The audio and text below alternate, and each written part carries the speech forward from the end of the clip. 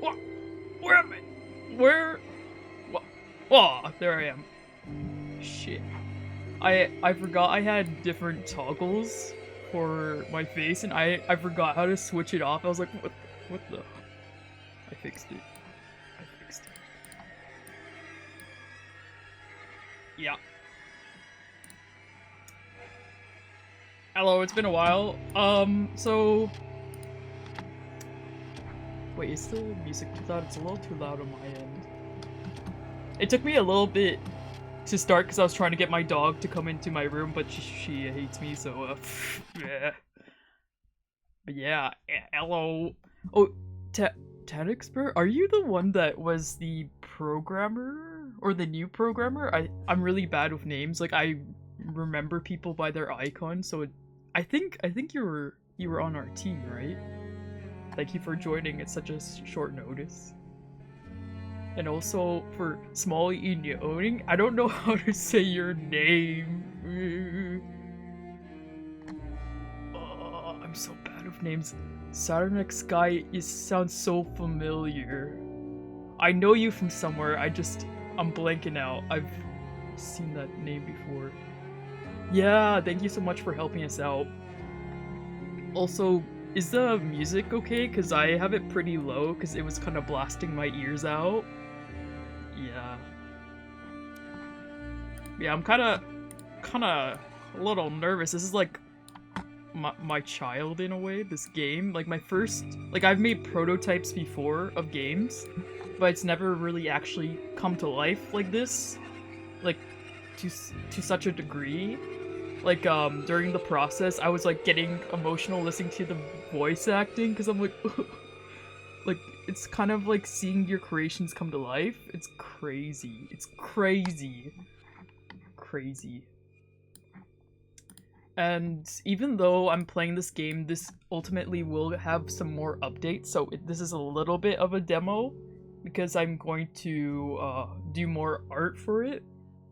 Like, maybe 2 CGs and probably the main menu as well. Oh, the music's fine. Awesome. Awesome. Probably some sort of... Like, I haven't talked to the team about it yet, but my idea is like a stained glass art piece here. Oh! It's you, Jay! Oh, I'm sorry, Jay! Oh, my Discord. It's not my fault you have 10,000, like, names. God. Jay! Jay! I'm so sorry. At least I recognized you. I'm sorry. But, yeah, this will have more updates in the future, and also there's some things I want to fix with the visuals, but I'm a little bit nervous to like give the coders and programmers more work because I want to fix some stuff to do with the sprites, because I'm picky like that. But yeah, in a roughly 4 hours, like I gave myself a 1 hour buffer because I think this game is around 3 hours. In case, like, I get a little bit too chatty, or, if there's extra time, I compiled, like a folder of all the art I did, like the concept art, like the art that I make to get to the final product. Like, that's what happens when you make a game. There's, like, a shit ton. I was, like, compiling it, and I was like, should I just make an art book out of this? This is a lot. It was like a lot of art, like a shit ton. Also, I love the UI. It's so satisfying. God. Oh. That's me. I did a shit ton of work. I did a shit ton. Yeah. Yeah, the UI is awesome. It was actually done in a very short amount of time because we had some issues. Like, I think the person that was in charge of it, like, something happened and it couldn't be done, so we brought on I think it's like Remnation? Wait, what's the...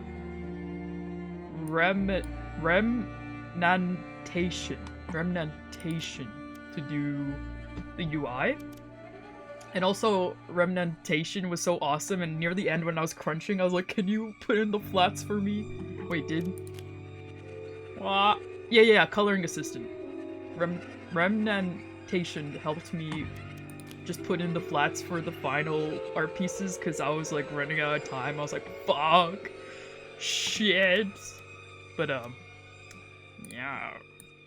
I put a lot of work into this. I did the concept art, character sprites, CGs, aka the key art, and the background art. If I were to do this again, I think I would get a background artist because it's a lot of work to do all of the visuals, excluding the UI, and I think we had someone to do the cards, like someone that was gonna do item art, like you'll see later on. But yeah, maybe I should just start. Yeah. Ah, welcome back. Wait, I hope the audio's good. The first thing you notice is the cold. A clammy, clinging damp. A shadow left out in the rain and now draped over your shoulders, dripping down your arms. Chill breath stirring at the back of your neck. It's already super immersive. The smell that follows is pungent. though not altogether unpleasant. Distant wood smoke, the faintly sweet whiff of rotting vegetation. Autumn in her glorious rags, perfuming the air with burn piles and decay. You inhale deeply, and when you speak, your voice is a low and empty rasp, more like an echo calling back from a void than the initial cry to inspire it. Oh, the voice volumes could be a bit louder. Yeah, I think... Oh, where's the settings? Okay, I don't see where the settings is, but I can do that on my end a bit.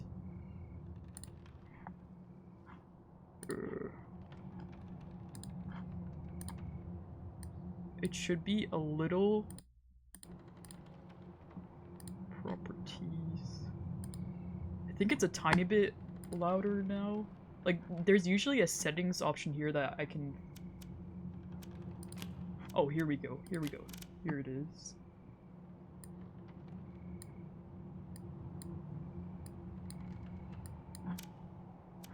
Okay, now it should be better. Change REMP setting.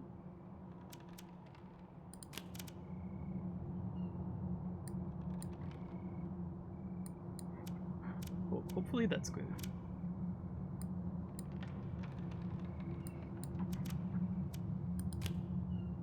Yeah.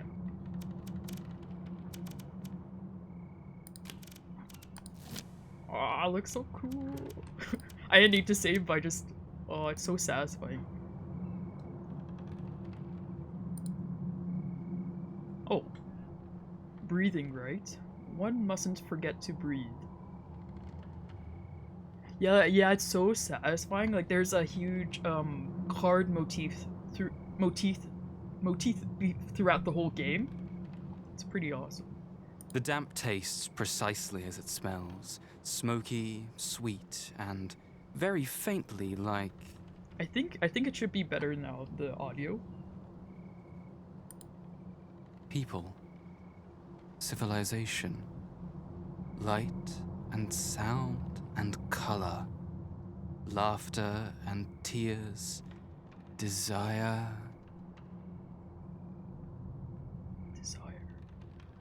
Oh, it's so awesome to see this with the fog.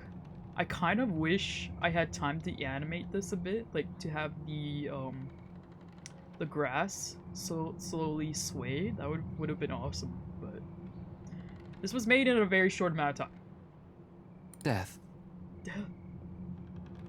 You scan your surroundings curiously, finding them both familiar and somehow not. The trees, the stones, the building before you all carry with them the wrongness of a dream. Like a painting left years too long by a sunny window, bleached down to lines and shadows, the suggestion of life long since faded to something more abstract.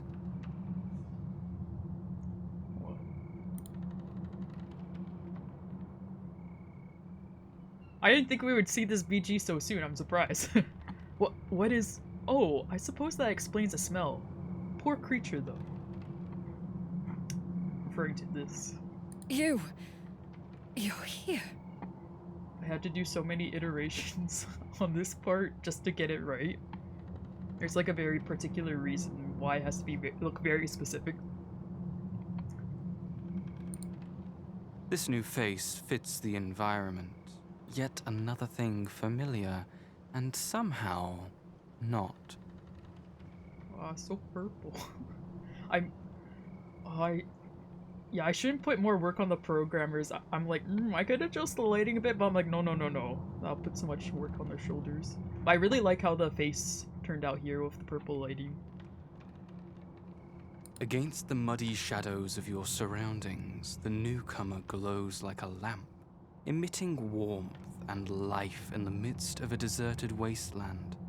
The cloaked pillar of their form stands steadfast, as if the shelter just beyond has extended them as a hand and harbinger, a promise of salvation and safe haven from the wilds beyond. Yet their eyes are not those of a stranger. Though your memory remains a blank, their gaze feels intimate, while also sending a chill down your spine. You falter, ever so slightly, trying to gauge what has unsettled you. As if sensing your hesitation, however, they seize upon your arm, tugging you urgently towards the one glow of light emitting from the building before you. This is like my favorite expression on this character. It's so cute. It's so cute. You have questions, I am sure. But please, for now, come inside. It isn't safe out here for you.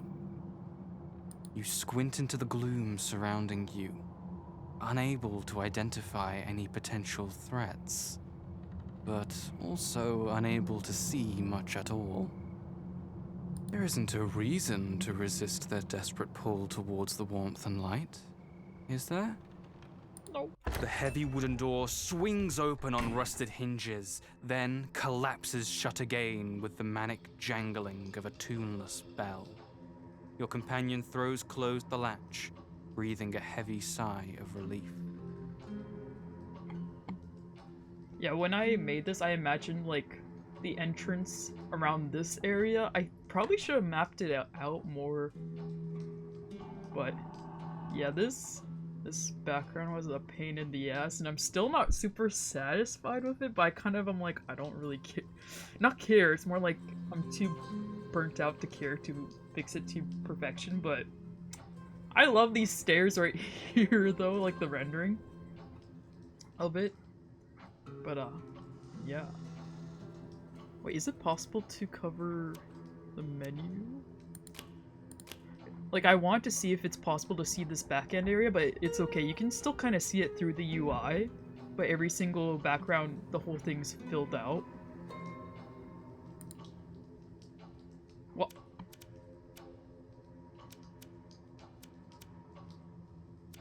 I think I'm gonna be kind, because I think I was watching Mr. Shin's playthrough a bit. I didn't watch all of it. Mr. Shins is the partner of the lead writer slash assistant director for this whole visual novel, and I don't know, I just love this character, so I'm like, how can I be mean or distant? I love you. The brilliant, glittering eyes fix on your face, momentarily naked with desperation. That's a really good description for, like, this expression. It really, like, elevates it. Whatever they see in your own expression, however, causes their gaze to drop, and they pat your hand with their free one before releasing your arm. You have no cause to fear me. I brought you here for your safety only. You're safe within this place. I swear it upon my soul. God damn, I love the voice acting. It's so awesome. Safe? From what? They smile wryly, a twist of the mouth so delicate and hesitant that it feels even a slight draft could blow it away across the moors, lost forever. I think I'll have to draw a new expression, because whenever there's a description of an expression and it's not there, I'm like, it irritates me. I'll probably just... I am an old friend. Your friend. We were quite close. Once. The thing about the name An Old Friend, like, throughout the production, I was just like, oh, I wonder when these characters are gonna actually get names, but it turns out an old friend just stayed as an old friend. I was just like, oh, that's gonna be the name. Oh, cool. It is pretty interesting now that I think about it, but for the longest time, I was just like, huh, I wonder when this filler name's gonna change, but no.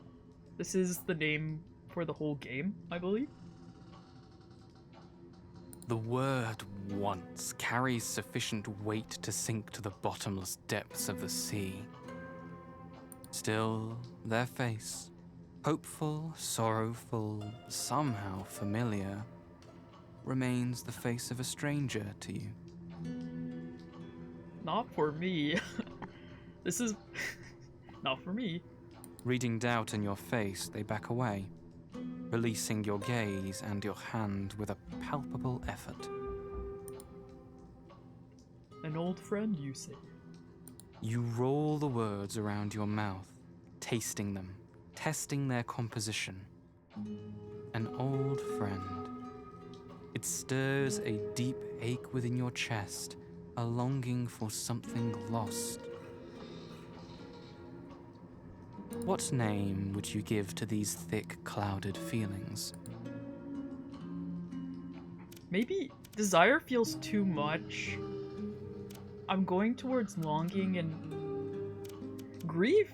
I'm not going that route. Maybe longing would be better.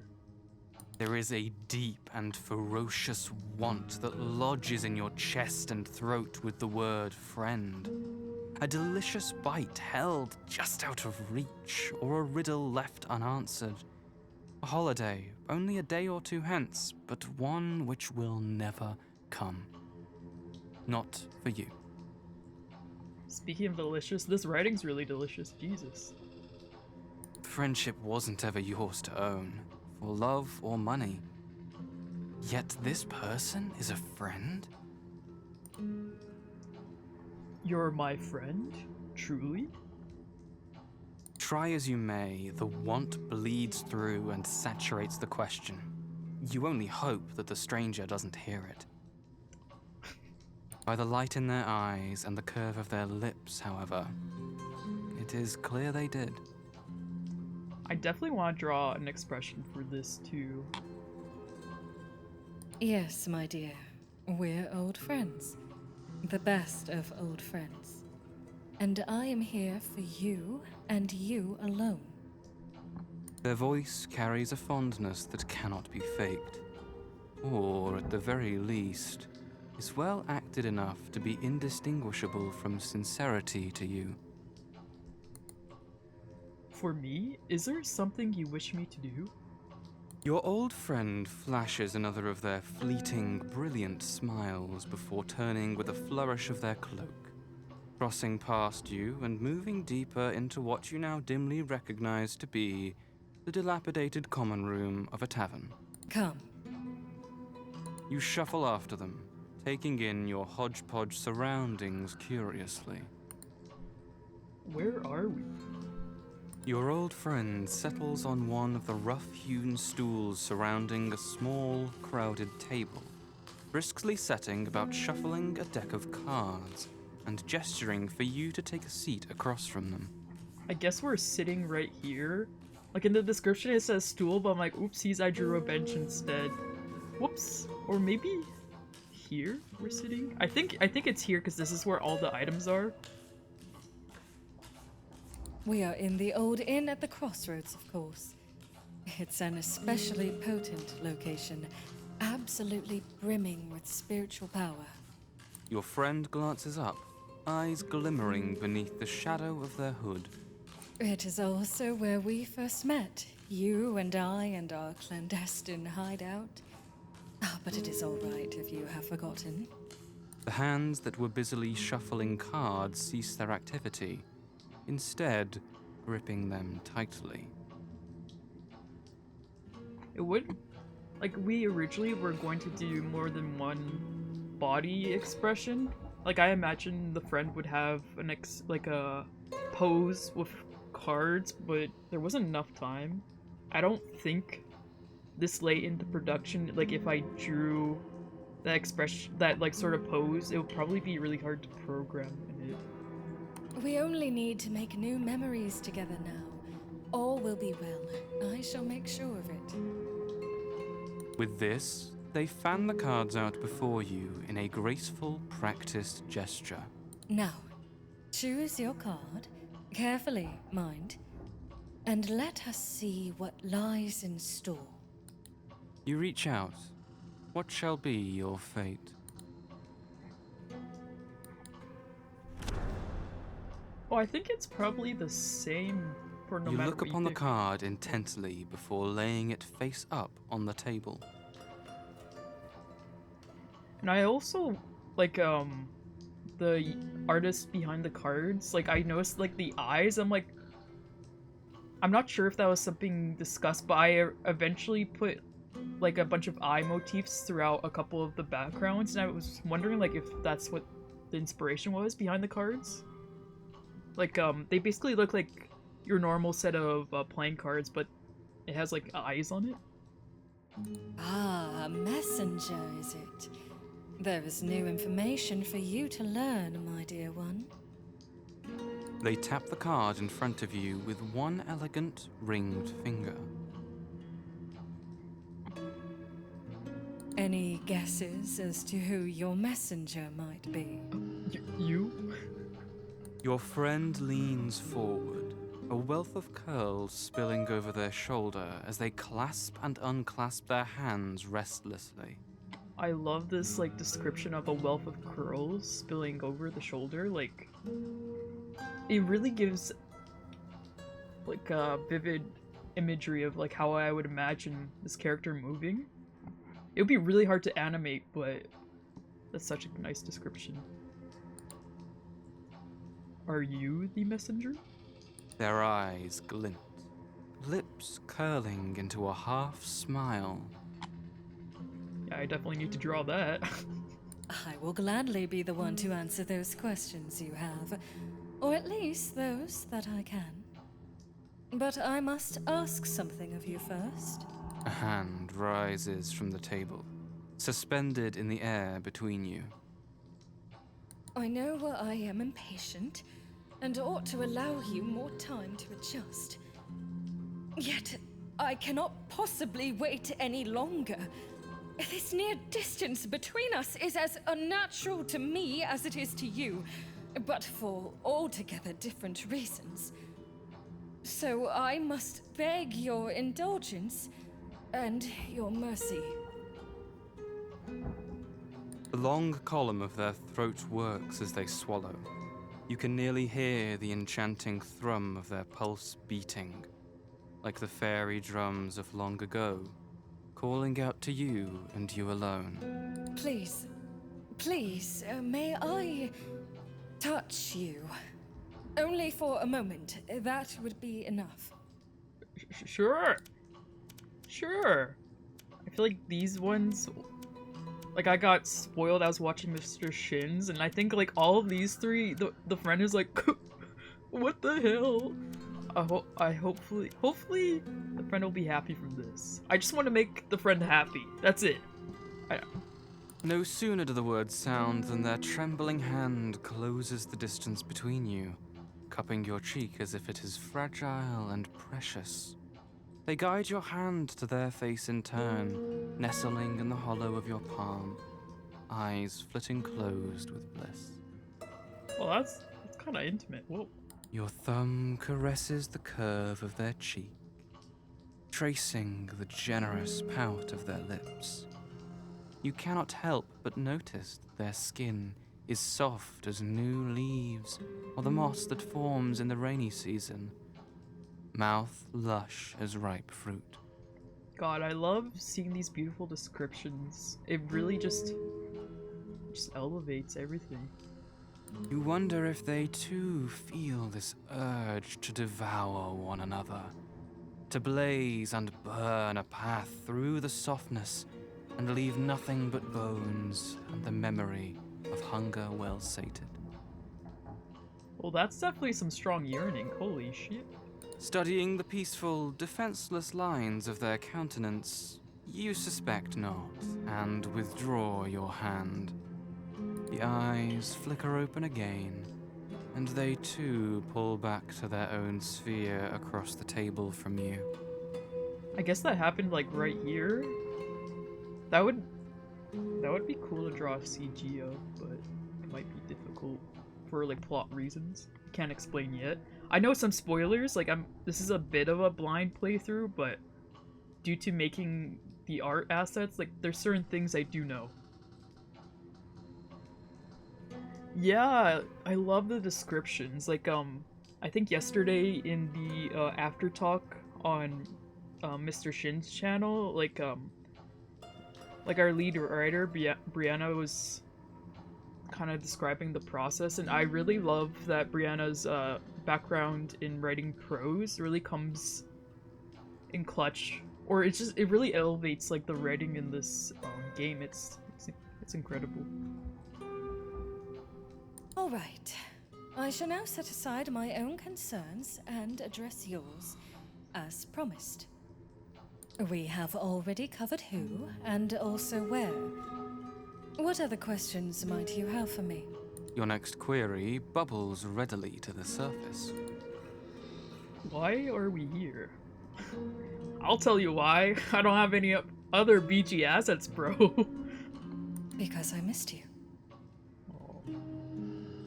The answer is stark in its simplicity. There is no hint of guile in their voice, nor expression. This is a bare truth. God, I love this expression. It's so cute. Like a lot of the art, I look at it, I'm like, I could do better, but I look at this one, I'm like, it's so adorable. The rawness of emotion before you is almost abrasive, reproachful. The immeasurable intimacy, the care and esteem this person holds for you is written in a bold and eloquent hand across their very countenance. Yet even were your life to depend on it, you cannot match it. Oh. You cannot even utter their name. This disproportionate relationship, which so evidently grants them longed-for comfort, brings you no more repose than can be found upon a bed of hot coals. What's all this then? I had to fight the urge to say that in a British accent.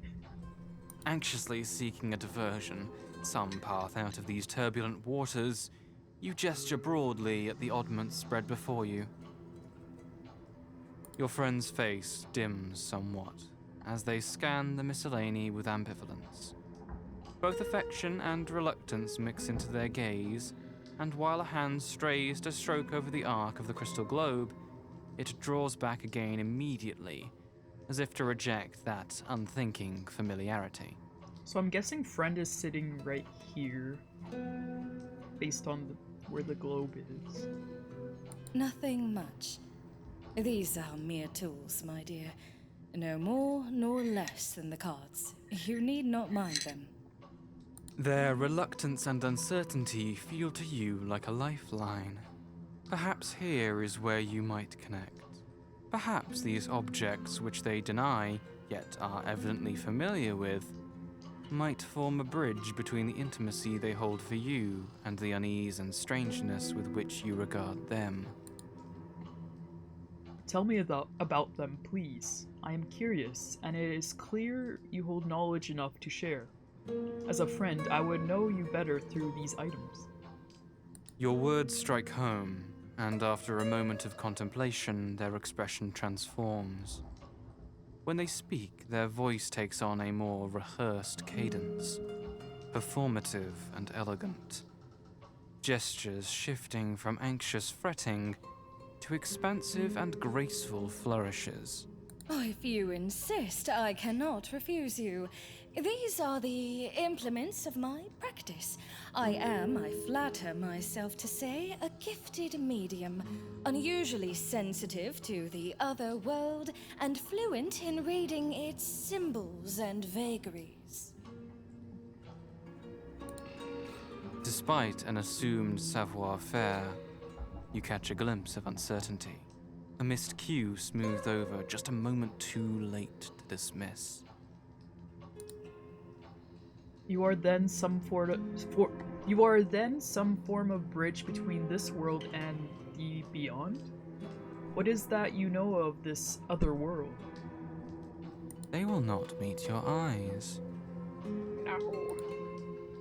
Or show me, if you can do so. How demanding you become. It begins to feel like old times after all. Let us start with this then. Their eyes turn back upon the crystal globe, which holds pride of place at their right elbow.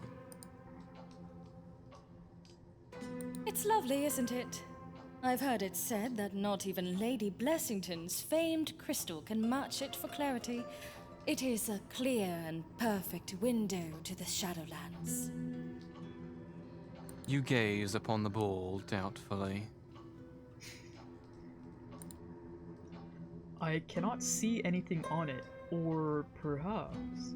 Your eyes narrow, trying to make sense of the slight smudging and clouding you begin to perceive in its center. However, your friend swiftly draws a velvet cloth over the ball, a forced smile upon their lips. I wouldn't mind drawing that velvet cloth. Now that, like, we're doing edits afterwards. Oh, it is only natural you cannot, for you are not a medium yourself. As if to redirect your attention elsewhere, they gesture at a flat rectangular board, covered with carefully painted letters.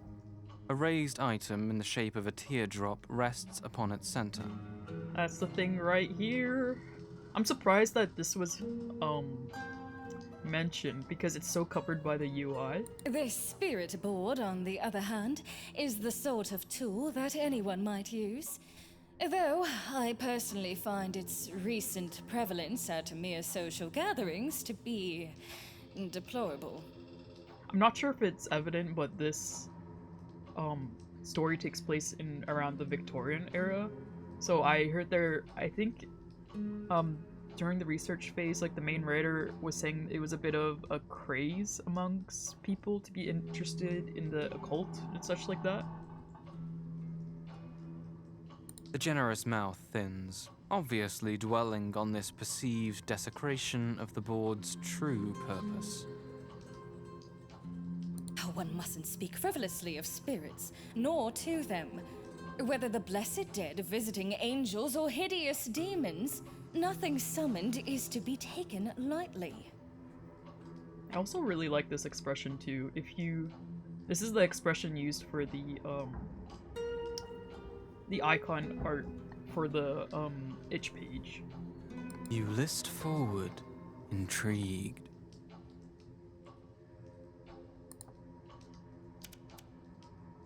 Anyone can summon a spirit using only these scraps of wood? Did you paint the letters on the board?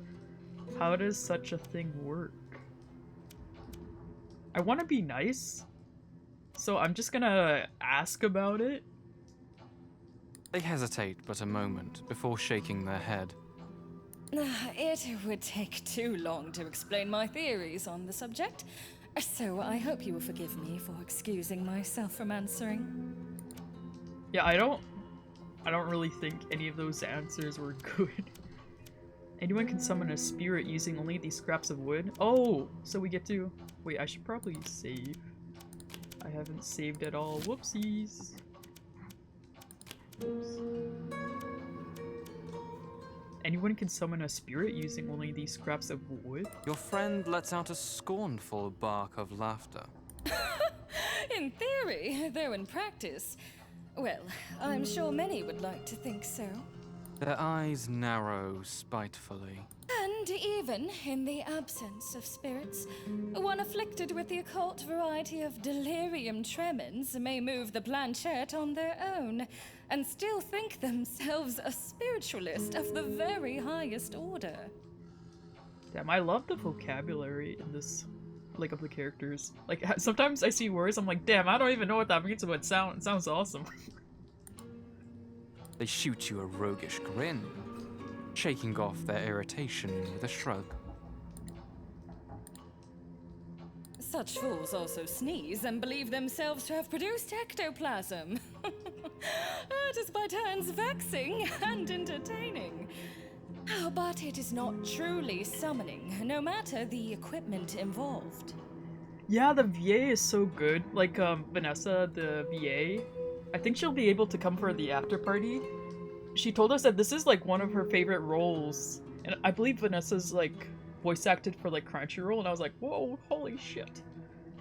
I'm not super... I'm kind of spoiled, so there's, like, other expressions I've drawn for this character that pretty much shows that the execution of this character is going to be even crazier. Like, there's going to be even more emotions.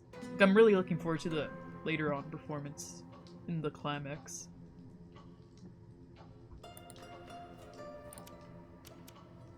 Oh, I guess we just click every single one.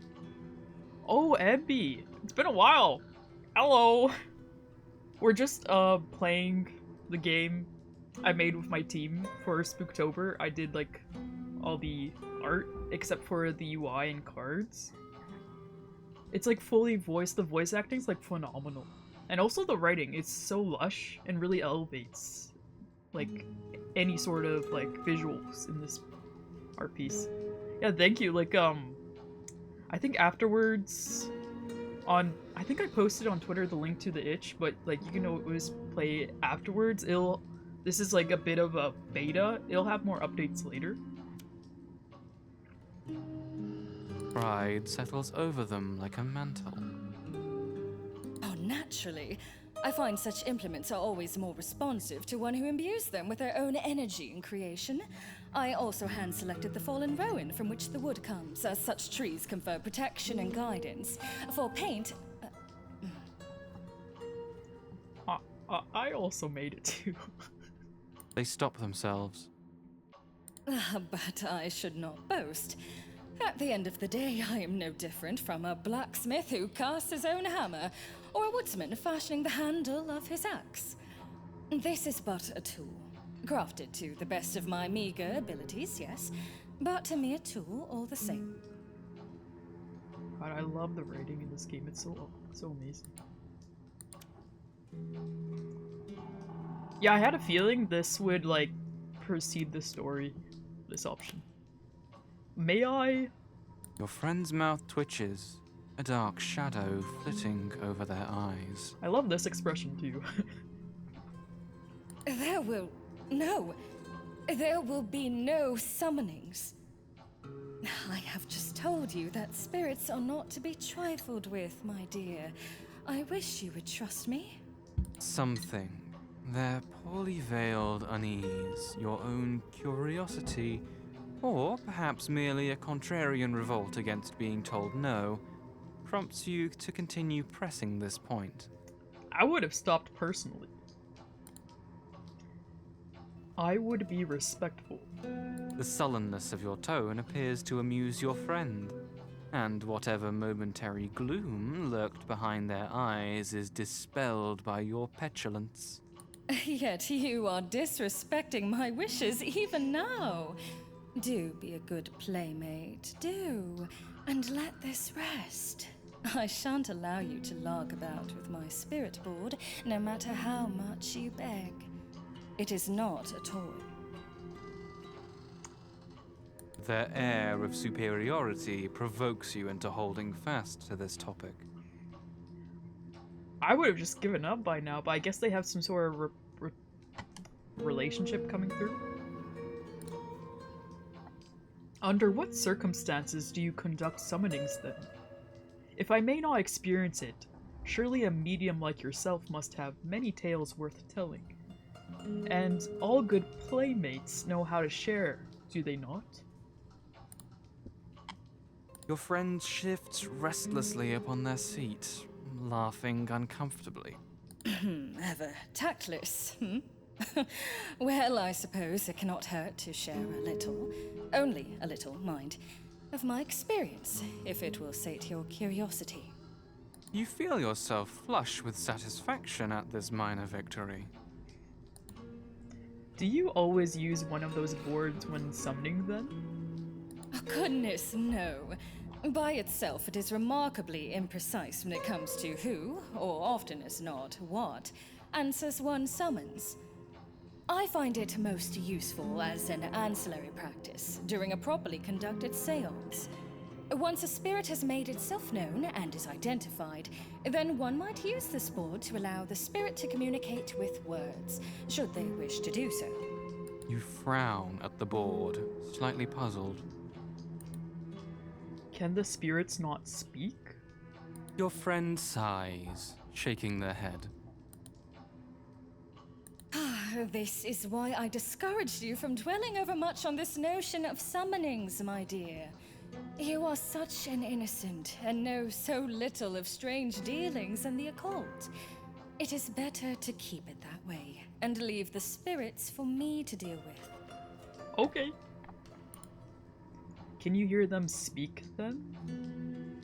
They throw up their hands in exasperation. Ah, you are like a ravening dog with a prized bone. Yes, I can hear them speak when they wish to be heard, and occasionally they have used me as their voice. Other times they speak in forms beyond language, snuffing out candles, tapping at the walls, rattling tables and chairs, lifting up items and dropping them down again. Sounds scary. You scowl, baffled by this. Small wonder people treat spirits lightly. If the spirits insist on communicating through a series of odd pranks. Something like relief washes over your friend's face, the tension in their gaze easing.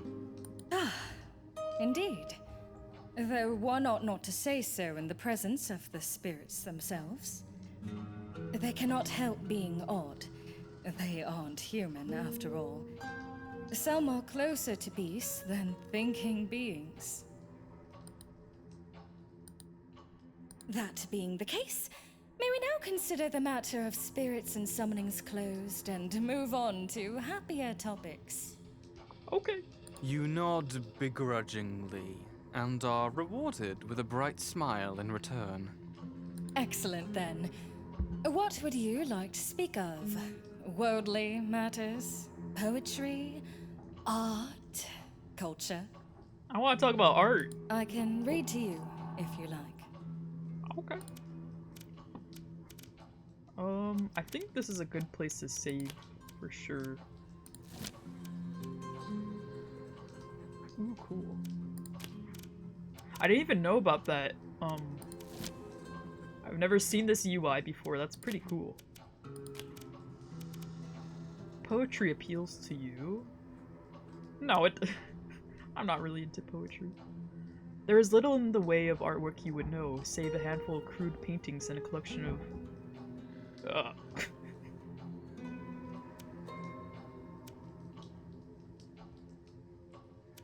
I want to go over the artwork one, just to see what will happen. What? Huh? Okay. I want to conduct a summoning. The words form upon your lips before you are even aware of what you speak. Your friend rolls their eyes, but something in your expression arrests their annoyance, transforming it into uneasiness. I have already said no, my dear. Surely there is something else you would rather do? If none of the ideas I floated before appeal to you, perhaps I can teach you to dance instead. What do you think? Far better that than letting some uncouth, otherworldly being intrude upon us, merely to rap on the walls, rattle the table, and generally knock things about, right? This music's awesome. I barely listen to any of the music. Unfortunately, like, I brought Pim onto this team, and I feel so bad for not really listening to most of the music, but yeah, it's pretty awesome. Oh, well, that's a lot of options. Whoa, that's so many options. I wonder which one to pick. So hard to pick. I think I'll try this one. I want to conduct a summoning. Yeah. I want to conduct a summoning. Okay, that's scary as hell. Your voice is no longer coming from your mouth alone, but from every shadowed corner of the room, echoing down from the rafters, seeping out of the walls in all directions, twining whispers around your ankles. Oh, this is crazy. With this chorus of answers, all in your voice, but also not your voice, your friend's unease curdles into outright dread, head whipping around in search of the source of these extra calls. They stumble to their feet, legs knocking against the table and sending the prized crystal globe rolling out from beneath its cloth to shatter on the cobbles underfoot. No! I spent so much time rendering that globe. No, stop this, please. You cannot, we cannot. Oh. Summon me? Summon me. You want so badly to be summoned, to be brought into this strange world of light and color and pain and pleasure. You want to know all these odd creatures. You want to taste them. You want to understand. You want to speak with a voice and a language in all languages. To no longer have all answers. To no longer have all time. To no longer wonder, but to want. I think this is my favorite part so far by the narrator. Like, voice acting wise. Crazy. Crazy. You want to be summoned. Your voice is a gale that howls and batters at the windows, that sends the doorbell to jangling, that rattles the furniture and the doors, raising clouds of dust from the lank curtains, raining cobwebs down from the corners, bellowing up the chimney and down the stairs. A shriek cuts through the cacophony. Whoa. Stop this at once! Whoa. The very air goes still.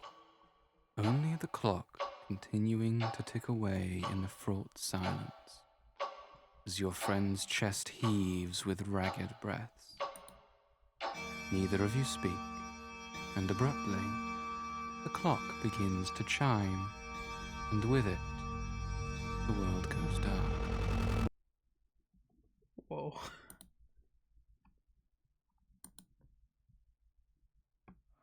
Ah, welcome back. Is this who I think it is?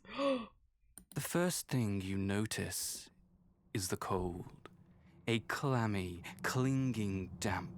A shadow left out in the rain and now draped over your shoulders, dripping down your arms. Chill breath stirring at the back of your neck. Did I loop to the beginning? What? Oh shit, did I screw up? I'm at the beginning again. Oh! Shit. Breathing, right? One mustn't forget to breathe. The damp tastes precisely as it smells. Smoky, sweet, and very faintly like death. What is that exactly? A bear? A deer? You're here. Time loop? Wait, should I go back to my last save? Did I You screw up? freeze, recognizing them. Oh! Your friend, the medium. The one who seems to know you better than you know yourself, but also far better than you know them. The recent horror of their desperate cries and your own voice echoing wildly beyond your control make you falter, a hand rising to your brow.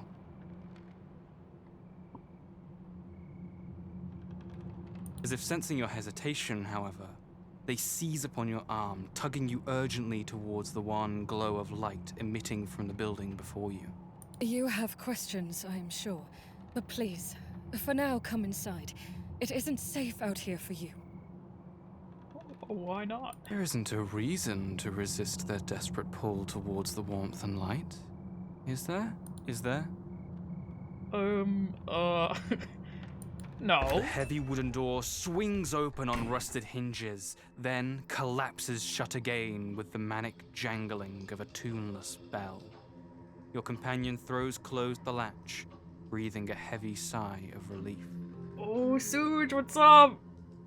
I think you came at a good time because we kind of entered a bit of a time loop.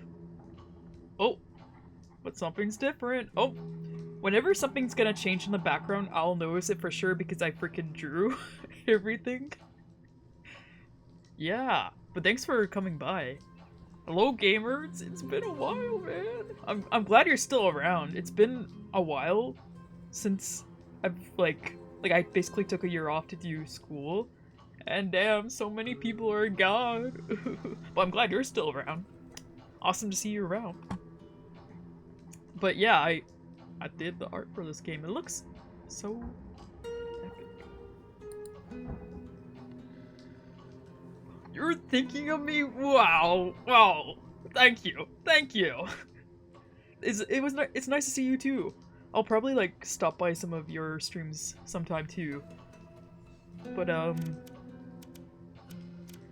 it's a pretty good time to come in now because we pretty much looped again. Yeah, there'll be a VOD, but this is also a bit of a demo. I'm gonna change a bit or add some more art, so it'll be worth replaying afterwards, I would say. Also, I love the UI. It's so beautiful. Whoa! You see me? Whoa! Whoa, thanks, man! Whoa! Whoa.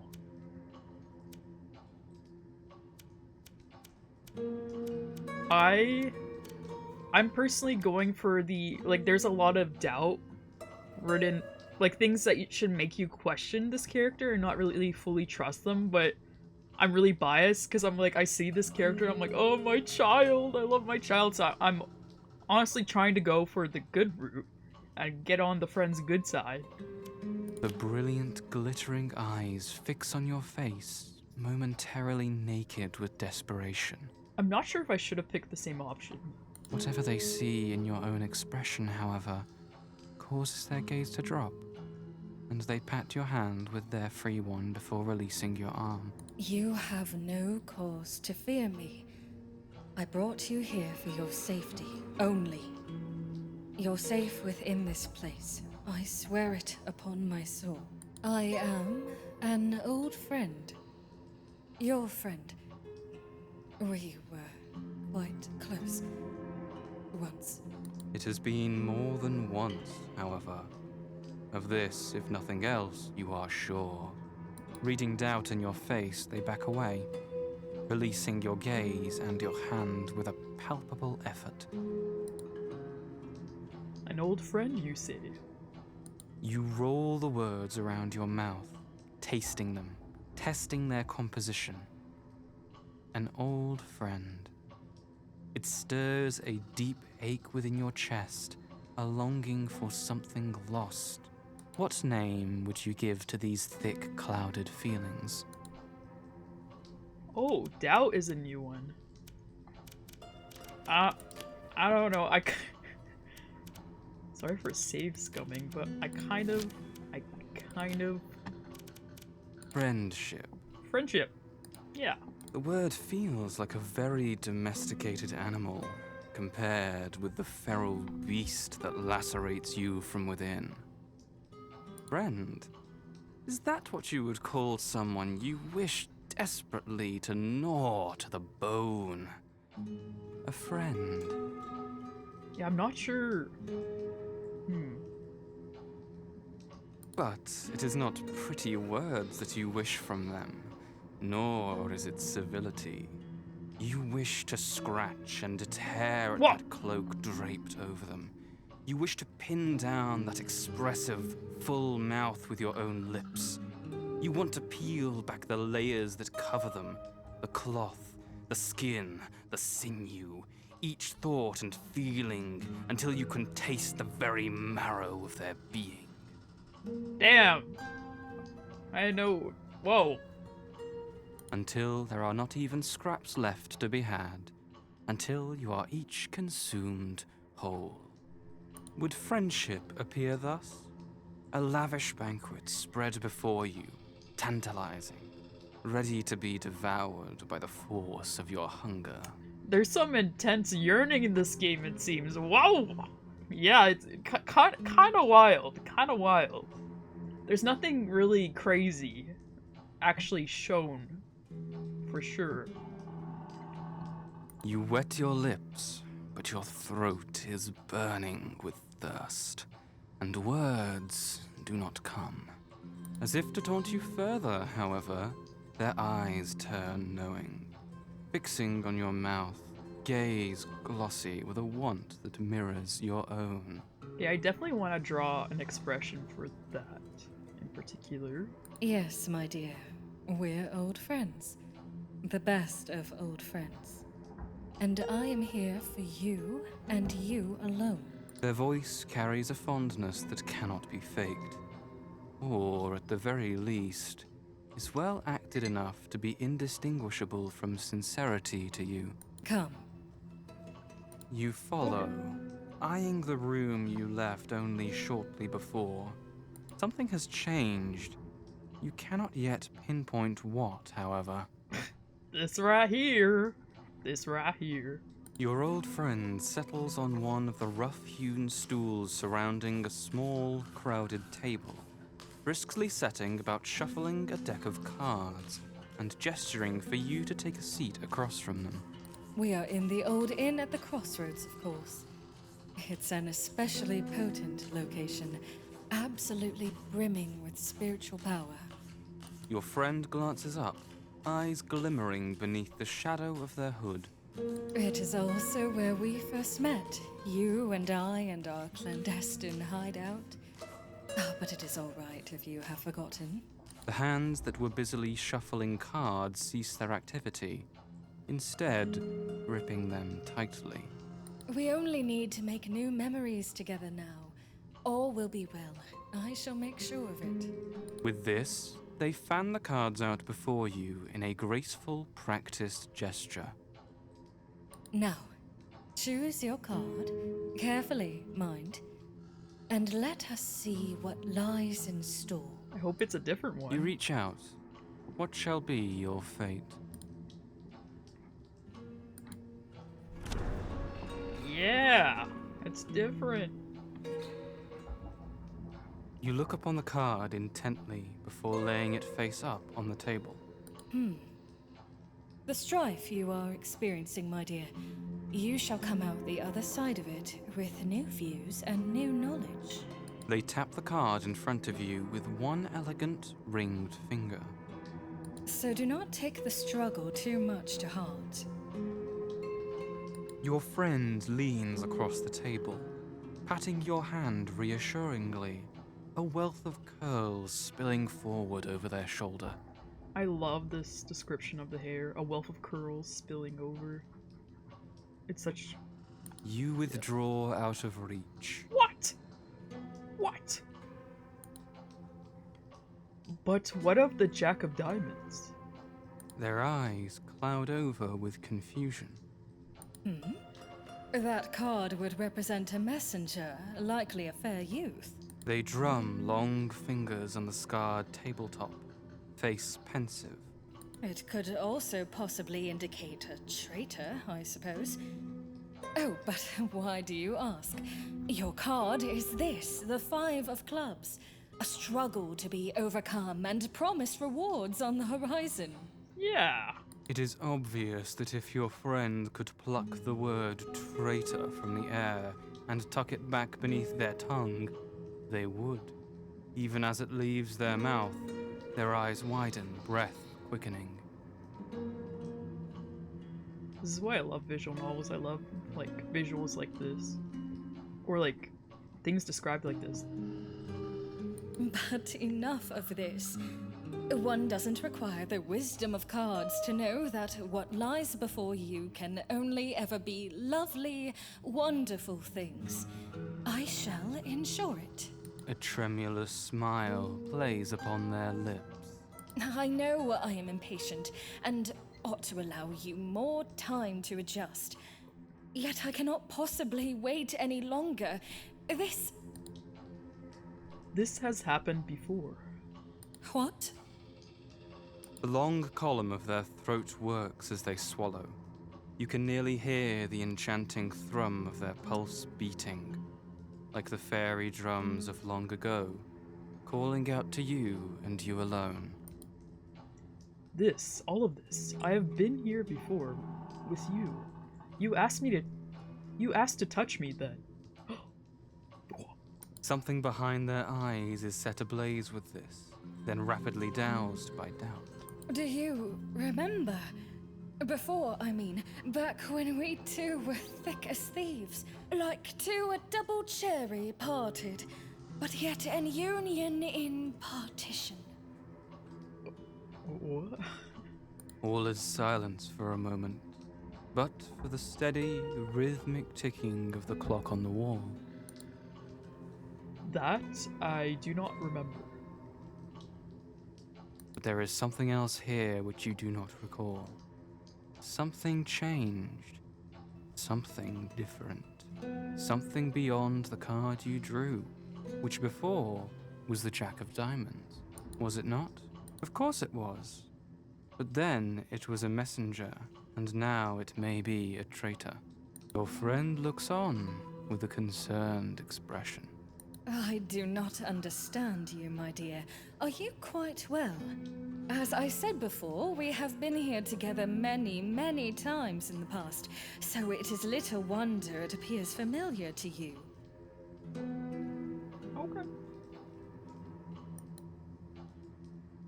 Something is different though, and we were here but a moment ago, and yet...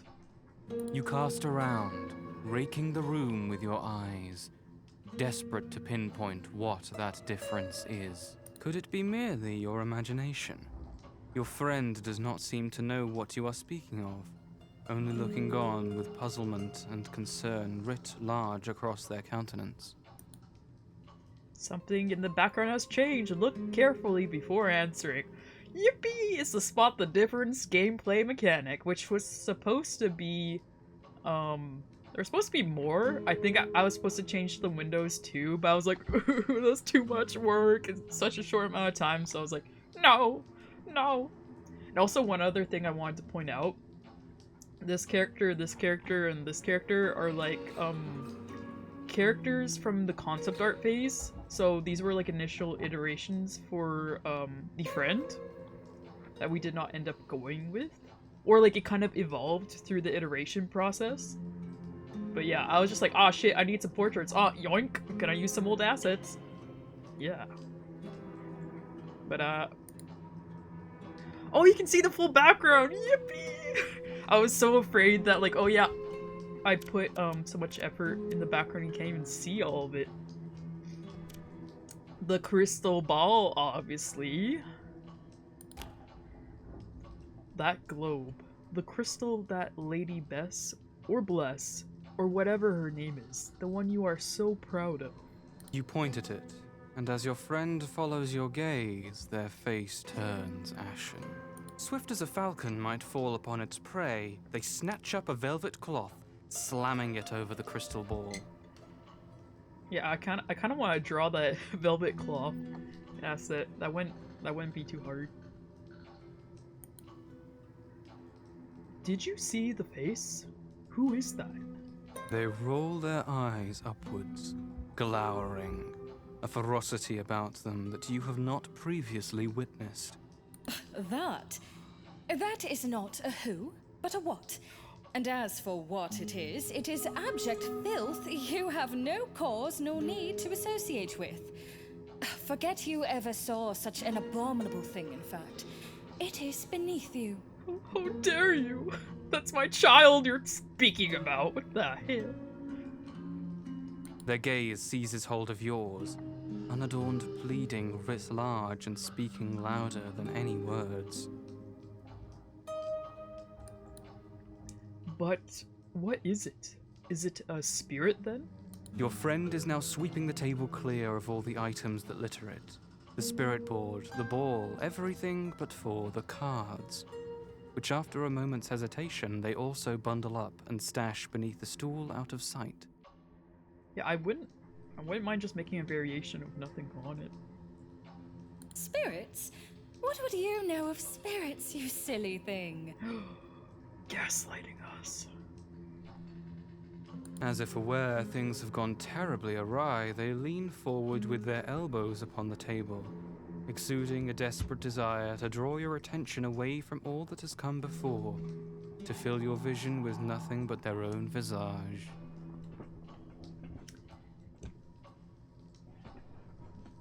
I have missed you. Let us instead address your questions as promised. We have already covered who and also where. What other questions might you have for me? I missed you too. Your next query bubbles readily to the surface. What? May we perform a summoning, please? The stool shoots out from beneath them as your friend jumps to their feet. absolutely not. Why would you... How could you ask such a thing of me? Sorry. Their outsized alarm only fuels your determination. You are a skilled medium, are you not? Then let us perform a summoning. I wish to meet these spirits you speak of, to see their japery and nonsense for myself. Your friend forces a laugh, shaking their head. How demanding you become. Oh, it begins to feel like old times after all. Their eyes rise to your face once more, suspicion and uncertainty lurking in the depths of their gaze.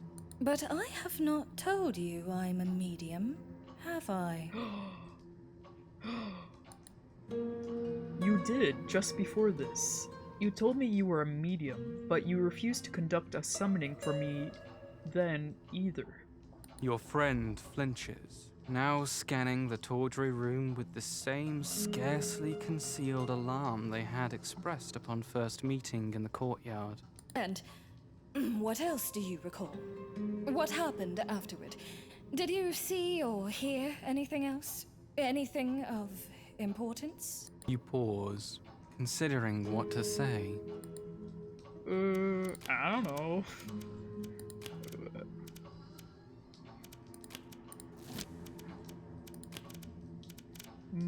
There was a voice, or perhaps many voices, echoing from all sides of the room. I began to feel not myself. You were distressed and agitated. The clock chimed, then all went dark. Nothing else of note, I suppose. Okay, what would, like, the old friend want to hear? You were distressed and agitated. I feel like this one and the last one would probably be like what the friend wants to hear. I'm gonna lie. Nothing else of note, I suppose. Yo! It's been a while, hasn't it? It's been like a year. But yeah. I've been busy. I did a year of school and we made this game together. Now I'm showing it off, like with my team. How have you been? I'm not sure if I should call you Yan or Long. I'll call you Long. It's been a while. I just like sometimes like when I see someone's username, I'm like, do I call them this or that? Because sometimes I know other names for people. I'm like, but yeah, I'm trying to get the good route for this character to make this character happy, because I love the old friend. I just want to make him happy. Yeah. Oh, it's great you're doing well. Oh, Caritas. Okay, because I'm like, I think you changed your name. Yeah. Yeah, I'm glad you're doing well too. But yeah. Anyways. I'm just gonna gaslight and gatekeep because I feel like that's what the character would want. Why not? Your friend clears their throat, nodding and continues on with feigned cheerfulness. See, let's just pretend it's all good. It's all good. There now. Do you feel better? I told you not to take the struggle so much to heart. Victory over this petty mental jumbling is well within your compass. Did not the cards themselves say so? It does not seem to me to be an internal battle I am facing. Why won't you do a summoning with me? The hearthfire, which has all this time burned courteously warm and low, now hisses and spits, flaring upwards in the chimney, then flattening against the logs, as if transformed into an animal and struggling against unseen bonds. Oh yeah, I think I was supposed to draw a chimney here, and I was like, I don't know where to put it, and I just ended up not putting it. It was supposed to kind of be here, but you're just gonna have to imagine the chimney or the fire somewhere else. Whoopsies. Your friend's mouth sets in a grim line, and they seize upon your wrist, pulling you from the stool and moving back toward the shabby tavern door. Pay it no mind. Let us get some fresh air, shall we? Okay. You come to an abrupt halt, jerking your arm free again.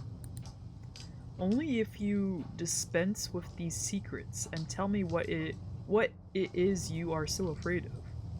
As if a dam has collapsed, questions rush forth from you, building rapidly in both speed and intensity. Why the cards but not the crystal? Not the spirit board? Why no summonings? Why do you now wish to go outside when moments ago you bolted the door against some unknown and unseen menace? The room is darkening, the erratic flaring of the hearth fire sending strange, sharp shadows knifing across the walls, furniture, and your friend's pale face. They yank at the latch, sending the door swinging on its rusted hinges, and reach for you once more. You plant your feet into the ground, however, fists balled at your sides, unmoving and unmovable. Why do you insist I have not experienced all this when I know I have? How can I even begin to trust you when you are denying me so much and concealing yet more? Why would a friend, such as you claim to be, lock me out and keep me in the darkness? Oh, you're making him sad. No. Your voice echoes throughout the room, and your friend, now wide-eyed with terror, wraps you in a sudden, trembling embrace. Aww. Enough! Enough! I shall tell you all you might wish to know. Only please, please come with me out of this accursed place. Okay. The mounting fury of the room subsides, like a fast-retreating tide. The hearth fire quiet once more, the ticking of the clock back to a mellow tap.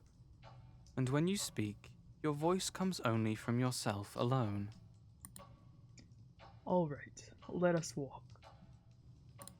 After the almost claustrophobic snugness of the tavern, the dank chill air of the courtyard feels like being doused in water.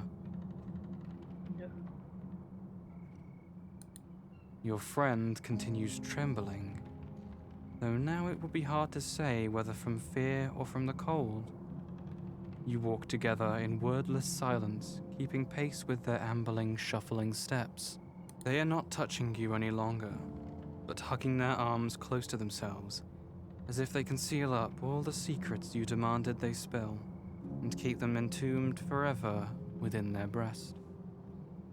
This sad, cloaked silhouette makes for a pitiable figure, here in the lank shadows and grimy cobblestones quivering at your side. The sense you may have been too harsh nags at the periphery of your thoughts. Yeah. You ruthlessly stifle these momentary misgivings. Oh. What is it you are afraid shall be summoned? Your friend stumbles, but then squares their shoulders, as if by doing so it might also strengthen their resolve. A monster. Moments tick by as you wait for them to elaborate, before it becomes evident they shall not. For someone who insists on respect for spirits, and proudly declared your role as a go-between, that seems like a harsh appellation to use. You spoke of many different kinds of... I know it is a monster, for there are only two spirits in this accursed place. Oh. Only two? How can you be certain? Your friend gives an elaborate shrug, though they mull over your question before answering. I suppose I do not know for certain. After all, perhaps I am now a spirit myself without realizing it. You take a moment to digest this information before continuing. Are you a monster then? Or are all spirits monsters? If so, no wonder you would not wish to perform a summoning with me. but I cannot then understand why you would ever choose to conduct one at all. You can just make out the contours of a tight smile from beneath their hood. Oh, one mustn't speak frivolously of spirits, nor to them. Whether the blessed dead visiting angels or hideous demons, nothing summoned is to be taken lightly. Doesn't calling one a monster run against those self-same principles? They snort derisively. A monster is a monster. I said it, did I not? Hideous demons. One of the spirits here is a monster, and I do not think frivolously of them, no. I fear them to my marrow. But you are not a monster, are you? Your friend chuckles faintly in response to this. No, no. If anything, I may now count among the dead, though whether blessed or not rather depends on you. I have bet everything on the affection I hold for you, you see. Wait, I thought the friend would be alive. Oh, this is interesting. Both this macabre revelation and the reminder of the esteem they hold you in unsettle you, and you both come to a halt, hovering silently in the half-shadows of the building. You are dead?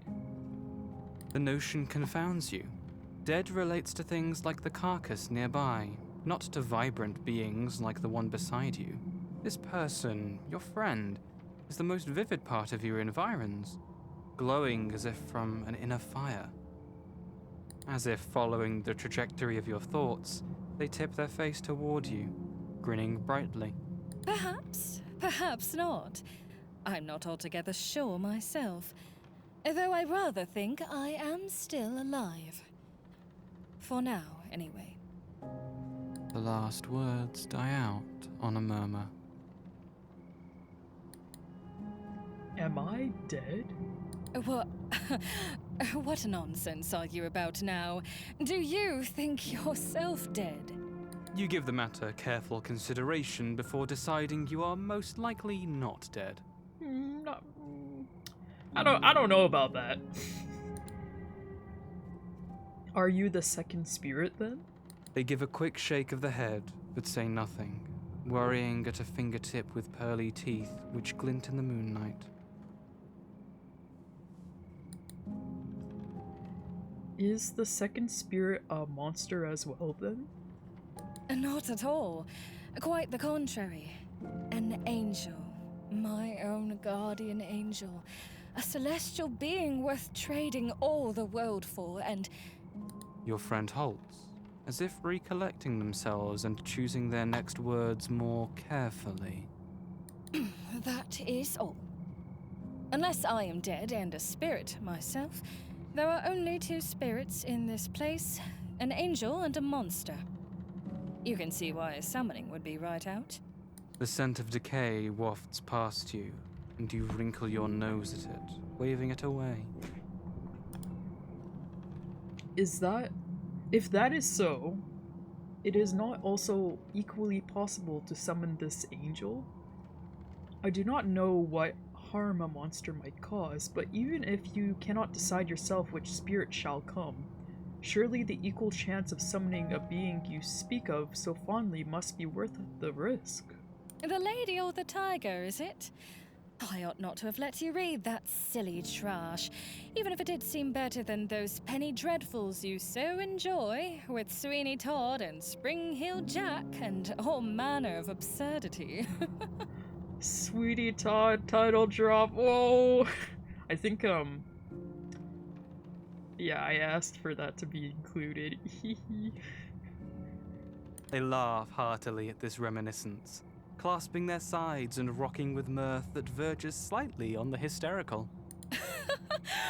Oh, that one mad American fellow. The one that argued with Jackdaw, I think it was, and went weeping up and down the charnel houses over his many dead sweethearts before eventually dying in a ditch or some such. You can never get enough of such tripe, and though I despise it, I can never deny you. You wait, allowing their laughter to peter out, and a moment longer for it to cease ricocheting off the stones and earth and unseen distant hills. You do not answer. Your friend sighs heavily, sagging back against the uneven, moss-riddled walls of the inn. And you let nothing go. Fine, as it has come to this. They pitch forward again, staggering toward you as if exhausted. I know that it would be the monster that would come, for the angel has already been summoned. A hand reaches out, resting against your cheek. It is you, my precious one. You are the other spirit, the angel I once summoned oh so long ago now. My window to all things good, to what things ought to be. Now that it's out there, this is the main spoiler I knew about the story, that the main character is just dead. Whoopsies. I would think it would be revealed very much at the end. Your friend's shoulders sag with relief as the weight of this secret is lifted from them. I am a spirit? You examine your hands, the filthy rags that adorn you, your bare feet in the undefinable muck of the earth. I do not feel like a spirit. I feel like a person. Their smile lights up the courtyard with the force of its brilliance, driving the shadows back to retreat and cower in nooks and corners.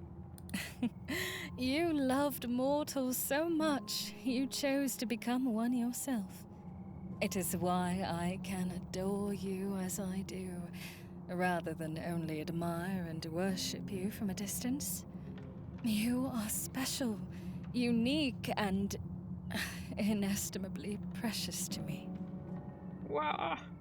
Your friend clasps both of your hands in theirs, the warmth of their fingers seeping into your skin. Their palpable affection a deluge that washes away all doubt and any chance of objection, a fondness to drown in. I think we're on the good route. Yippee! You pull your hands free again with an effort. Ugh. I see. I do not remember any of that. They nod thoughtfully. That being the case, may we now consider the matter of spirits and summonings closed and move on to happier topics? You nod begrudgingly and are rewarded with a bright smile in return. Excellent then. What would you like to speak of? Worldly matters? Poetry? Art? Culture? Oh, I can read to you if you like.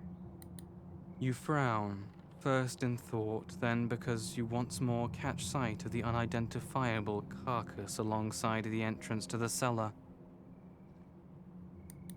Looking around, as if suddenly aware of your surroundings, your friend gestures back along the path you followed. I really love this lighting on this character. This is like one of the lightings. I was like, wow. Awesome. Oh, we have strayed a bit, have we not?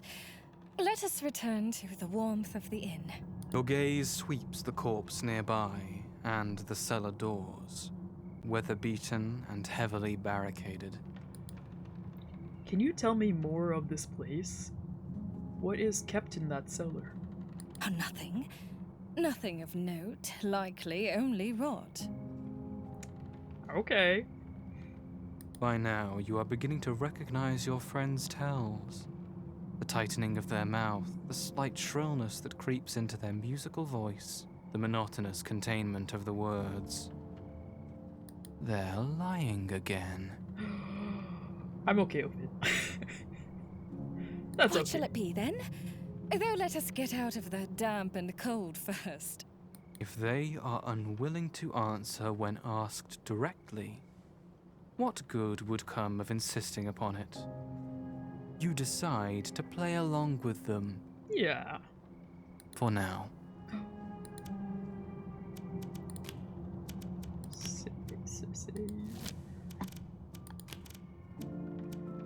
Poetry. I want to talk about art. Last time I picked this, it gave me the summoning options. Maybe this one? Oh! Wait, I want to see if it'll give me the same option. Yes. Yeah, it gives you the same option no matter what you pick. That's so interesting. Okay, alright. I wish to open the cellar doors. The words form upon your lips before you are even aware of what you speak. Your friend rolls their eyes, but something in your expression arrests their annoyance, transforming it into uneasiness. But there is nothing there, my dear. Only rats and vermin, I am certain. Perhaps a rotting bag of flour, or ale that has gone sour.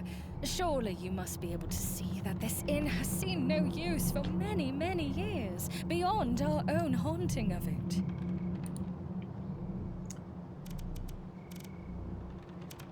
Oh, I love this music.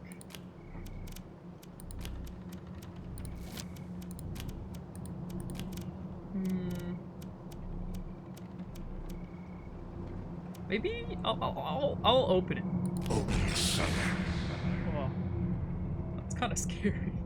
Your voice is no longer coming from your mouth alone, but from every place at once, echoing down from the sky, seeping out from the decayed walls in all directions, twining whispers around your ankles. With this chorus of answers, all in your voice, but also not your voice, your friend's unease curdles into outright dread.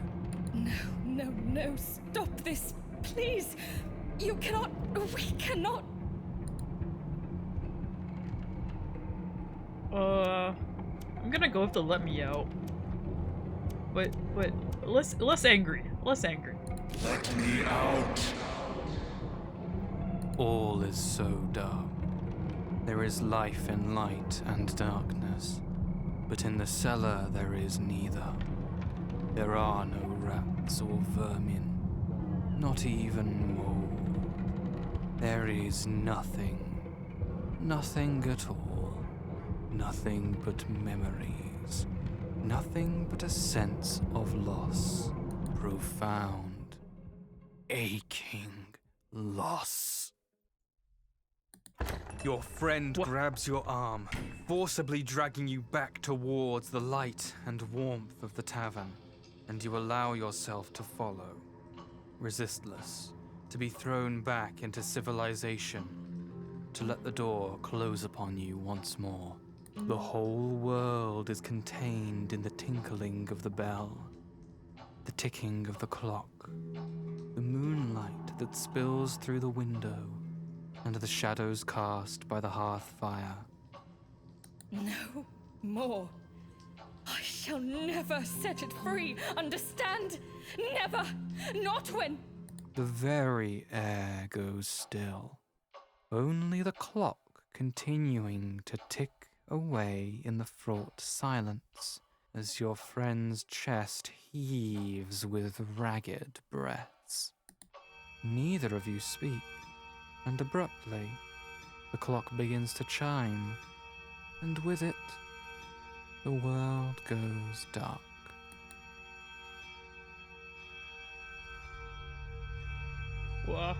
What's happening? Ah, welcome back. Hello? The first thing you notice is the cold. A clammy, clinging damp.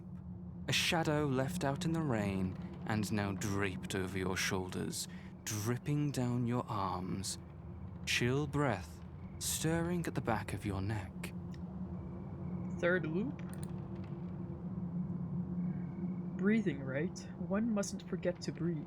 The damp tastes precisely as it smells. Smoky, sweet, and very faintly like death. This is the next secret, I suppose, but what is that? You're here. By now, they are familiar. Here is your old friend, come to reassure you, come to answer the questions they wish to answer, and conceal the truths they wish to conceal. You balk at their approach. As if sensing your hesitation, however, they seize upon your arm, tugging you urgently towards the one glow of light emitting from the building before you. You have questions, I am sure. But please, for now, come inside. It isn't safe out here for you. There isn't a reason to resist their desperate pull towards the warmth and light. Is there? Is there? The heavy wooden door swings open on rusted hinges, then collapses shut again with the manic jangling of a tuneless bell.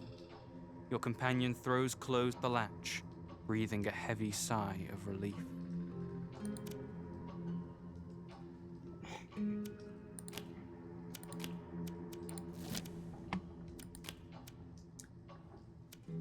Did you just lock us in? Notice the hand is... I'm worried that it'll keep repeating if I keep clicking the same options. Like, these three are the same as before. I'll probably just go with the new one.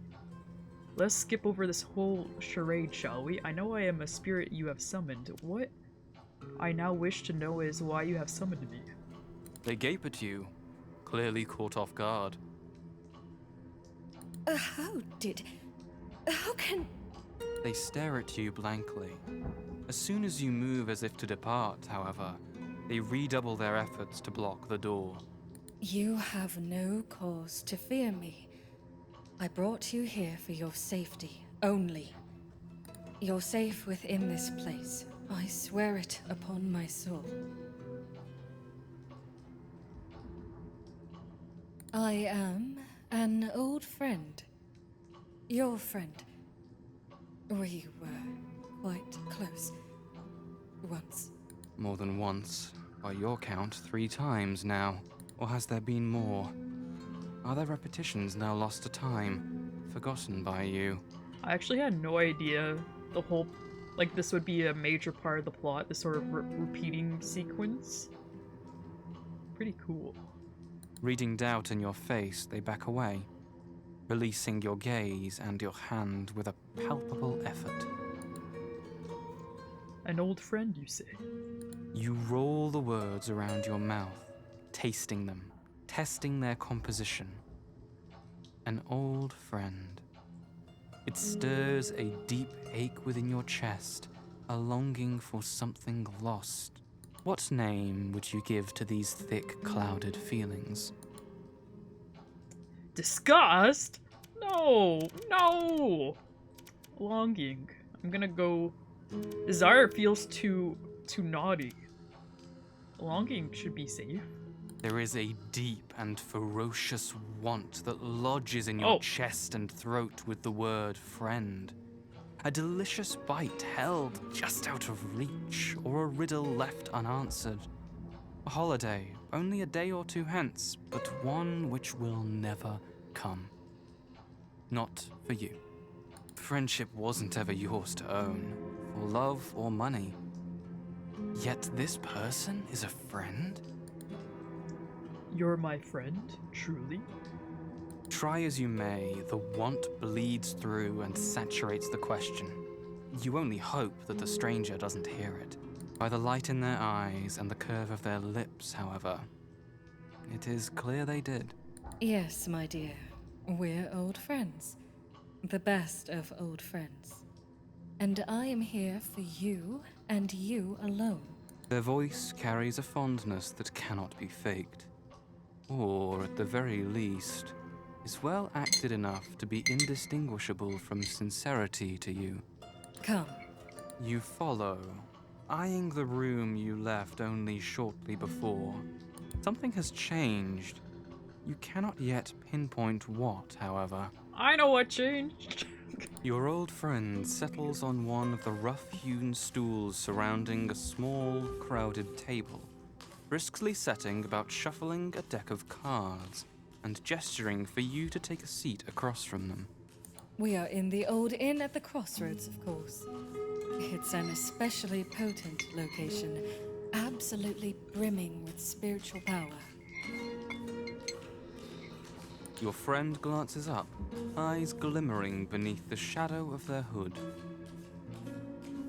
It is also where we first met. You and I and our clandestine hideout.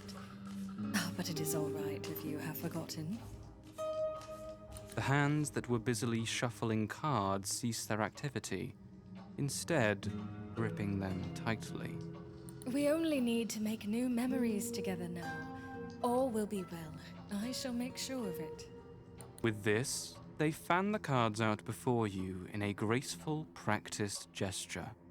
Now, choose your card, carefully, mind, and let us see what lies in store. Is this kind of reminding me of the Endless Eight?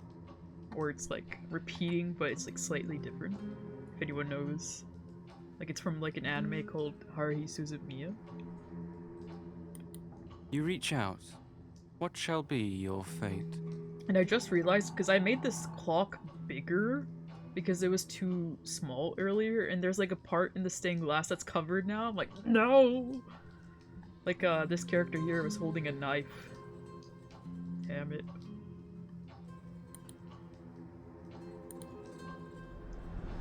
Whoa, it's different! Whoa, whoa! You look upon the card intently before laying it face up on the table. What? Wow. I think someone... Oh my god, my notifications aren't working, but I think I got a follow from someone. I don't know who, but thank you.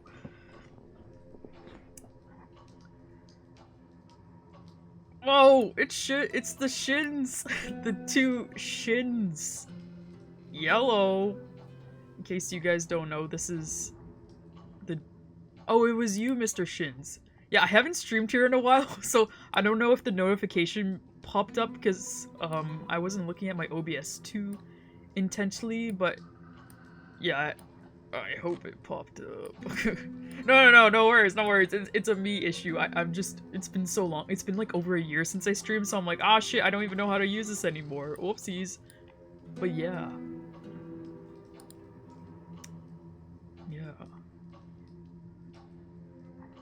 Oh yeah.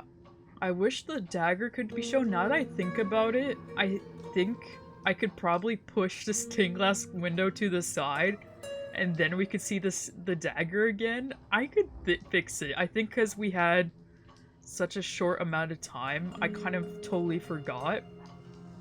I think like having that dagger would be really important. It really feels like a comparison to the friend that I don't want to forget, and especially with how the main character was compared to an angel, and behold.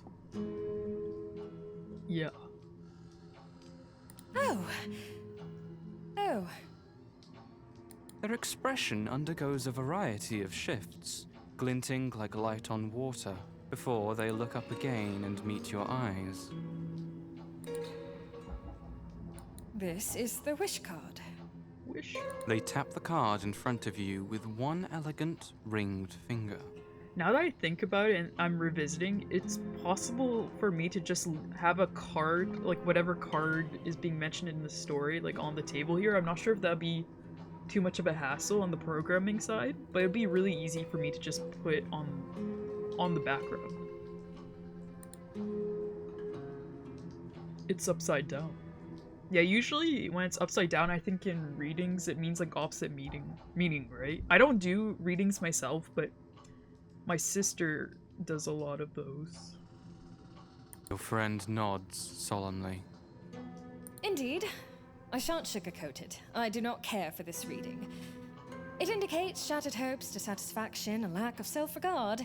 Oh, you deserve to think well of yourself. Much, much better than this card shows your inclination to be. Shattered hopes, dissatisfaction. Yeah, that's an interesting way of like reading like the opposite of a wish. Your friend leans across the table, patting your hand reassuringly, a wealth of curls spilling forward over their shoulder. God, I love that that sentence so much, a wealth of curls. As I said, this is the wish card. When properly oriented, Upright, it signifies only good things to come. Abundance, the fulfillment of one's dearest hopes and dreams. But a wrong perspective warps and corrupts it. I had to do so much research to choose what cards to use. That makes sense. That definitely makes sense. I think if there was more time, you could easily replace these cards of tarots, but I think that would be too difficult. But also, I think it's really interesting to do, like, readings of just, like, normal playing cards. I think that's a really interesting take. You withdraw out of reach. They allow your retreat, but their gaze holds to you, compassionate and concerned. My darling one, you deserve the wish card upright. This card contains all that can be hoped for. But much as a cup, if you turn it wrongwise, you empty all your bounty upon the earth instead of benefiting from it. You squander what you have, and are yourself the obstacle to all you would achieve. I feel like this is definitely a warning, whatever the friends imply. Oh, I actually had intended tarot, but it had not caught on as much outside France at this point. Oh, that makes sense. It picked up more in the early part of the 20th century. Okay, that makes a lot more sense now. Yeah, wow, I didn't know that. I see. You consider their words now in conjunction with their past readings. Thus, if I draw the Jack of Diamonds, I am faced with a messenger, a potential traitor. 5 of Clubs means a struggle to be overcome, a predetermined victory, and now the reverse 9 of Hearts means my hopes are dashed. Oh. They falter, eyes clouding with confusion. From where do you draw these other cards? There is only one turned upon this table. You meet their gaze squarely. I am a spirit you have summoned. There are many things I do not yet know, but I know what cards I have drawn before. They blanch, but nod. I see. You recall things I do not. Do you follow the narrative these cards lay before you, though? I feel like it's hard to tell if the friend's acting as if not really recalling those past summons. I think it's more likely the friend doesn't remember. That's like my theory. I don't know, I'm just brainstorming because I don't know what's happening.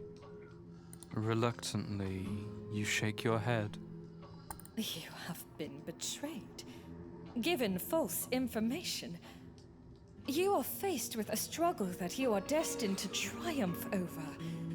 You have surrendered your birthright, your hopes and dreams lost. They divide each of these fates with a knock of their fist upon the scarred wood of the table. Were these cards drawn together, it would reflect the past, the future, and the present. Well, that's interesting, like... They sigh, brows pinched together in thought. But in what order remains a mystery here. With time operating thus of its own strange accord, I cannot tell you what lies before you, nor what lies behind you.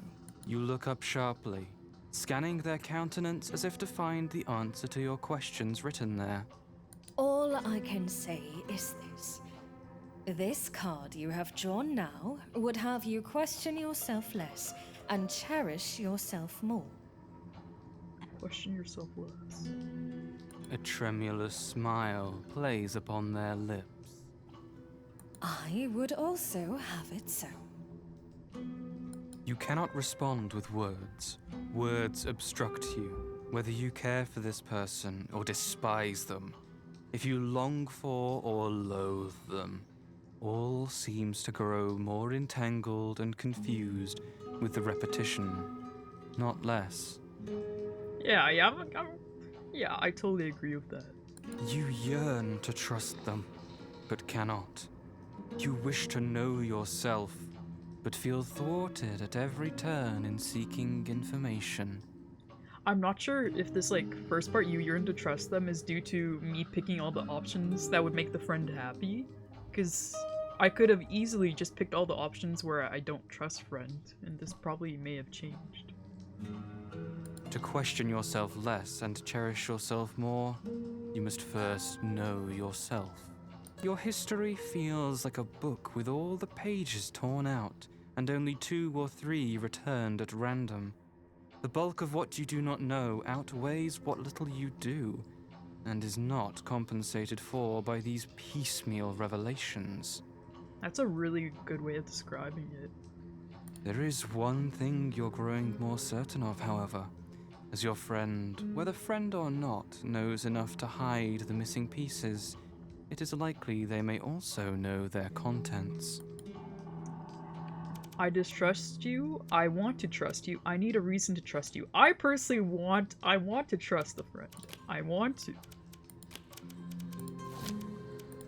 I don't even know if there's I think there might be multiple endings. I'm not sure. I don't remember. But I want to be on the good graces of the friend, despite how distrusting they're acting.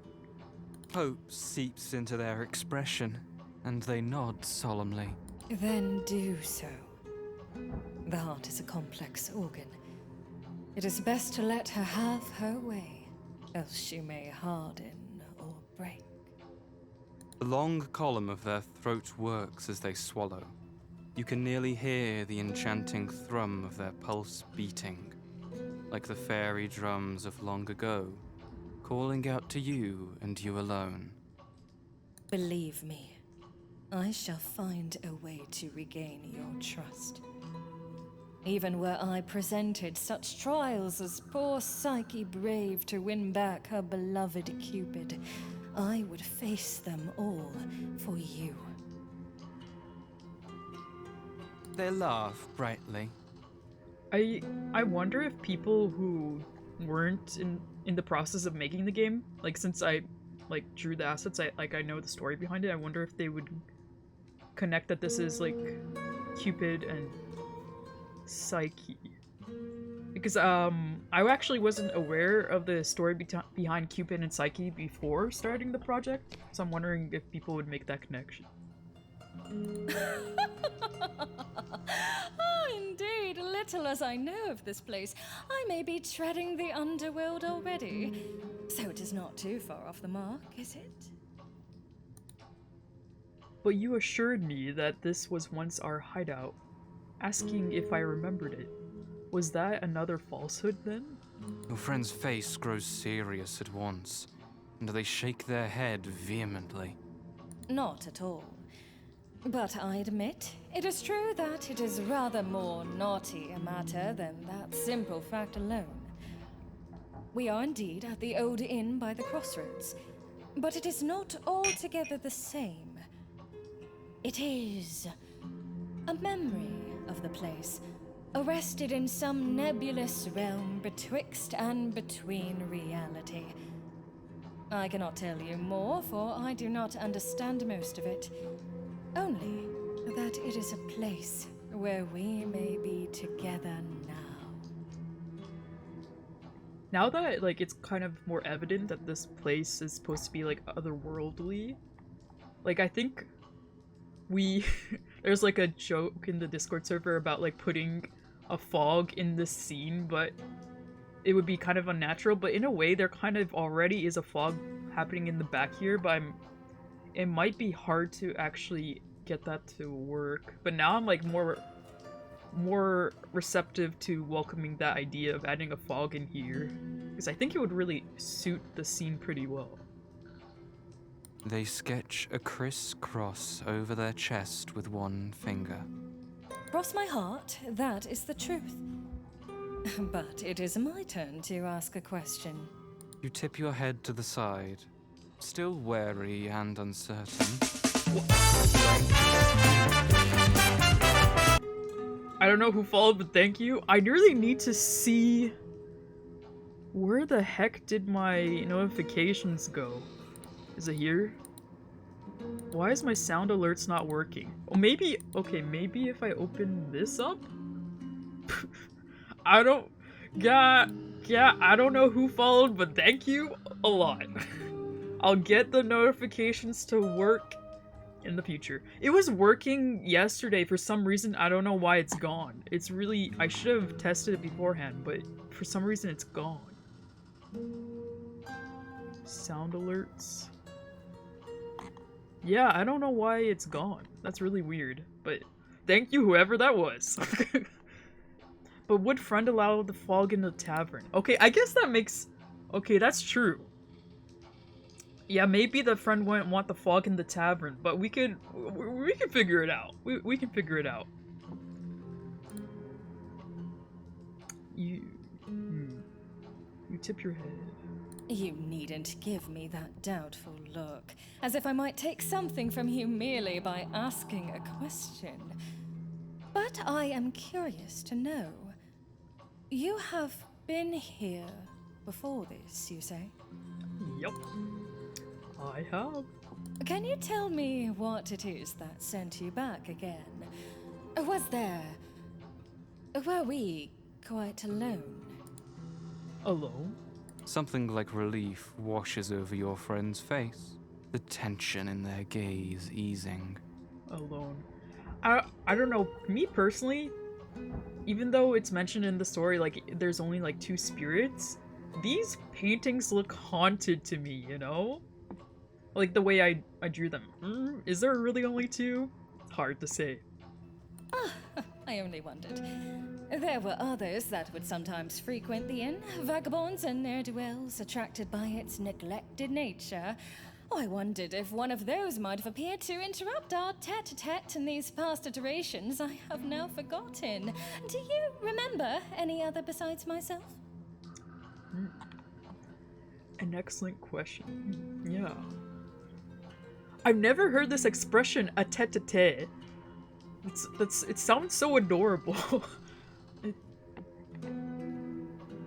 Do you remember any All other... is silent for a moment, but for the steady, rhythmic ticking of the clock on the wall. That I do not remember. Your friend seems much reassured by this, sighing and stretching. Your mind calls back to their behavior upon each repetition, pulling you inside the tavern as if anticipating pursuit. Head to head, basically a private conversation between 2 people. Thank you so much for being in my Google dictionary. Yeah, I wonder if it's like a phrase that's used in different parts of the world or like an old saying, because I've never heard that before. Then again, I need to do more, like, reading, I would say. Oh, it was me, I followed you, it's your good friend Toad. Hello! Sorry for not seeing the notification. It's, I don't know why it's not working anymore. I had so many technical issues before starting. I don't know why.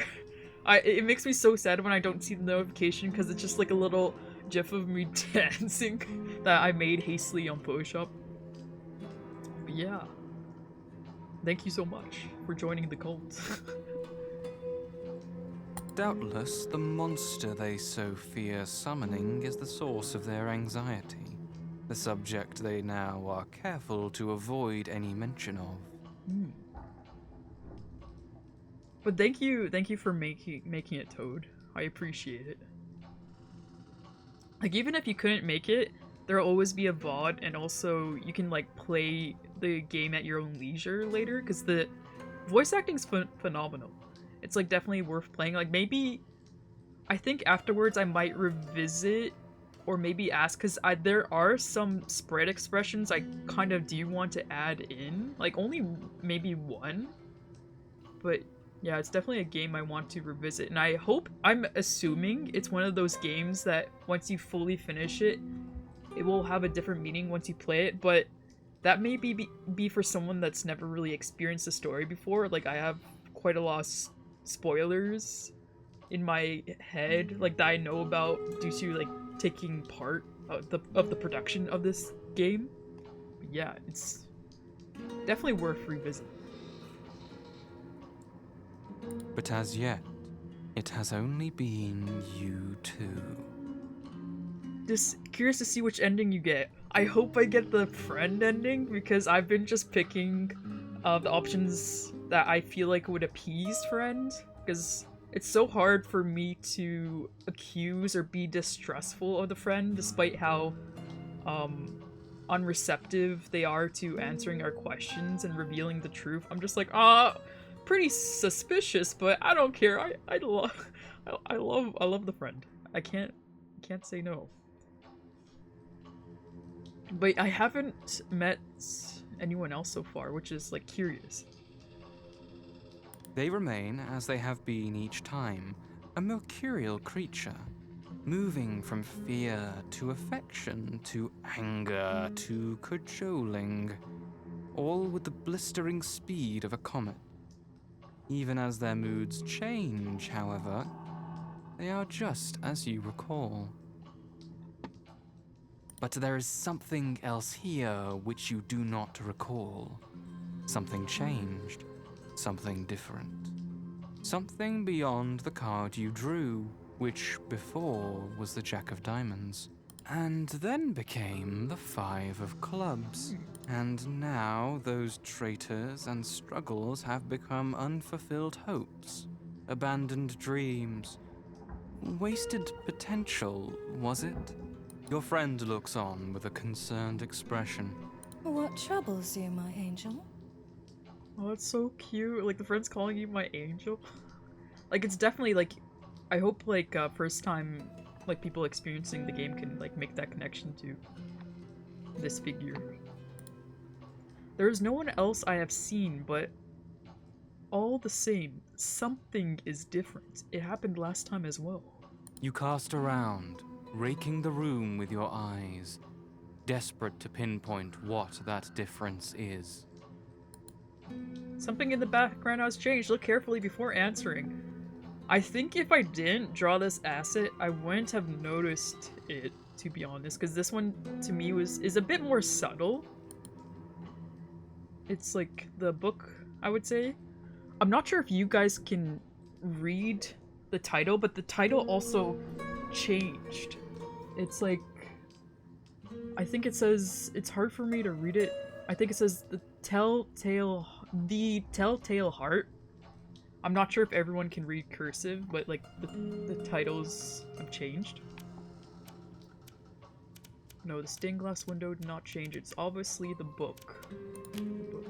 That book. And I also wonder if you get these questions wrong, if that'll change your ending too. Yeah, this one I just guessed and got it right out of look. Yeah, I would say this one's the harder one. Maybe, yeah, I think this one's a harder one, because I think the first one's, like, easier, because it's, like, closer to your face. You point at it, and your friend follows your gaze. As they read the title, their face turns ashen. You and your fascination with these gothic and macabre stories. They give a rictus grin, shaking their head as if in mock shame. Would you rather read than speak with me? I admit to feeling hurt, but I will gladly read to you if that is your wish. Only, not that tripe. Oh. The Telltale Heart, to me, sounds like I should know the story behind these, because all these titles brought into this narrative are picked very purposely. I wish I remember what that, like, signified, like, the story behind the Telltale Heart, because I don't remember! Oh, it's an Edgar Allan Poe King. Oh! Thank you for educating me, Filthy Victorian. Your name is very fitting for this takes place in a Victorian setting. Oh, it's Acacia! What the fuck? Oh, excuse me. Acacia, what the hell? Why'd you I've known you for so long, and this is the first time I've seen you have this, like, name. It's extremely fitting for this setting, and also the color. Like, as you can tell, this whole game has, like, a green, like, color scheme to it.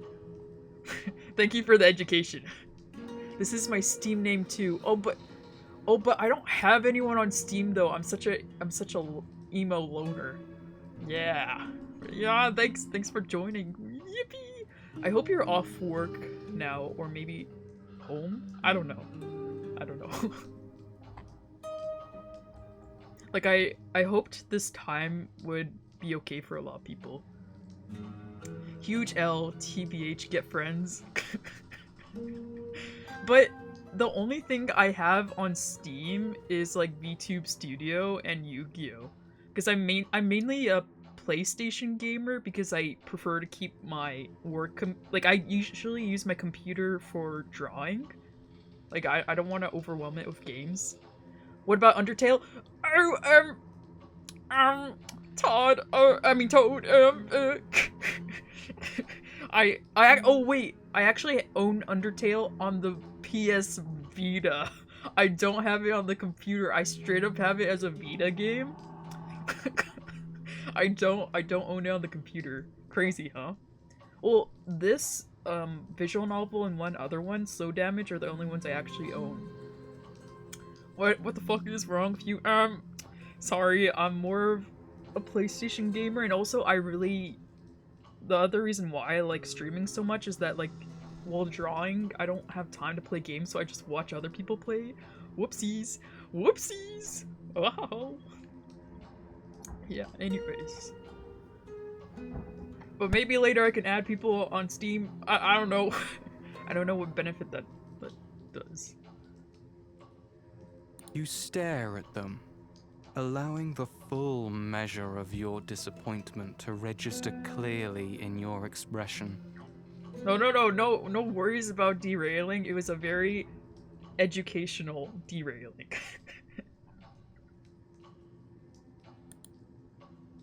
You claim you care for me. You declare you will brave perils to win back my trust. Yet now you fall back to odd secrets and concealment, and deny me what I ask for. That book is changed, but you are not. You're no better than you were before, after all, nor the time before that.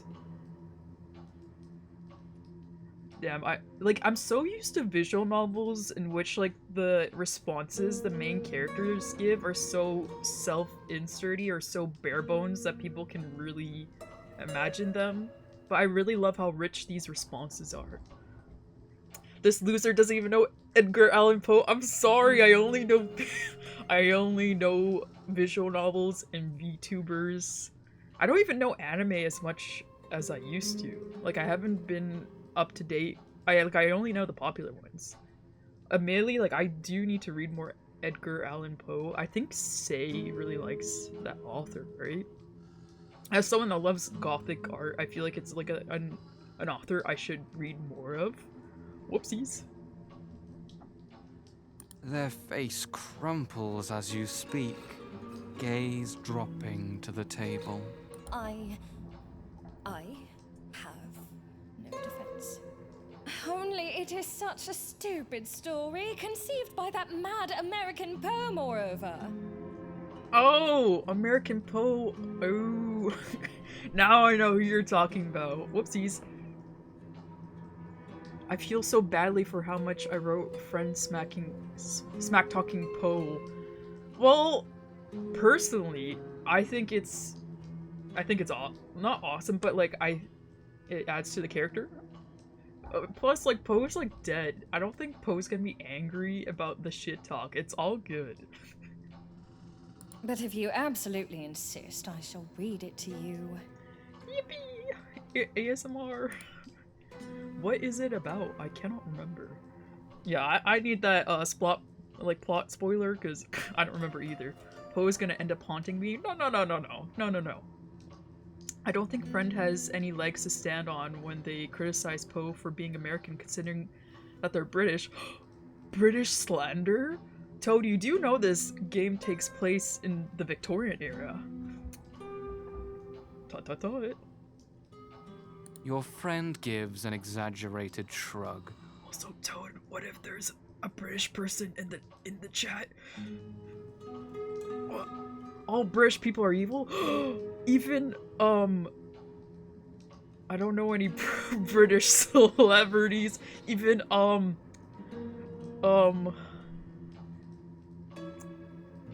feel like there's, yeah, I don't know, is One Direction British? No, they're not. Anyways. What else about a murder and misery? But that's like the best type of story. Yes. Oh, One Direction's British? Yes! Yes, I got it right! Yes! Got it. I thought they were like I know they're a boy band. Yeah, I wasn't sure if they're American or British. The only way to redeem yourself a Brit- kill the king?! Whoa! In Minecraft? They pick up the book, examining its cover distastefully. Come on, old friend, don't distastefully examine it. I spent like 5 minutes drawing that cover. Come on. Come on. The Telltale Heart. As I recall, the narrator's killed someone and buried them beneath the floorboards, believing himself very clever to have done so. Only he continues to hear the beating of his victim's heart, and it grows to sound so loudly that the narrator ends up quite as mad as his author.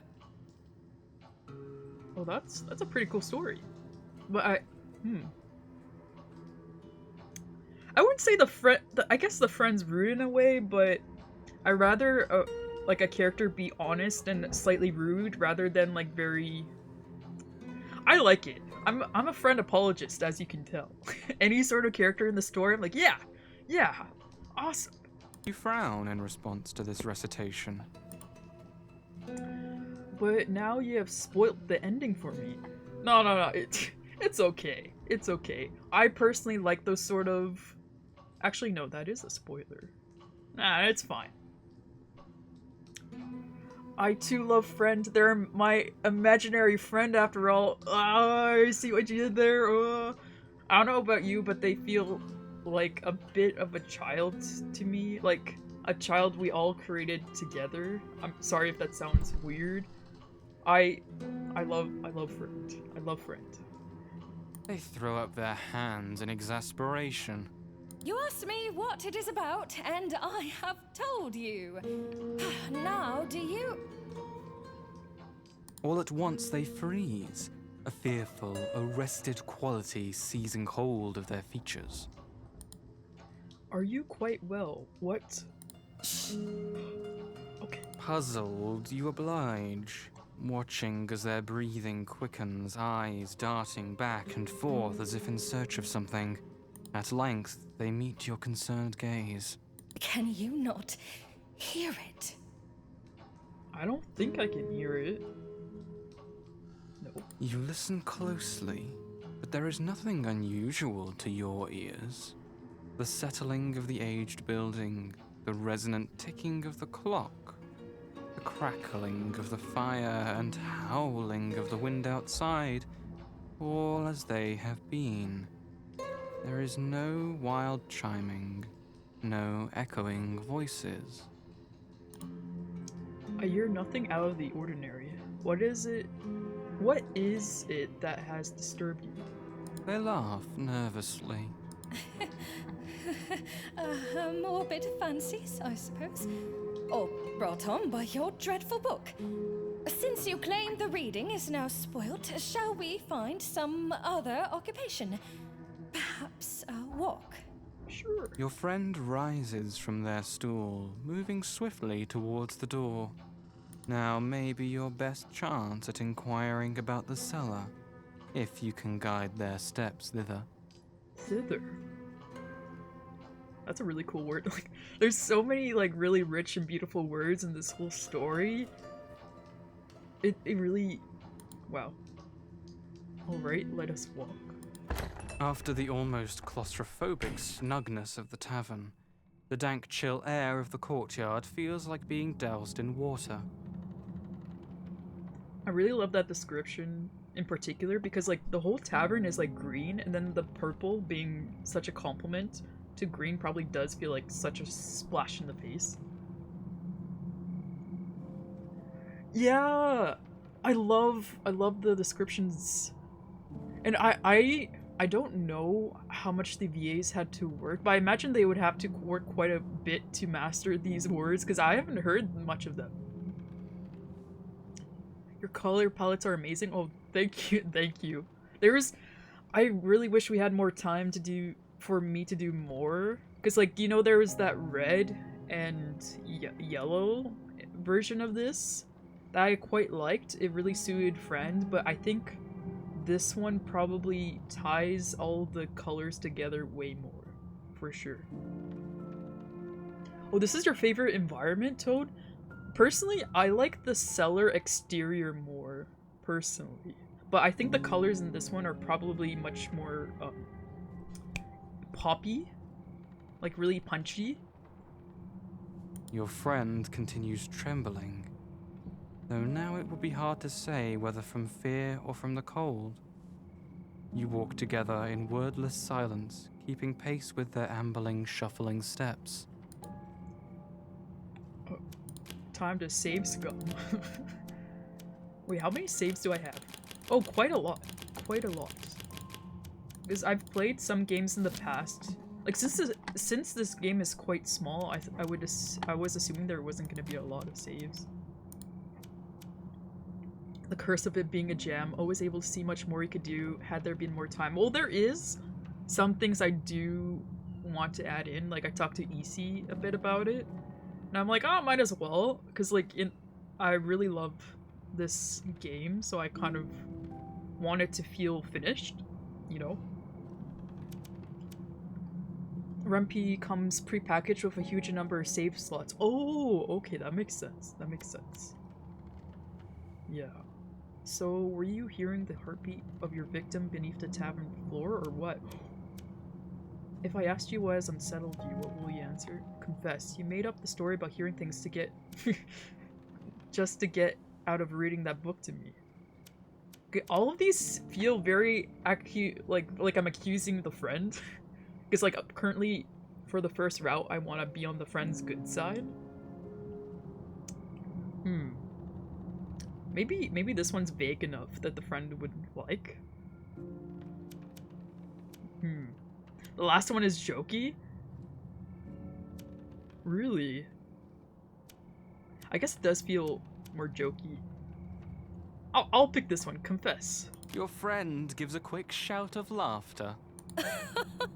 Oh, let us claim as much. Far better that I should be conniving in your eyes than a coward who allowed grim fancies to get the better of me. For like 10 minutes I've been here and I think they deserve accusations. They seem sussy. I know, but I'm extremely biased. Yeah, I'm just extremely biased. Like, next playthrough I'll be a little bit more accusational, but I'm like, oh yeah, that's a little suspicious, but I don't care. I'm like clouded by my like bias. Their steps seem lighter for this exchange. Is it the monster that you fear so much? Your question causes them to stumble, and you catch their elbow, preventing their fall and setting them back upon their feet. Oh, what a monster do you...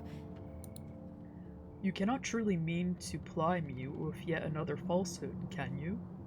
You do not seem inclined to learn from your mistakes. Your friend sighs heavily, sagging back against the uneven, moss-riddled wall of the inn. And you let nothing go. Fine, as it has come to this. It sucks that I missed that detail. I don't think I really drew moss on the walls. I might add that in, because, whoopsies. Forgot about that. They loop an arm with yours, leaning upon you as if in need of support. Howdy. I do not know what it is which prompted me to speak of that creature to you. But yes, it is that thing which I fear. However, as you have assured me it has not emerged in any of the previous loops, I am less afraid. Oh, I think this is maybe the first time the friend's acknowledging that the loops are happening. That's interesting.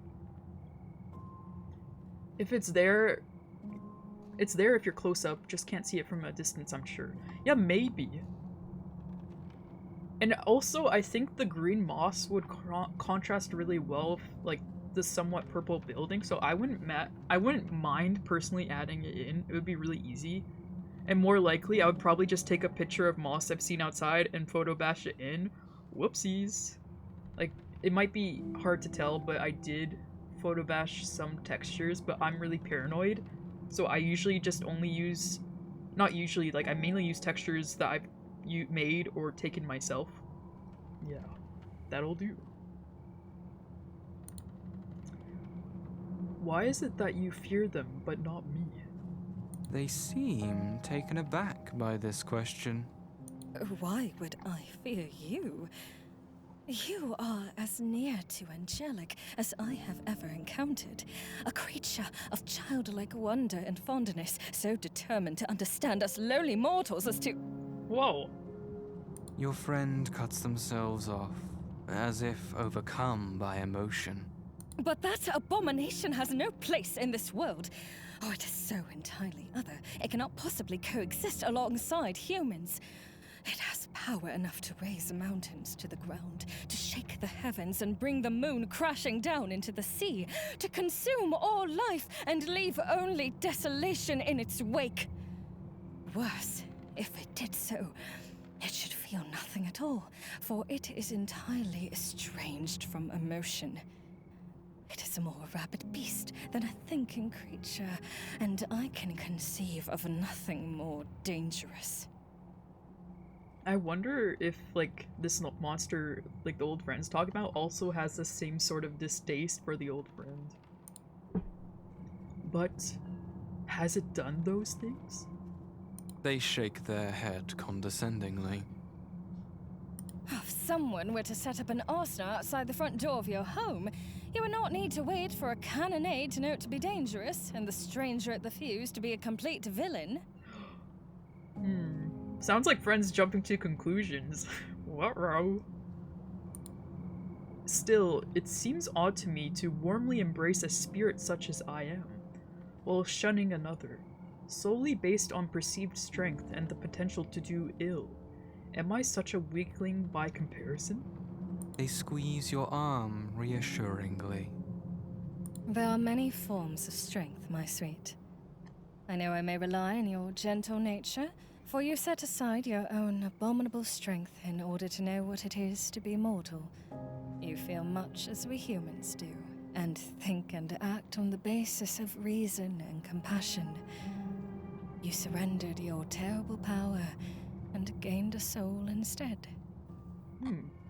Though they give you a beatific smile, clearly pleased with your past choice, you cannot help but recall the 9 of Hearts inverted. The squandering of potential, a surrender of your birthright. Yeah, I really wonder what that's alluding to, because I'm a bit on the dark on what that could possibly mean. Like, I have, like, theories, but I don't really know. Your friend's characterization of your person troubles you. Whether you are spirit or human or some creature now betwixt the two, you are glad enough not to be seen as a monster.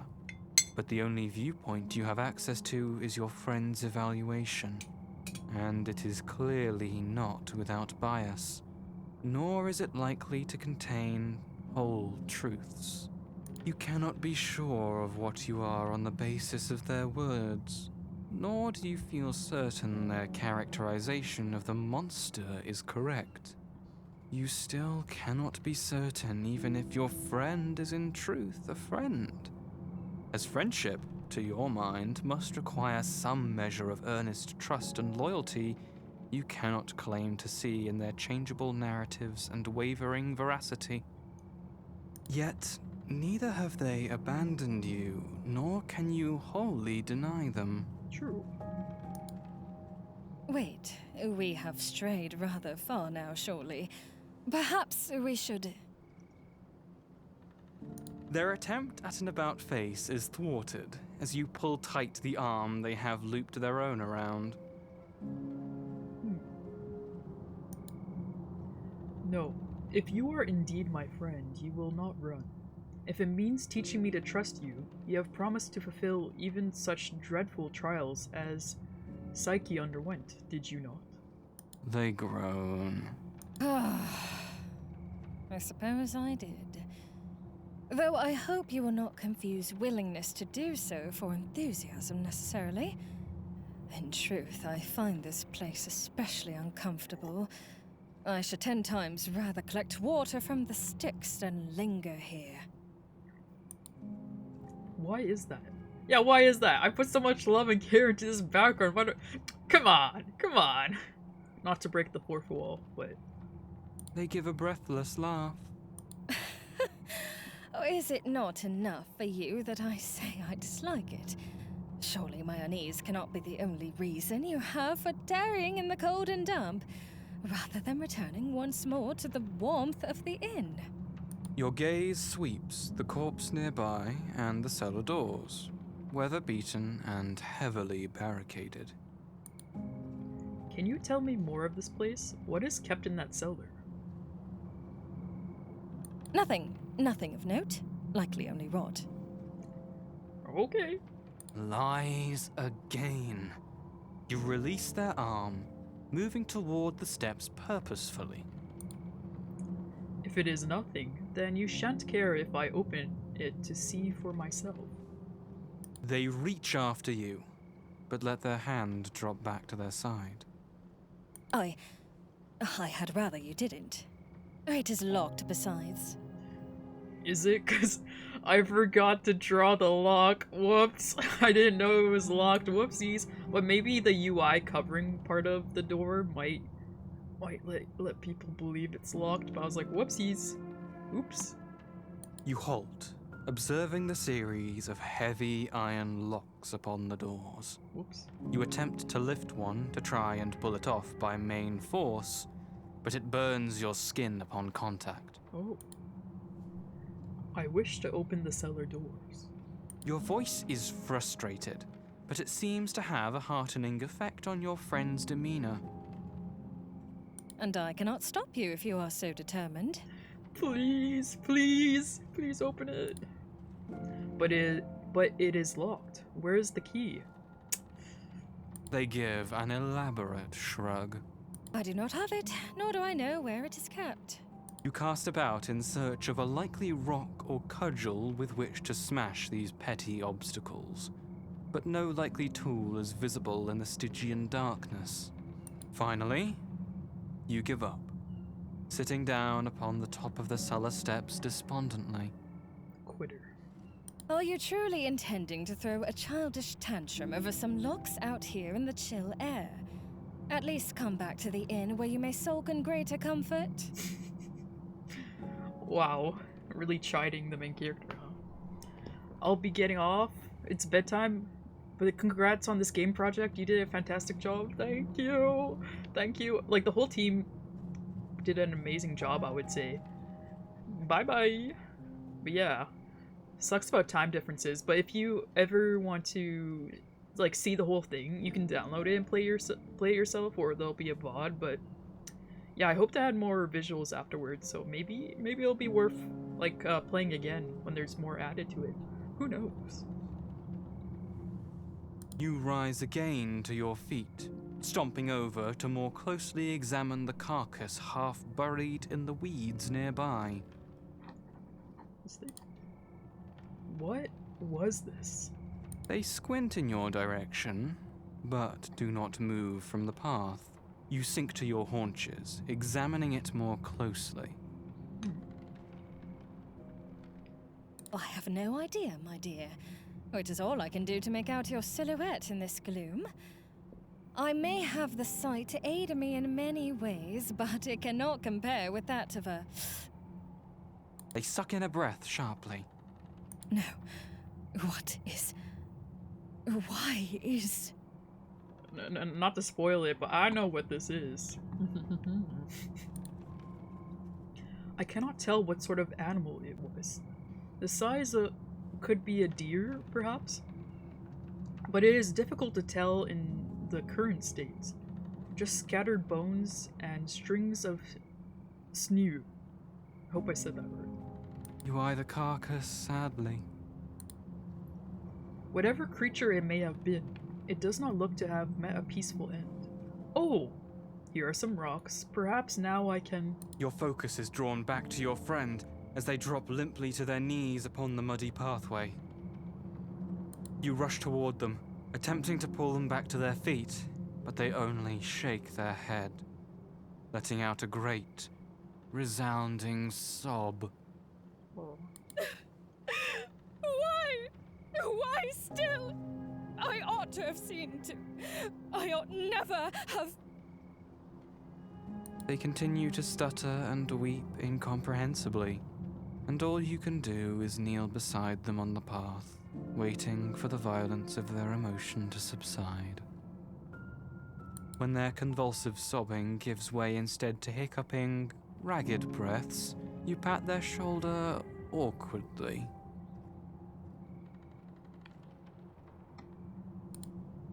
I cannot offer you proper comfort without first knowing why I am to do so.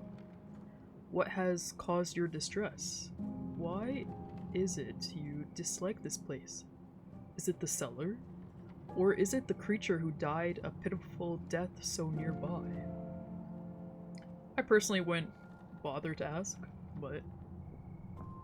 It seems at first as if your words will only launch them into renewed paroxysms, but then they drive their hands to the earth, clenching mud and pebbles as if to tether themselves to the ground. I cannot be the one to answer your questions. This trial is beyond me. Their voice is raw and rasping, and they shake their head back and forth as they speak, as if to emphasize their denial. All I can do is to turn the question back to you. Who is it that you think that pitiful creature was? You rock backwards, uncertain. It is not a deer, then? They shake their head once more, tears still streaming down their face and catching the weak glow of the moonlight in threads of silver. Yeah, I definitely... Like, if people on the programming team are okay with putting it in, I definitely want to draw some tears, like shimmering tears. That would look quite lovely in this lighting, I would say. That body did not belong to any such crude beast. Its owner... They choke on their words, but force themselves to continue. That body's owner deserved far better than the death they were met with. That cellar was their home. They ventured from it only but rarely. Still, it was not enough to keep them safe, to keep their extraordinarily brilliant light from shining, and in the process attracting the attention of the dangerous and ignorant. Just as surely as honey attracts flies or flame does a moth. Interesting. I wonder, like, who could live in such a cellar? Agreed, though it would be Windchimes implement. I'm afraid my ability doesn't quite reach to animating that level. Oh, rather than animating, it would just be another face toggle with the tear streaming. Like, there's so much I wish I could animate, but I think that would be too much for the scope of, like, a game jam. Like, I could easily animate all these, but it's a little bit tedious. Yeah, it would just be a toggle. Like, there's, like, at least one more expression I feel like I definitely want to see, like the bittersweet smile. Like, I think that would be quite nice to have. It was a person? They cough, wiping their face with the back of their hand, leaving a smear of dirt behind in the process. They were. They were. For a moment, they fight for mastery over their emotions, before continuing in a strained tone. I have said that I cannot answer. I ask you your own question again. What do you think that mangled corpse once contained? God, Vanessa's voice acting's like incredible. It's like so immersive. Oh. There is but one answer that rises to your lips, along with bile in your throat. Yeah, it's so amazing. It's just... I can see why Vanessa's incredibly proud of this role. It's like really incredible. Like the acting. Oh, I called it. Oh! Uh-oh. Yeah, I wasn't sure if it would be quite obvious. Like, I knew the answer as well. Oh, because of being on the production. You said I wasn't dead. You cast back, trying to recall whether they actually claimed as much or merely dodged the question. You are here, are you not? And you are a spirit, so you died. But not as a human would. And now... The wind picks up as your mind is filled with the searing image of the corpse just beyond. The shattered bones, the little flesh that remains torn and ripped apart, mangled so far as to be utterly unrecognizable as any part of the body you find yourself anxiously patting and feeling in the dark. The repeated curves of your rib cage, your arms whole and unbroken. Yeah. I lived in the cellar? Yeah, to me, I found that quite surprising to figure out. I did not... When creating this, I didn't really know anything about the cellar. That's like a huge shock. Your friend does not answer, and you recall the rocks and rough branches you spotted while examining the ruin of your former self. Then you thought of them as a potential way to break the repulsive iron locks. But now Now that I notice it, I need to add some rocks in this background. Whoopsies. What killed me? Was I stoned to death? Surprise, this was your house and that was you! Whoops. Whoa. they nod once. Whoa, stoned to death. Yeah, I didn't know either about the death either. I think it's definitely necessary to put some stones in this background then. As for who killed you, fearful scum did. They begin to rise from the path, lifting back to their feet almost weightlessly, their fury and rage now building loud as the wind. Yeah, I guess, like, I guess it's implied that the main character is some sort of creature, you know? Superstitious wretches who found out a spirit lived beneath the old inn and made it their business to spread rumors upon rumors until one would think that you were as great a monster as the one that now lurks about. Wow. Wow. No, wow to the voice acting. The light in their eyes has turned wild, as if it might catch flame or shoot sparks at any moment, and you fall back a step. I could also blame that infernal monster too. Oh, if it was not around, polluting this place with all sorts of strange magics, perhaps no one would have even known of your presence. Then you could have lived in peace, safe from those ignorant, foul, abominable, wicked, detestable. You watch with alarm as they continue to rise, hovering now a short distance above the ground. They seem entirely unaware of this, or indeed of anything outside the furious trance they have fallen into.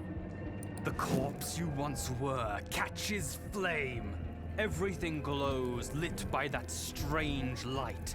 The wind keening and moaning, the cellar doors rattling against their locks, and your friend now repeating their string of invectives like a chant. Now this makes sense. Like, I was told to draw the flames, and I'm like, why? Okay. I had no idea why.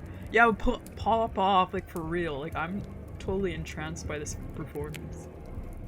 Then it all falls to a heavy silence, frozen in time, and you can inexplicably hear the ticking of the tavern clock.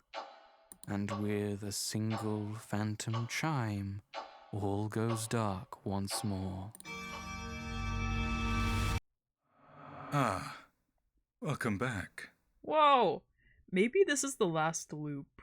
The first thing you Perhaps. notice is the cold. A clammy, clinging damp. A shadow left out in the rain and now draped over your shoulders, dripping down your arms.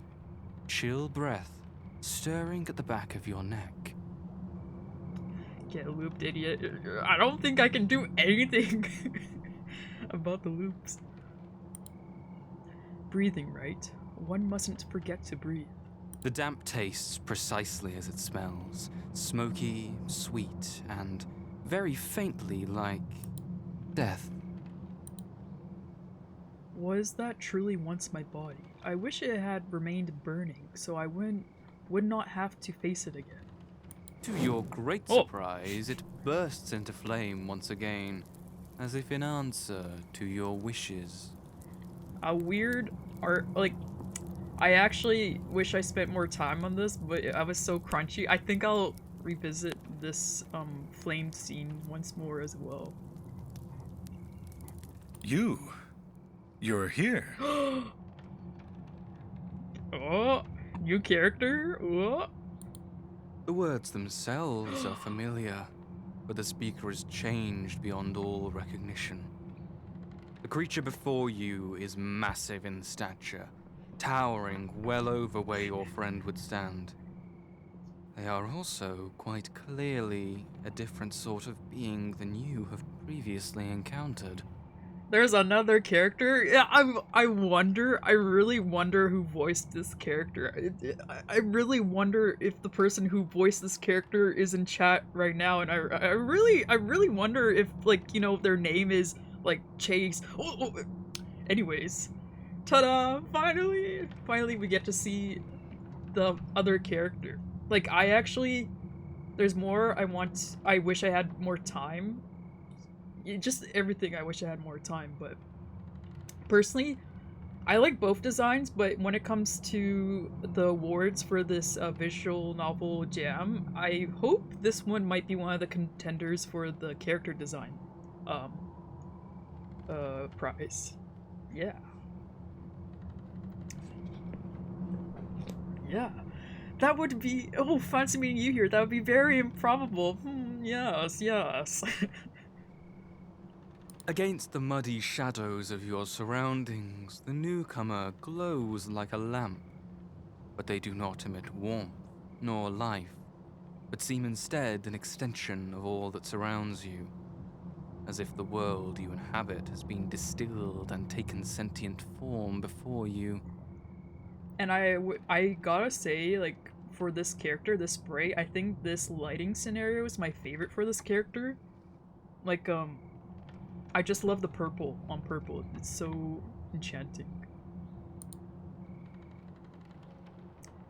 Are you my friend?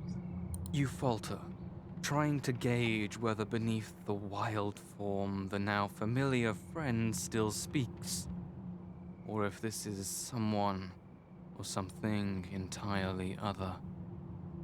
As if sensing your hesitation, however, they seize upon your arm, tugging you urgently towards the one glow of light emitting from the building before you.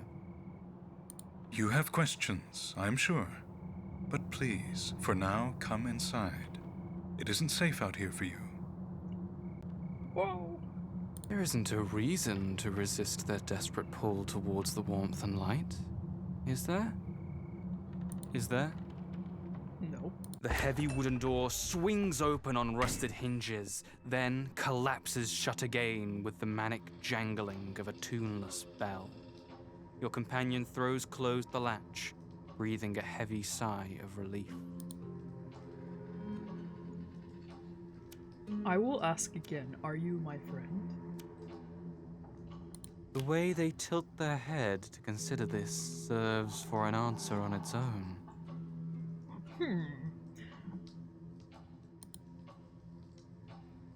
You are not my friend. They shake their heads slowly by way of reply. I am not that friend you speak of. I am the other one.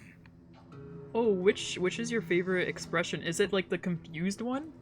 Because one thing, it's not on screen, so I feel more comfortable mentioning it. There's actually like a little error I forgot to fix. Like there's a little line tangent. Like it's a good expression, but there's something about it I need to fix. Like if it's on screen again, I'll point it out. I'm not sure if anyone but me noticed it, but it's like a layering issue. But yeah, there wasn't much time, so I just kind of, I noticed it like the day after I submitted it, and I was like, oh, whatever. I really love this expression, though. The other one smiles at you, sketching a polite bow over your hand. Actually, I think this might be my favorite. I can see why, like, you took out the, like, there was originally a blush on here. I think this is the blush one. It works much better without it, I would say. It's a good choice to remove it. You have no cause to fear me. I brought you here for your safety only. You're safe within this place. I swear it upon my soul. I am an old friend. Your friend. We were quite close once. You realize that though they deny being your friend, the other one is carefully parroting their words, hunching over so as to appear smaller, and even mirroring their fluttering, anxious gestures, all as if it were part of a long rehearsed performance.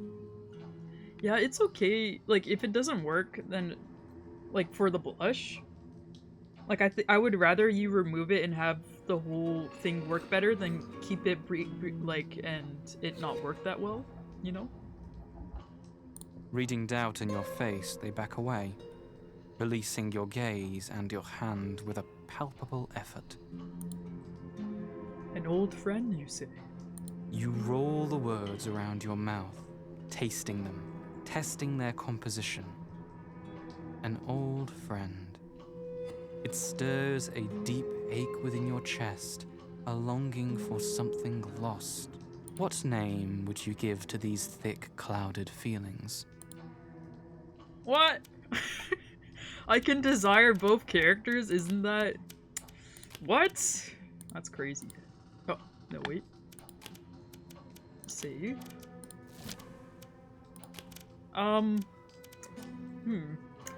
Yeah, the MC seems thirsty. I'm gonna go with longing, because... What?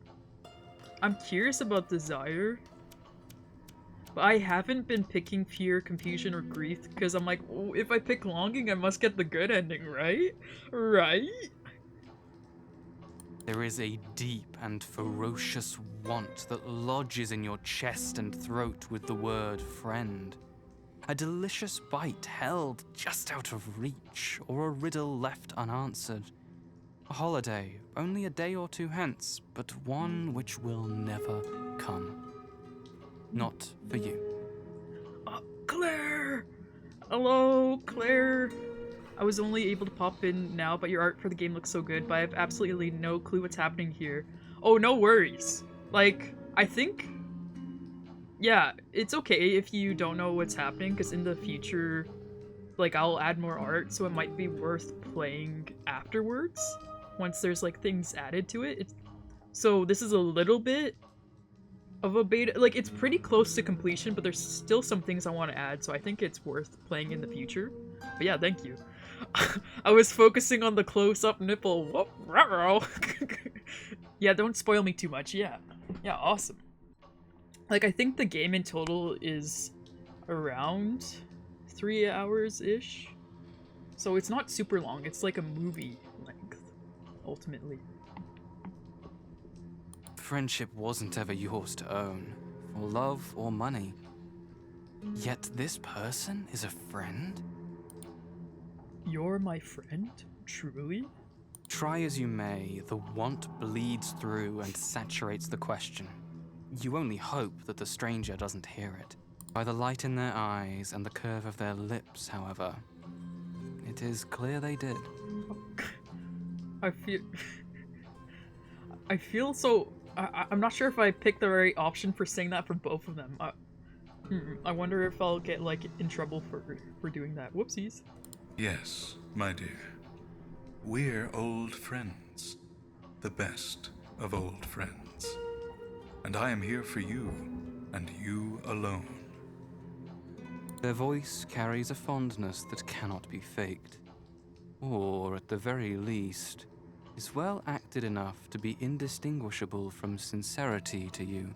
Come. Okay. Bemused, you trail after them, half expecting to find the room turned into a crystal cavern, or perhaps a dragon's den, filled with bones and treasure beyond imagining. If there was extra time, drawing a crystal cavern would be quite nice. Instead, it is almost disappointingly unchanged, though upon a second glance, you wonder if it is so entirely the same as you first thought, or if once more there is something different. Something besides the giant before you, that is, though you cannot help but smile appreciatively at the way the light winks off their skin in occasional iridescent waves, as if they are a particularly large and beautiful fish. Yeah, wait, I'm not sure if you included, like, I'm not sure if I should call you by your real name or just Windershins. I'm just gonna stick for Windershins, but, like, remember when I was talking about, like, iridescent fish? I'm glad that sort of detail came in, because a huge inspiration for this design was, like, making it quite opalescent, like fish, or opals. Yeah. Windershins, thank you. Yeah. Yeah. Like, I hope that's a little bit obvious. The other one settles on one of the rough-hewn stools surrounding a small, crowded table, briskly setting about shuffling a deck of cards, and gesturing for you to take a seat across from them. Oh, this is so weird. I never expected the other one to be handling the cards as well. It was such an object I really... Wow. We are in the old inn at the crossroads, of course. It's an especially potent location, absolutely brimming with spiritual power. The other one glances up. Skin, or is it scales? Glimmering in greens and purples as it reflects the candlelight. It is also where we first met, you and I, and our clandestine hideout. But it is all right if you have forgotten. You pull a face, and they cease moving entirely, even to breathe. Every fiber of their being evidently bent wholly and completely upon making sense of your scowl. Whoops, sorry about that.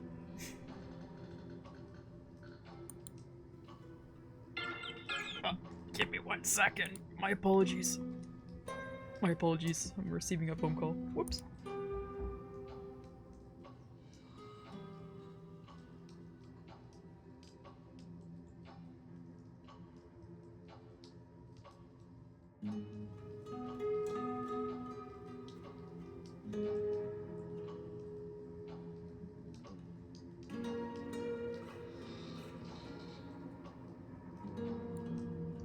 Whoopsies.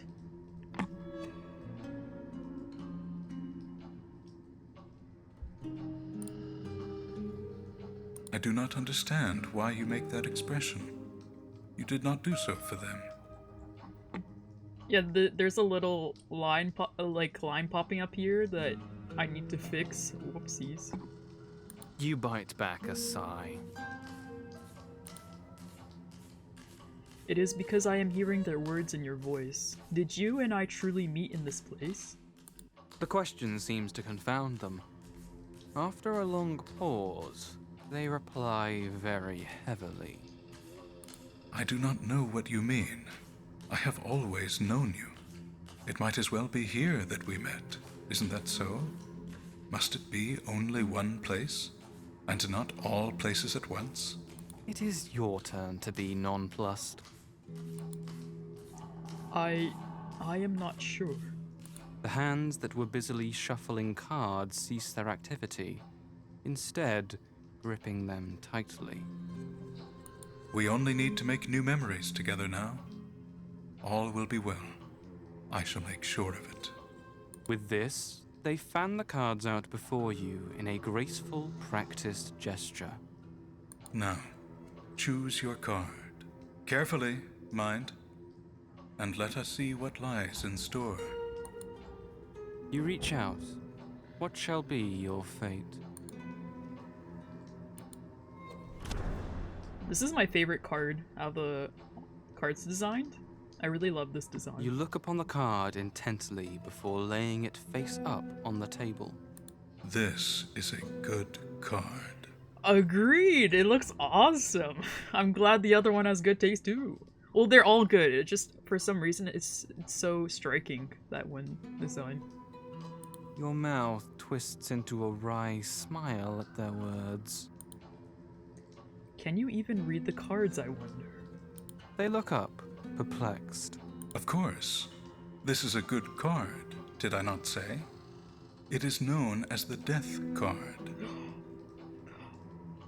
Also, I have to be right back. I think someone left a package at the front of the door, so I don't want to let someone steal that. Please admire this character. That, yeah. No.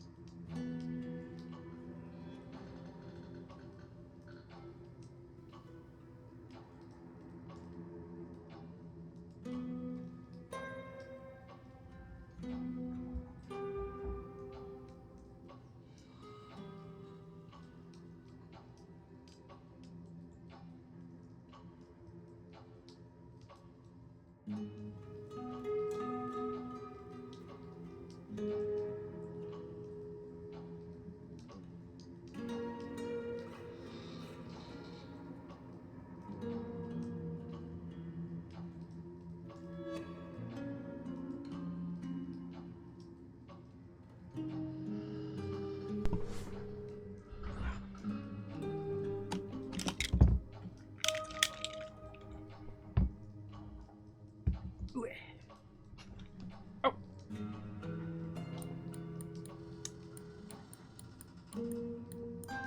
I brought a friend. Oh, she's blocking my camera. Come on. Ruh-roh. Uh-oh, I'm having technical difficulties. No! No! What's happening? Whoopsies. What's going on? Oh, my program crashed. Whoopsies. So if you ever hear any groaning or barking or sighing, that's my little dog. I got it cut out for a bit. Yeah, hopefully Withershin's like yeah, when this is all done, I hope you can join the post like game chat with everyone that was in the like production. That'd be awesome. But yeah. Oh. I have my little dog here as well. She's gonna be resting upon my lap. Yeah, I would love to have you because it was awesome hearing what you had to say yesterday. Oh my lord. I leave for a second, then my program stops working. What the heck? What the heck? Maybe for the meantime, I'll hide that. That's so weird. Why did it stop working? That is so weird. Say hello to your puppy for me. Hello, puppy. Hello. I took her on a long walk beforehand, so she's really pooped out. Can I do Control Alt Delete with one hand? Sorry, puppy. One second. Task manager.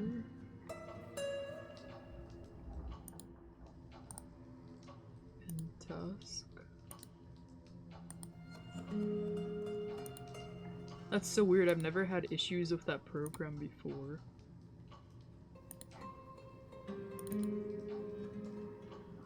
Oh, are you at work right now? Oh, I think you are at work, right? Yeah. Oh my, why is it not working? Connect. Okay, now it's working. Phew. Phew. That was weird. Okay. Oh, you're on a work trip. Oh yeah, you said you were gonna be gone for a lot in October. Yeah, I remember. Okay. But yeah, I brought someone with me because she loves when I sit on my chair and not do anything. Your eyes narrow sharply. Do you suggest that my death was a good thing? You begin to recognize that one particular gesture the other one has not adopted from an old friend is this querying tilt of the head, as if by shifting their cranial weight they might better shuffle their thoughts. The realization makes you snicker quietly. Death is but change, is it not? Sometimes forceful, sometimes quiet, but always a movement from one place to another. A change of self. The other one blinks at you innocently, clearly seeking some response. Mortals fear death. It is regarded as something not nice. A loss. The other one seems bewildered by this point of view. How strange. It must be more difficult to be mortal than I thought. They muse darkly on the subject for a beat, then look up again, smiling brightly. Still, it does not change the truth. Death is change, and whether good or bad is entirely dictated by circumstance and perspective. That's true. You cannot help grinning back in the face of their almost naive good cheer. But does it not mean an ending? The other one blinks, once more confused. Yes, and a new beginning. Something must die to be reborn. You yourself would not be here if you had not. You would still be in that cellar. True. For the first time, an original emotion registers on their face. one besides perplexity or patience? It takes you a moment to recognize it, but what expression reflects anger, or possibly grief? I did not like that you lived in that cellar. The world is so large, yet you gave it all up for a mere cellar. This divergence from their act as your friend intrigues you. Did you know me before I lived in the cellar? They stare down at you owlishly. Of course. I have never not known you. What was I like before? Before my death? Before the cellar? The other one tips their head to and fro, but does not seem to arrive at a satisfactory answer. You were like me, but you were also different. Different from me and different from yourself now. The other one leans across the table, patting your hand reassuringly. A wealth of something that might be leaves, or feathers, or fur, spilling forward over their shoulder. Yeah, mainly when I drew this, I drew it kind of like leaves, but kind of like fur. But I don't really know. I just drew something that was fun to draw. TBH. You died, and now you are different. You faced adversity, triumphed, and became something new. That's the Five of Clubs. And you faced a traitor who fed you lies. That's the Jack of Diamonds. You gave up all you had a right to, living in a cellar instead. That's the reversed Nine of Hearts. And now you have died. You are free from all those things. Wow, just telling us everything. Like, I'm so used to being lied to in this game. This is crazy. I see. They give an expansive, guileless smile. You are free now. Anything may happen. Anything you choose. You cannot share their impetuous and carefree attitude. But I died a vicious death. Does that mean nothing? Because I am a spirit, and am able to return to some semblance of life, is the death then meaningless? The other one pauses, considering your words carefully. No. I wished for those responsible to meet with similarly painful fates. Oh. Oh, awesome. They smile again, lighting the room in brilliant reflective shades of violet and green. That is why I killed them in turn. Oh! So that's why Windchimes called him the small murder bean. Oh! Okay. Cool. What? The other one's smile dims with confusion. I killed those who killed you. Balance is maintained, so you may now proceed without the weight of a debt owed you. Huh. That is not how death works.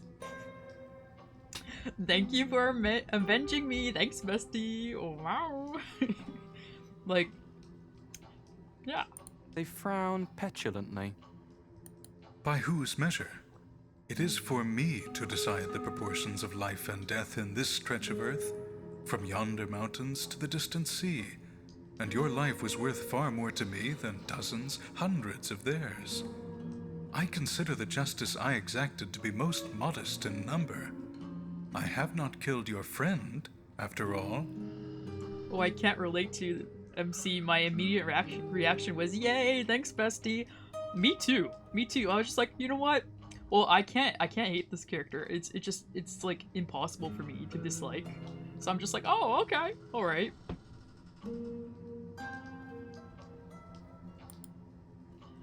Death by nature has no justice. You must know this. Come on, come on. Don't be like that. They seize your hands fondly, an affectionate gesture wildly at odds with their cold speech. I killed with you. Why won't you accept my longing gaze? Why must things be just? I like you better than them, and they killed you. Recognizing that this is an argument that neither of you can win, you allow the matter to drop. Still, though, when you consider the matter privately, in your heart of hearts, you cannot help feeling some measure of... They're literally so real for this, right?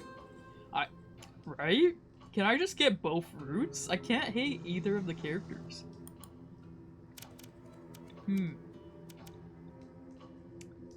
I'm going for gratitude. Relief would be a good option.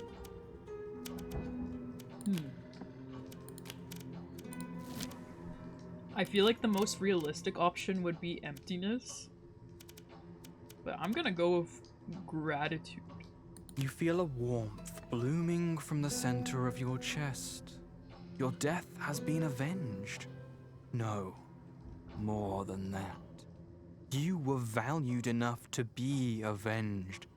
Valued by a being with strength and capability to see that vengeance through. For all the violence of that vengeance, it is difficult to conjure any response within yourself beyond a profound thankfulness. It is now your turn to speak, to ask me questions.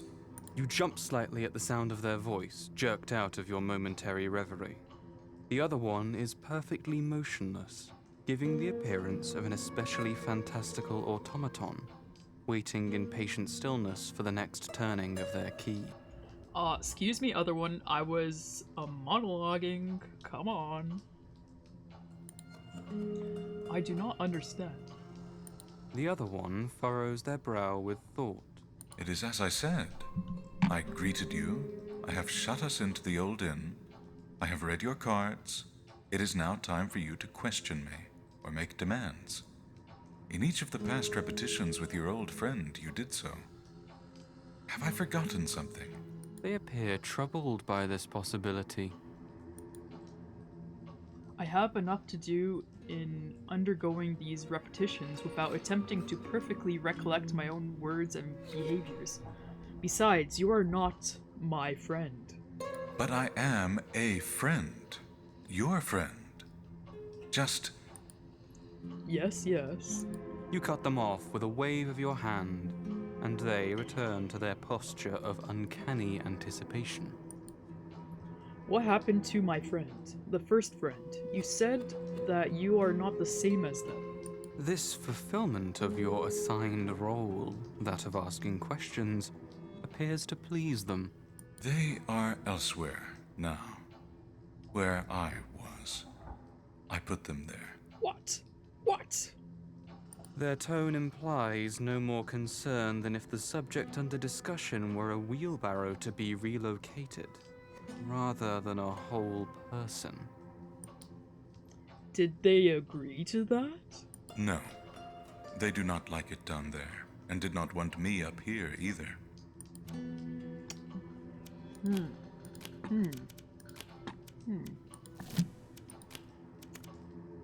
Release them? Where exactly is it that you have put them? Are they safe? Have you harmed them? You go back there? Thank you. I needed a break from their lies. I had much rather talk with you. Wow. They did not want you up here? Why is that? I'll ask this one. This is like... But this is like accusing at the same time.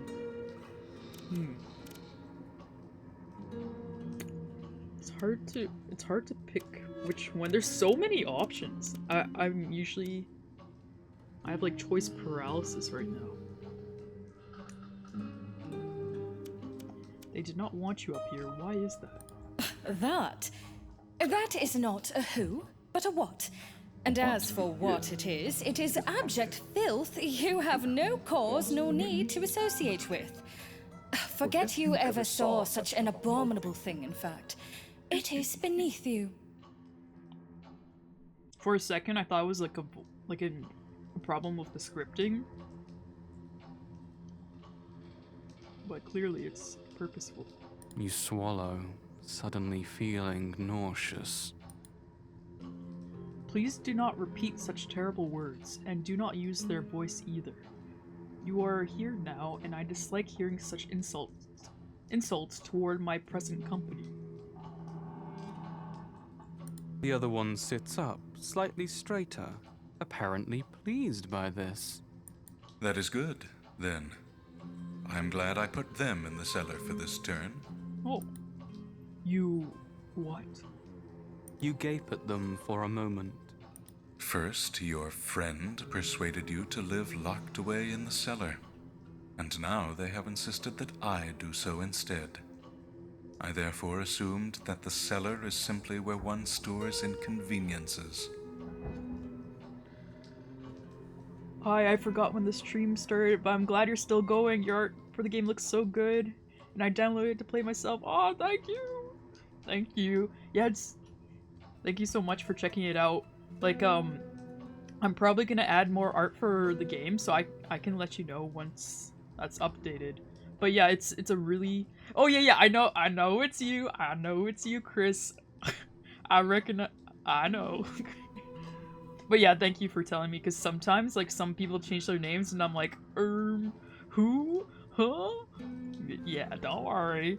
But yeah, the voice acting is phenomenal. I highly recommend, like, playing it as well.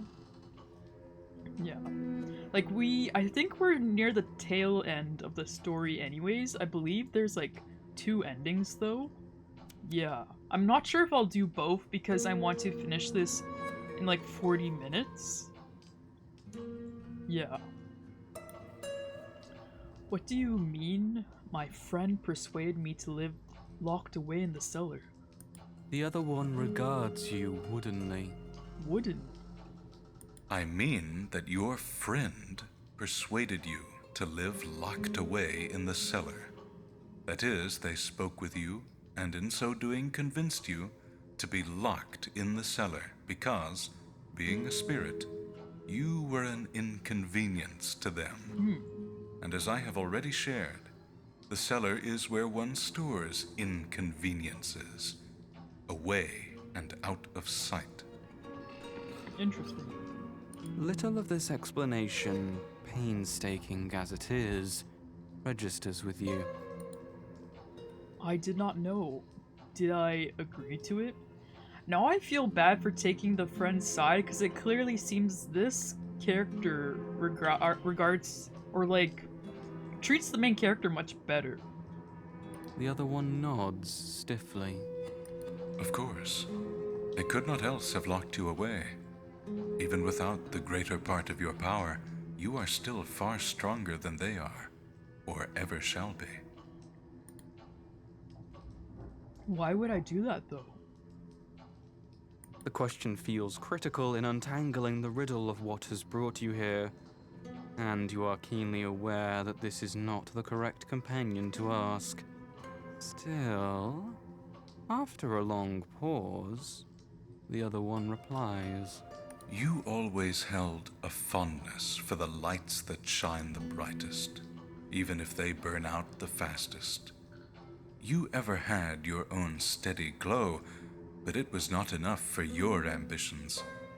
I think you wanted to burn equally brightly, even if you turned to ash in the process. The answer does not feel wrong. It resonates within you. In fact, this was indeed a part of who you were. But who are you now? My friend calls you by terrible names, but said I was an angel. Is that why? The other one considers this impassively. I do not know with certainty, but I should think so. Humans fear power and revere it in equal measure.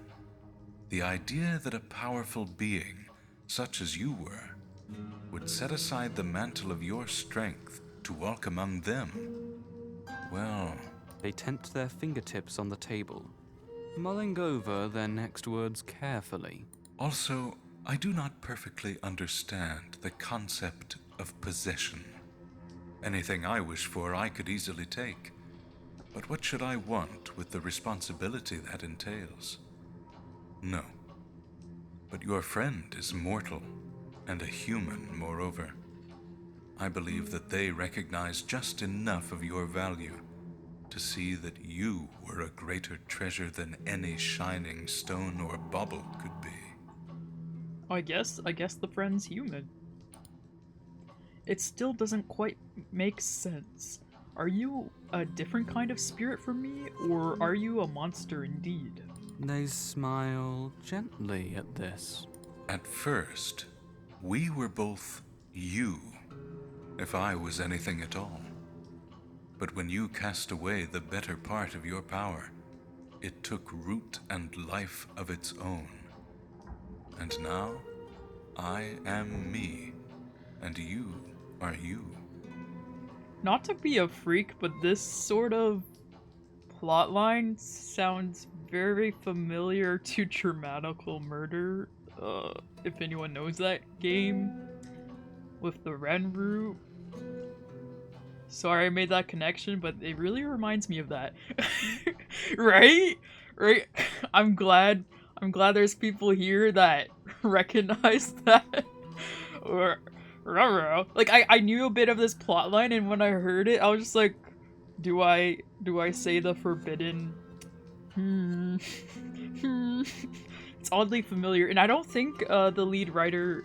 I don't think so, but there's a possibility. I don't think the lead writer is familiar with that story, but I'm like, seems familiar. You process this slowly. Does that mean we are the same?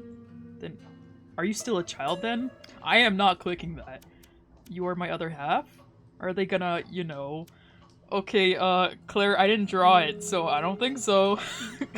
I know what you're implying, but yeah, I didn't draw it, so it's not gonna happen. We're not gonna see it visually, at least. Can you give me my power back, just in case? Blush. Oh, too bad. Excuse me, this is, a tasteful yearning game. Nothing unsanitary happens in this game. Thank you very much. Thank you. Thank you very much. At least, I don't think that's what the writer wants to do. And plus, I don't even know if we're allowed to do that for the Spooktober. I don't even know if that's allowed, actually. You are my other half? Yeah. The other one muses on this for a long moment, then smiles, nodding. I like that.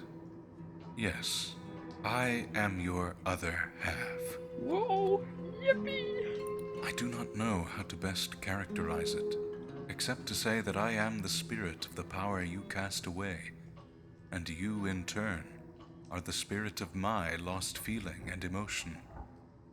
We are not the same, but we share a common root.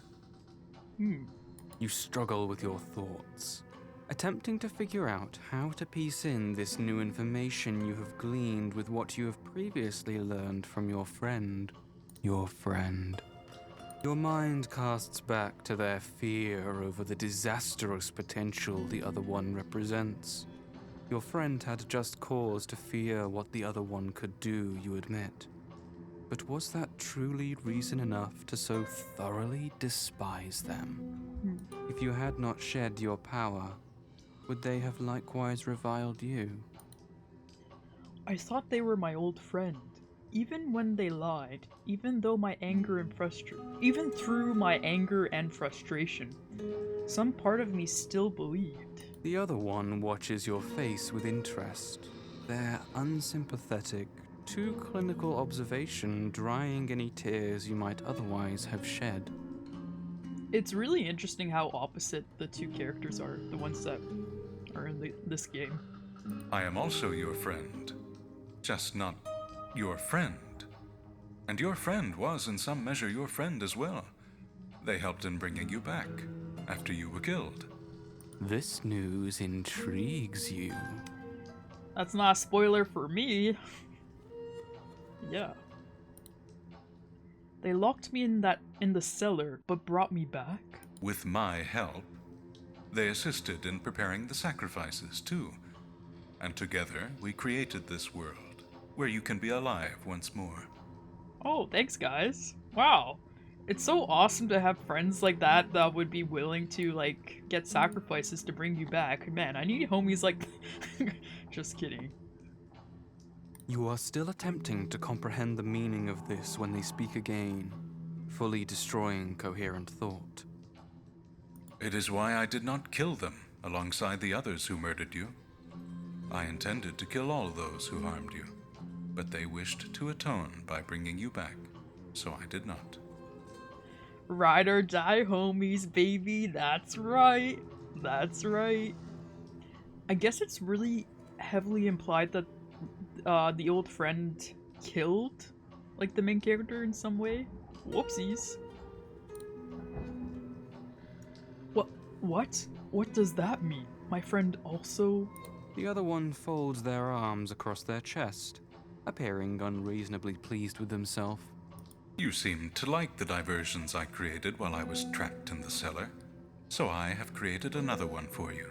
Oh. You slam a fist upon the scarred tabletop. I have no guts for games right now. Did my friend aid in my death? Were they party to my murder? The other one remains unmoved by this display of passion. Excellent. You are displeased by my obstruction. I am playing my part well. Something is different. Have you not noticed? You are what is different. Wholly unruffled, the other one continues on. Something that is not me is also changed. You must have felt it, noticed it. A refutation of this dies upon your lips, as you recognize that they are correct. If I answer correctly, will you then provide me the answer I seek? If you answer correctly, you may then proceed. But do not fear. If you fail, we can start again from the beginning. I will strive to do better, if that is how it happens. You bite back the reply that any further repetitions may drive you mad.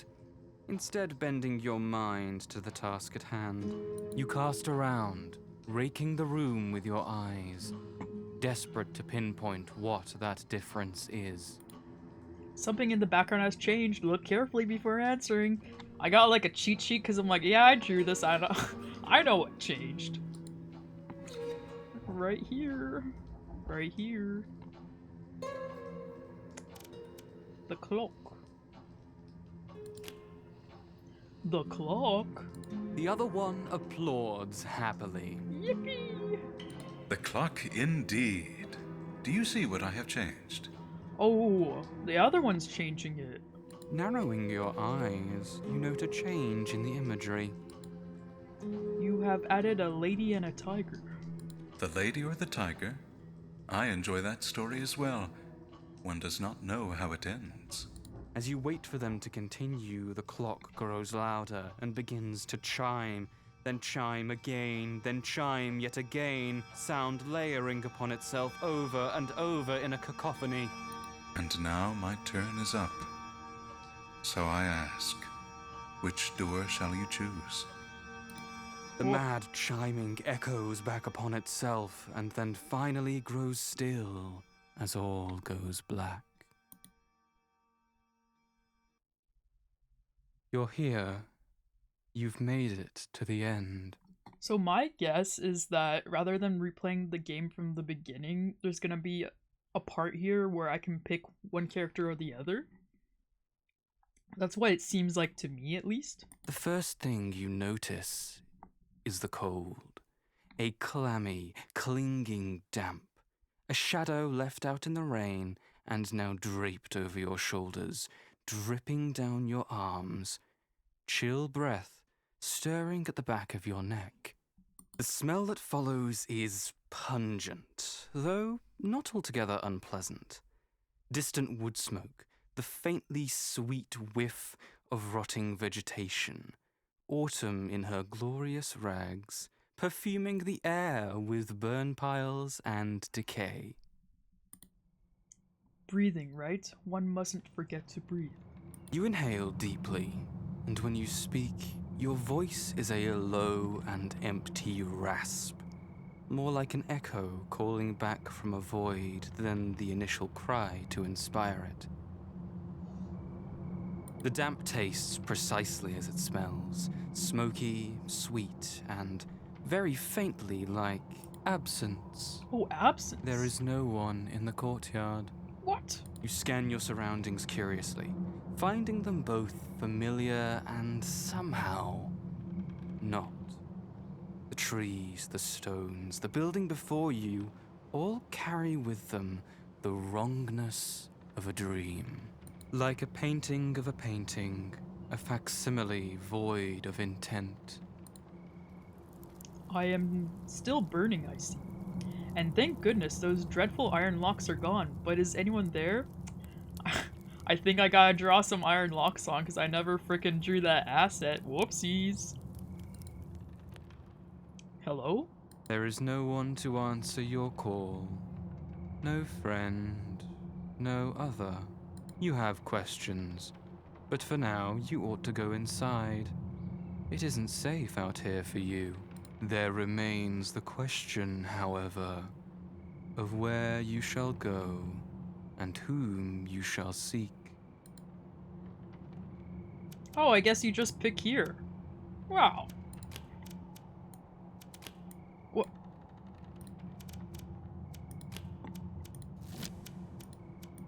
I think I want to see the old friend first. You enter the old inn, greeted as before by the tinkling of the bell and creak of the rusting hinges, but no voice calls out to you. You throw the latch yourself, scanning the room, and your eyes alight upon a familiar figure. They are collapsed across the table now, the prized crystal ball shoved roughly aside, the spirit boards scattered, cards littering the ground like speckled fallen leaves. For CG, yippee! My friend? At your words they moan, pushing back from the table to look up at you. Their eyes are sunken and deeply shadowed, cloak hanging limp with the weight of their palpable despair. Yeah, the card menu is awesome. Like, it's very tasteful. I'm so happy with how it turned out. Sorry for this person, though. yeah, our friend's going through it a bit, having a little emo moment. All the same, as you seat yourself across from them, a spark of hope lights in their eyes. You have returned to me. I am here. You do not offer any elaboration, but your presence seems to have instilled newfound life in them, and they lean toward you eagerly. You met the monster and heard it whisper all manner of poisonous words. But you are here again.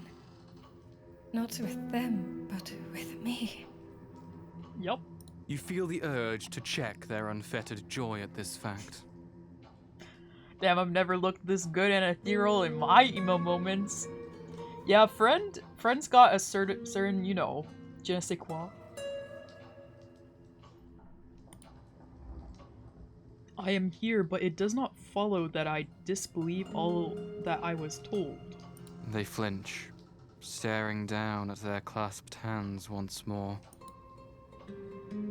However, I do wish to hear your side of matters. If you can promise, you will tell me the truth. Your friend looks up again, smiling wistfully. I shall solemnly promise to do so. I have nothing left to hide, after all. You have seen my worst. Ask what you wish, and I shall answer in earnest.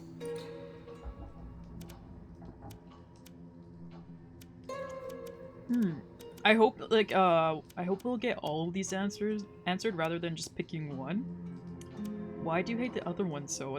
This one I'm the most curious about, so actually I'll save just in case. Do you not? No, they seem pretty chill. Pretty epic even. They seem genuinely surprised, but the question takes you aback. The other one is a part of me. The part you have rejected. It is a wonder that you care for it at all.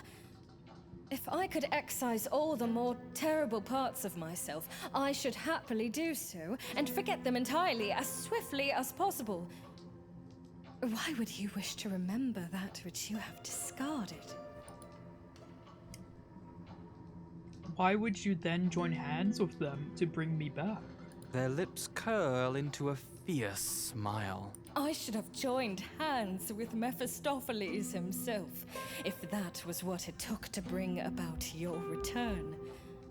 I should have faced 3 times the perilous tasks assigned to Psyche in regaining her Cupid. I would gladly have ransacked heaven or ventured into the bowels of hell itself to fetch you back again. Your friend laughs breathlessly. What then was it to bargain with one monster? That creature may be an evil simpleton, but it has power enough to return you to me. How, though? They give a slight shrug. Being a mere mortal myself, I cannot give much by way of details. My part was only to assist with the necessary sacrifices, and to provide my memory of this place so that that creature could fashion this world for us. Oh. What do you mean by assisting with sacrifices? The soft mouth tightens. Are you certain you wish to know? Yeah, why not? You return their stare, Yeah. steeling yourself, and nod. Fine then. According to the monster, there is a cost for great works of powerful magic. Life follows life, death follows death. Though I don't know if that strange wretch can rightly distinguish between the two. They shake their head, pausing to reflect a moment before continuing on. Still, if killing you was for me the most difficult act of all, slitting the throats of those who drove me to it was among the easiest. For it would bring you back again. It created this world where we may be safe and happy together. That's interesting, like... If you love someone so much, like, how could someone force you to kill them? That's really...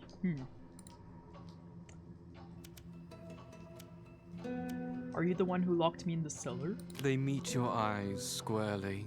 Locked you in? No. Though I am the one to persuade you into staying there, the lock was full. You feel disappointment overwhelm you, but they reach across the table, taking your hand in theirs. It was not for the reason that the other one suggested. Ignorant, horrible creature. No, I persuaded you to stay in the cellar, for it was where you would be most safe. Their voice falters as they speak, as if fighting back tears. It is the truth. I thought you would be safe there. I did. If I had believed I could take you home with me, I should have done so. But I feared for your innocence and pure heart. Should it be exposed to the bustle and harshness of city life?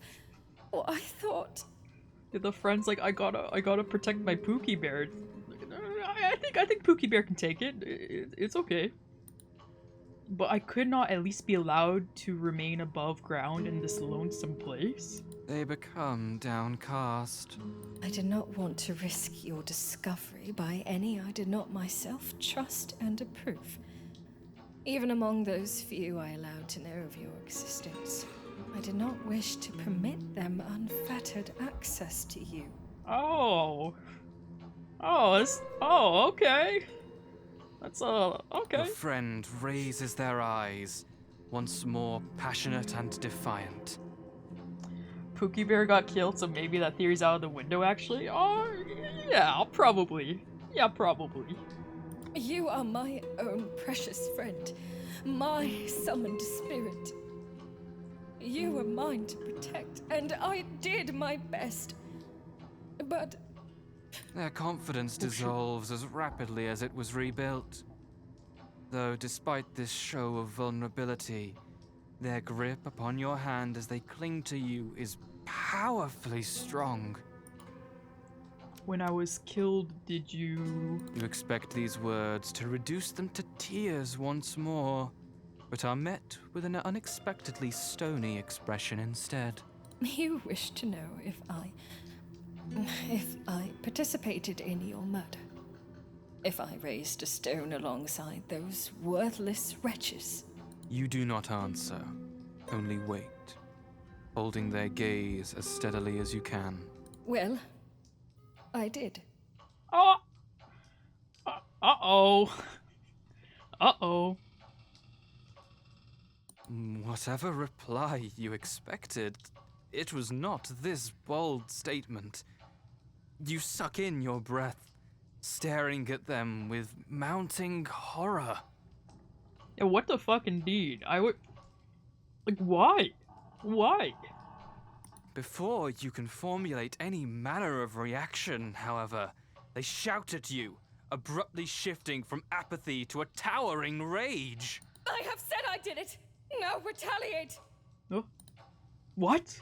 I raised a stone with these two hands, and I brought it down upon your head! I did it again, and again, and again, until my gloves were dyed crimson with your blood, and even after I could see your bones glistening in the moonlight, your skull like a broken pearl. Yet still, I continued to bludgeon you, grinding your body into the earth, into the muck and dust. I did it! Shoulder to shoulder with those monsters. I who summoned you, who was your friend, who loved you best, who tried so hard to keep you safe.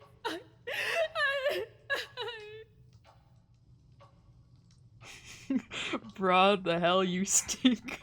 Yeah, I really want to know, like, if you love the main character so much, why would you do that? And also, amazing performance, Vanessa. Wow. Wow. Their voice dissolves into great hiccuping sobs, violently belying any hint of pretend malice they assumed in this horrible short speech.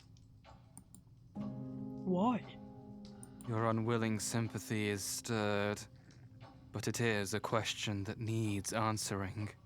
They recognize this fact too, wiping their face upon their cloak, bloodshot eyes once more raised to meet your gaze.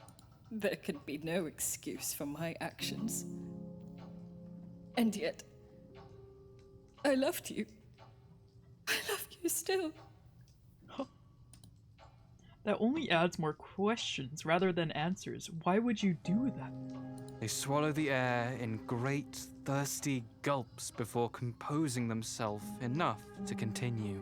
I thought I could trust them. I wish to expand your experience of other mortals as you wish to live among them. I wish to bring you out of the cellar and into the light. They smile sardonically. I invited trouble into our private idyll. I held my seances here, inviting only an elite few. I conducted summonings in full view of others, and you would happily answer my summons, appearing in all your otherworldly, angelic glory. Oh. Your friend's face dims. I thought I was your sophisticated guide, introducing you to the wider mortal sphere little by little. Instead, I was the truly naive one, and the only thing I exposed you to was danger. They hang their head low once more. Those I trusted betrayed me, and because I trusted them, I betrayed you. They arrived with fear and talismans and cudgels, set on a violent exorcism of the spirit I had shared with them. And if I did not agree to your destruction... Your friend's voice quavers, but their hands ball into fists upon the table. If I did not aid in your destruction, I too would have been destroyed by your side. Oh, okay. That sucks. Okay. For all you have steeled yourself for the worst, this information blindsides you. What? I was told I must aid in your absolute eradication. Or I should myself be regarded as the gateway through which Hell's left hand had escaped to wreak destruction upon the earth. What happened to being ride or die? I guess only one of them dies. They raise red eyes from the sleeve of their cloak. I had a little choice. I trusted the wrong people, and you paid the price. But you are a spirit, and so I knew you might come back. For myself, however. You let me die because I was a spirit? The chill in your voice causes them to freeze, then bow their head again in supplication. It is a meager excuse, but please do hear me out. This is what I am doing, is it not? They nod abjectly. I have told you I am no stranger to spirits, to summoning. I trust as well that I have spoken before of the variety of spirits I have summoned. The blessed dead, the celestial, the demonic creatures. You have. Then let me explain to you what it means when I speak of the blessed dead. You listen, still mistrustful. The spirits belonging to the blessed dead are called thus out of pity more than anything else. They do not have power of any kind. They are either beings unwillingly recalled from the peace of the beyond, confused by their tether to a world long released, or they are lost wanderers, driven half mad by solitude and confusion. They grip the edge of the table, building upon their theme. The human dead are either pitiful, or crazed, or wretched, or all of these things. If they speak at all, it is through another's voice, or through such contraptions as a spirit board, entirely subject to the summoner's whims. More often, they can do no more than knock over a cup, blow out a candle, or tap upon the walls. Oh, interesting. You recollect questioning the series of odd pranks your friend said served for communication from spirits, recognizing now they were speaking of mortal dead. Spirits have power. Spirits may do as they please, be it turning mortal as you did, or overcoming death as you also have. But a dead human, our spirits must go elsewhere, or we become entirely unsound and unlike ourselves. Okay, so that's why you didn't want to be killed. I think I forgive. I think I forgive an old friend. That's all right. Their intense, magnetic eyes fix on yours, and they reach for your hands. If I had not assisted in killing you, I should be dead myself, and then I could not have possibly brought you back. And while those horrible wretches may have stoned your limbs and body, I did my best to reduce your suffering, that you might die quickly as possible, to then in turn be raised as quickly as possible. Okay, sounds good to me. They give a tight smile. As many mistakes as I have made, I do hope you know I have done my best to compensate for those failures. It is more than you can make sense of or yet accept, and you attempt instead to turn your mind to other subjects. I see. Well, all my cards are now upon the table. I believe they're on the floor as well. Oh, yeah. Your dry observation causes your friend to chuckle, deep and rich. So they are. What would you like to do now? I have failed to conceal the worst of our past from you, but if you will forgive me... Is there a way to leave this place? Return to the world outside? They muse upon this silently for a long beat. Are you certain you would want to? I do not have to tell you that the world is dangerous. Being locked away did not keep me safe before. I fail to see how it would do so now. Your friend flinches at this. I am not sure. If there is a way, I do not know it. There are ways. Oh! Yellow! Be gone, demon! They lurch backwards, glaring around the room in search of the other one, whose voice seems to rise up from the floor and walls. That is one way. Oh. What is? Your friend's memory laid the foundation for this place, and my magic upholds it. Without one or the other, the whole shall collapse back to the earth. What the heck happened? I've been having so many technical difficulties today. What happened? That's really weird. Sorry about that. Yeah, I got big. My apologies. Like, the program disconnected and then it went pew. My apologies.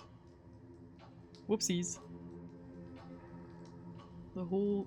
Yeah, I got distracted by that momentary distraction. Wow. An ethereal gust of wind whirls amongst the fallen playing cards, stacking them up into a fantastical tower before flattening them once more. Hello! No more hiding. Whoopsies. I got a little shy from my my technical difficulties. Whoopsies. Like a house of cards. Your friend slowly rises from the table, prowling the room now in search for the unseen voice. Then let us find the monster at once and slay it if you wish to return. I shall help you.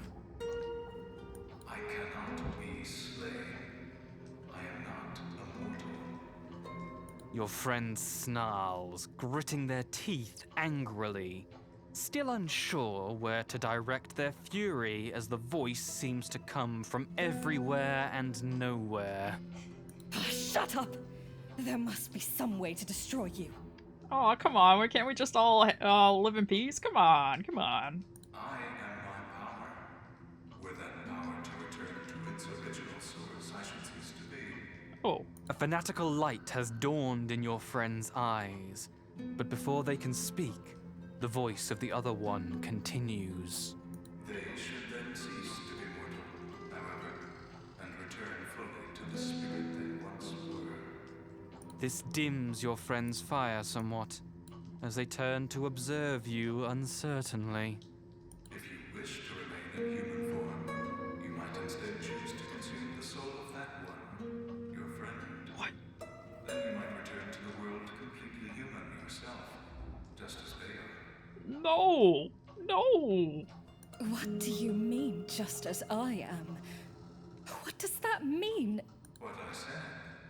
You would not be you anymore. They would be you instead. But do not be overly concerned. If your soul is eaten, it shall not then wander as you feared. Demon! I do not wish for my soul to be eaten! Their voice rises to a shriek, contrasting sharply with the other one's measured reply. I also prefer existence, and do not wish to cease to be. But you and I are done with choosing fates. We have wrought death, and we have brought life. Now it is our turn to have our fate decided. This is the balance. The power to choose is no longer in your hands, nor mine. Your friend sinks back onto their stool, face slack, but nods. All right. There is nothing else I can say. They turn their gaze back to you, eyes brimming with tears, and force a smile. I do not want my soul to be eaten. But if it must be, I suppose I shall be happy to know it has served to bring you the humanity you so longed for. Your friend takes your hand in theirs once more, giving them a squeeze. I hope that you will at least consider a life with me instead.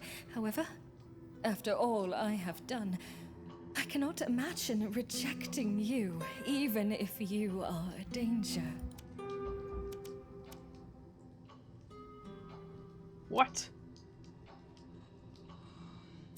I don't want to kill the friend. What the heck? No. No. No. Take back your power. Living as a mortal means dying as one as well. Let this all go and vanish. No. Eat the other one. No. No. I'm just... Take back your power. I'm not sure if these two are any different. I don't want to hurt the friend. No. No. Oh! I guess I can't pick that. Not safe. I think the other one is a bit moldy. Not safe to eat. Yeah, I think so too. Yeah. Your friend claps their hands over their ears as the other one's voice booms throughout the small tavern. Are you destroying the monster? Oh, thank... I do not wish for you to go. I brought you back because without you, I am entirely without feeling. It is not balanced. It's okay, you're a dead spirit. Mold does nothing. Oh, but I might have, like, tummy issues. Come on. Your friend's eyes grow wide as they make a dive as if to embrace you. However, you only step back out of reach, smiling sadly. You chose death after all they did to bring you back, but I had no other option. It's either they die or I die. It's... To be mortal is to die. If I wish to be truly mortal then it means I mustn't cheat the death that was my fate. That is within the balance, is it not? It is so. Very well. Okay, sorry, Pookie, sorry. Wait, you must not. But at once, your strength is gone from you, and you collapse to the floor. There is little in the way of pain, though whether this is mercy on the part of the other one, or a final revolt against the notion of you being entirely mortal, you cannot say. The only sensation you have is what sustained you has now dried up, shutting down each function. Sight, feeling. The last to go is sound. Now you shall stay and be my other part, for you have robbed me of my feeling. Okay, sorry. I shan't, you devil! Bring them back! Bring them! Oh. Whoopsies. But then you can hear no more, and peacefully complete your surrender to death. Yeah, just as you wished. Kinda rude. Really rude, huh? Bad.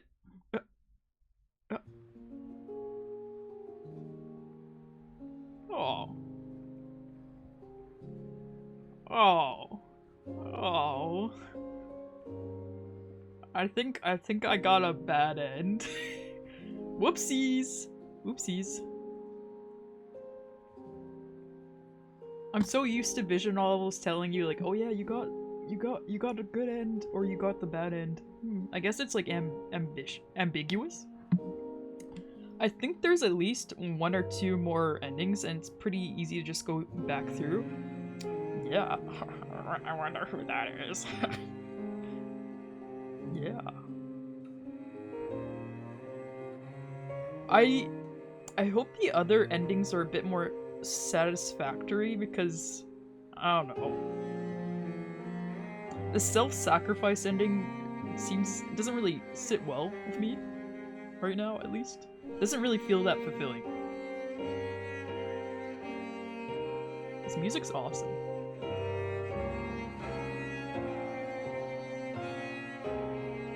Oh, I guess we'll see you the next Spooktober.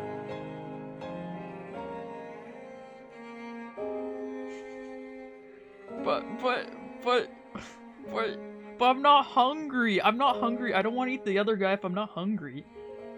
Rest in peace. Rest in peace. What?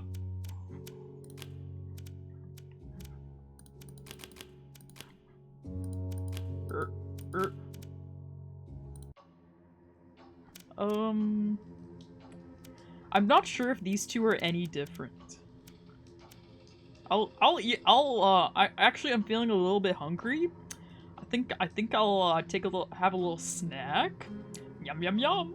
You look across the table regretfully. You have decided that I shall aid you. Friend's expression's like, shit. God. Oh. But before they can finish speaking, their movement is entirely arrested, only their eyes shifting to and fro in starting horror as they are lifted into the air by unseen hands. You just really don't want to eat the other one. I'd eat them. I could do that. Oh shit. Nah, this is scary. It is a messy process. You may wish to close your eyes. Oh fuck. You obligingly shut them. Then there is pain. Sudden, excruciating pain that tears at your innards as if it would burst out from within. Man, I love the voice acting even in the narration. A kaleidoscope of feelings ricochets through your mind. Fear, longing, affection, rage. Many other emotions rush by, too fast to name, and combine with a pain to create a fullness that feels beyond your physical capacity to contain. Your throat constricts. And then, as if a dam has burst, you scream.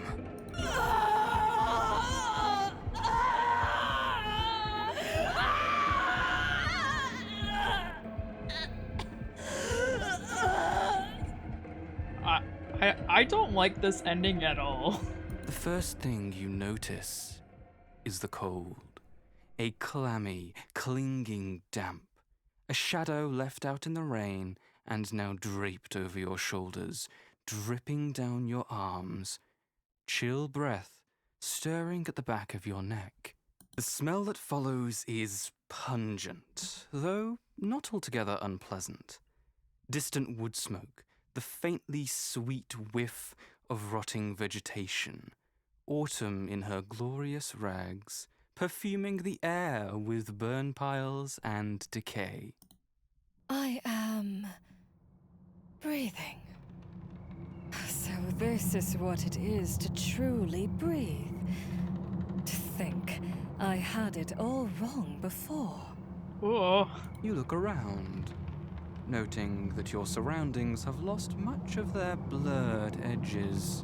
This is the earthly world, then. How wonderful. Oh, Kiawe, hello, you just came right at the bad end? Is that the Kiawe? What is up? Hello, hello. You spin, then try laughing. Finding laughter fun, you laugh again, louder and louder, spinning all the while.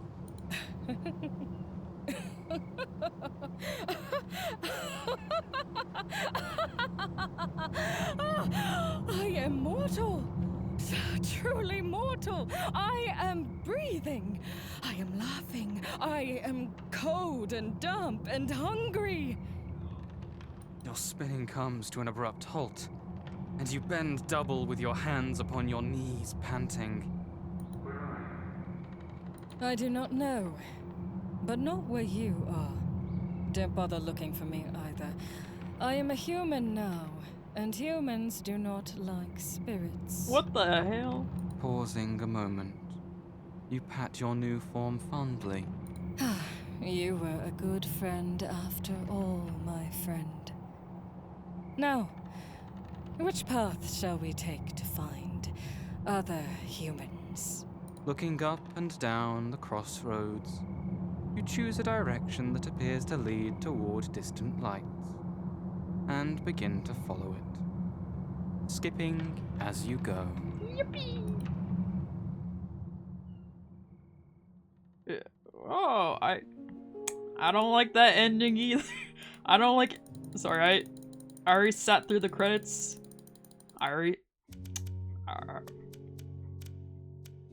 Okay. I guess, maybe there's 4 endings. Maybe there's 4. But yeah. Another creepy ending. Maybe this is the good ending. You have made your choice, and I shall accept it. Your friend looks around nervously. Oh yeah, for the crew, I said roughly 7. I'm almost at the end. So I think maybe I should let them know. I'll be 10 minutes. Yeah, I think only 10 minutes more. Finally fucking eat them. No! No! Yeah, the crew chat will be like after it's all done. What choice? What choice have you made? What begins as a tingling sensation in the soles of your feet progresses upwards and upwards in a numbing current. The chill damp of the air, the warmth emanating from the fire, the roughness of the wooden stool all begin to fade into something larger, where cold and heat are no more different than shades of color, and pain, pleasure, want all blur and commingle into little more than strange riddles. Things remembered from long ago. Eat both and get 2 bodies? Yeah, I guess I am. Guess we shall. In place of these sensations and feelings, however, is an overwhelming power. Authority. You are the whim which writes destiny and time, and you feel the lives of the creatures upon the earth as if they are crawling across your skin. An awareness of times before and times to come, which you may spread out or collapse as you might a folding fan. Eat everyone and prove the guys who stoned you to death, right? I guess you're right. But it was their faults in the first place. Just saying. You're a spirit. You are as you were. You recall your focus from the vastness of space and time, contracting back into the dingy room, which is already beginning to collapse inward upon itself. Wow. Your friend is standing across the remnants of the table from you, watching you with equal parts hope and horror. What? Oh, maybe this is the good end. I think I did it. I finally got the good end. Yippee! Break free with your friend at your side. Yeah! You contemplate the flawed, passionate, fearful, and unpredictable human before you. They are by turns weak and surprisingly resilient. But at least they are never dull. Yeah. You understand how an eternity of being everywhere and nowhere might begin to pall. And why your past self made the decision to stay alongside your friend as a mortal, you wish to stay alongside them still, to explore the world of humans. But unlike before, you will now retain the power to protect yourself. Awesome. I have decided to keep you with me. Mortals are interesting. Let us return, and you may lead me to the house you spoke of before. I should like to see a city from a nearer perspective, and walk it as you do. Your friend's face has gone white as new fallen snow, but they nod stiffly. Why are you sad? You should be happy. What the hell? What is the matter? You are my friend, are you not? They wet their lips, finally managing to croak out a reply. Yes, I am. Their poorly concealed terror intrigues you. Perhaps when the humans grow dull again, You shall honor this one by devouring them and retaining the bones as a memento, so as not to forget them in the long eternity to follow. Is there no good ends in this game? It seems not. With this future honor for them happily in mind, you depart with your trembling friend, eager to explore in more detail the world you may yet either retain or destroy as the mood strikes you. Wow. Damn, how many freaking endings are there? I thought there was like 2. Sorry, already saw this. Whoopsies. Damn, how many freaking... I'm sorry, maybe this is good end? You look around at the sad ruins of this mimicry of a mortal construct, empty but for your friend and yourself, and find that both it and they are too small to contain you. In the vast ocean of space you command, this small plane is a teacup, and the human before you a thimble, or perhaps no more than a speck of dew. No, wait! Don't leave me here! Don't! They're not happy no matter what option I pick. What the hell? You are unsure what to do with them. When you remember the cellar. No. The cellar is where one stores inconveniences. With a snap of your fingers, you put your friend in the cellar, where you can still hear their muted screams and pleading cries. Killing everyone as you requested. Why are you happy with these bad ends? Come. But their voice fades as you expand again, leaving them in their dissolving prison of memory.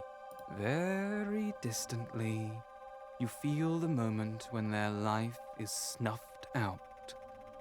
You do not find it in yourself to grieve something so small. What the?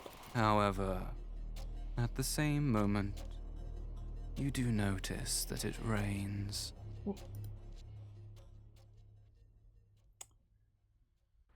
Yeah, I guess. Well, rather than drawing a good end, who knows? We haven't gotten all of them because remember there's that option where you could pick to see the other one. I guess the old friend only has bad ends. That kind of sucks. Like that kind of sucks. That kind of sucks. Yellow. Yellow. With some splintering of wood and creaking of hinges, you manage to throw open one of the cellar doors, descending into the darkness below. The good end is, you know, there's no good end so far. What do you mean? Actually, no, the good end is like where you go home with friend, and friend's like, fine, I'll take you. Oh, wait, I think I know what you're implying with that winky face. No. Yellow? Your eyes struggle to adjust to the utter darkness of the cellar, and you waver on the bottom step, uncertain whether to enter, or if the other one is even within. Oh, have a pleasant sleep, Claire. Adios. Ah, you're here. Howdy. They emerge, resplendent against the shadowed cellar, glowing with some form of inner light, as if they share more in common with phosphorescent mushrooms than humans. I still feel like I need to fix the CG a bit. I don't know. I am here.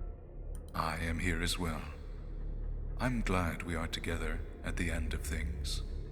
Their face, though still limited in expression, does indeed reflect genuine pleasure. Pleasure? What?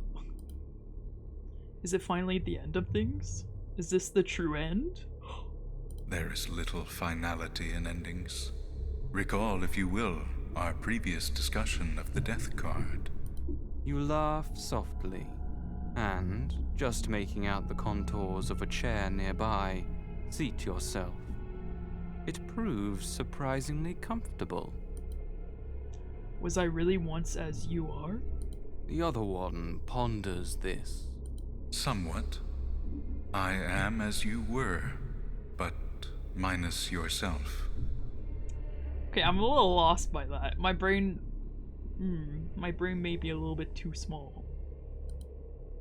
Always riddles with you, and lies with my friend. All things have a nature which they shall fall back upon, though I do not try to speak in riddles. It is evident you cannot help doing so.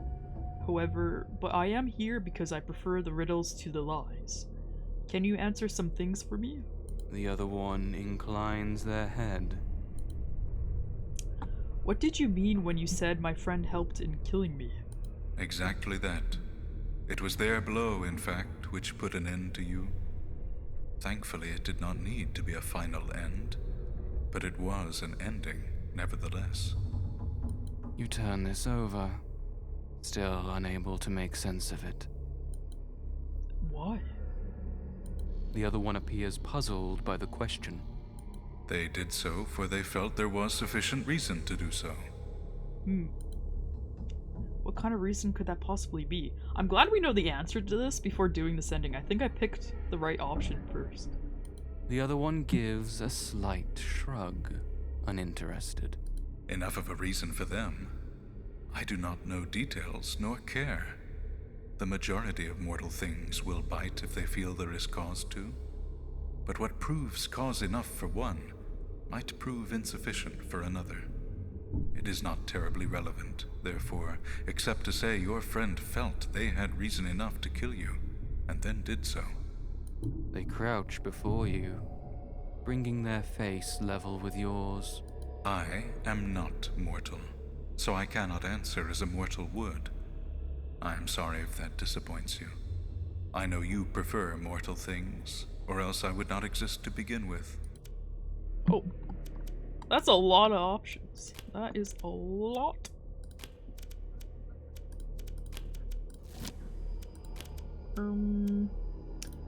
I no longer prefer mortal creatures. I would be foolish to, after what happened to me when I lived amongst them. There is enough room in the vast world for a human to be human, and for you to be yourself. I do not have any preference, so continue as you are. I do not mind it. It is true, I still hanker after that miracular brilliance and feeling that mortals possess. I cannot help it, but I do not expect it from you, so don't worry. I do not favor mortals above spirits, but I'm glad I once did. I like this world better for having you in it. I think this is the good end. I think this is it. The other one appears somewhat surprised by this, but after a moment, they smile. Thank you. I also prefer existing. Yeah. They hesitate, then become uncharacteristically diffident. And I also like the world better when you are part of its fabric. That is why I brought you back. Oh, whoa. A silence falls between you, but it is not an uncomfortable one. So what becomes of all this now? At the end that isn't an end? What would you like? I don't know, a good end? You look around the barren room, at the cloying shadows and musty wooden beams, and then back again to the other one. I would like to leave this place. Not only the cellar, but... They nod sagely. There are ways. Okay. The quiet is suddenly shattered. Though you do not recall closing the cellar doors, they are now shut fast behind you and peppered with the repeating thudding of human fists against them. Be gone, demon! No, why can't we all be happy together? I guess... Oh yeah, I guess this character kind of looks like a demon. Whoopsies. The other one gives a long-suffering sigh. That is one way. Oh, Puppy? What's wrong, Puppy? Puppy? What is? Your friend's memory laid the foundation for this place, and my magic upholds it. Without one or the other, the whole shall collapse back to the earth. Interesting. Wait, let me... Oh, Puppy. 1 second, Puppy. There we go. She hates me. She hates me. Your friend continues their furious assault on the cellar doors. Same ending? No! Where's the good end? What the hell? That monster cannot be trusted! Slay it or let me in, and I shall help! I cannot be slain. I am not a mortal. Yeah.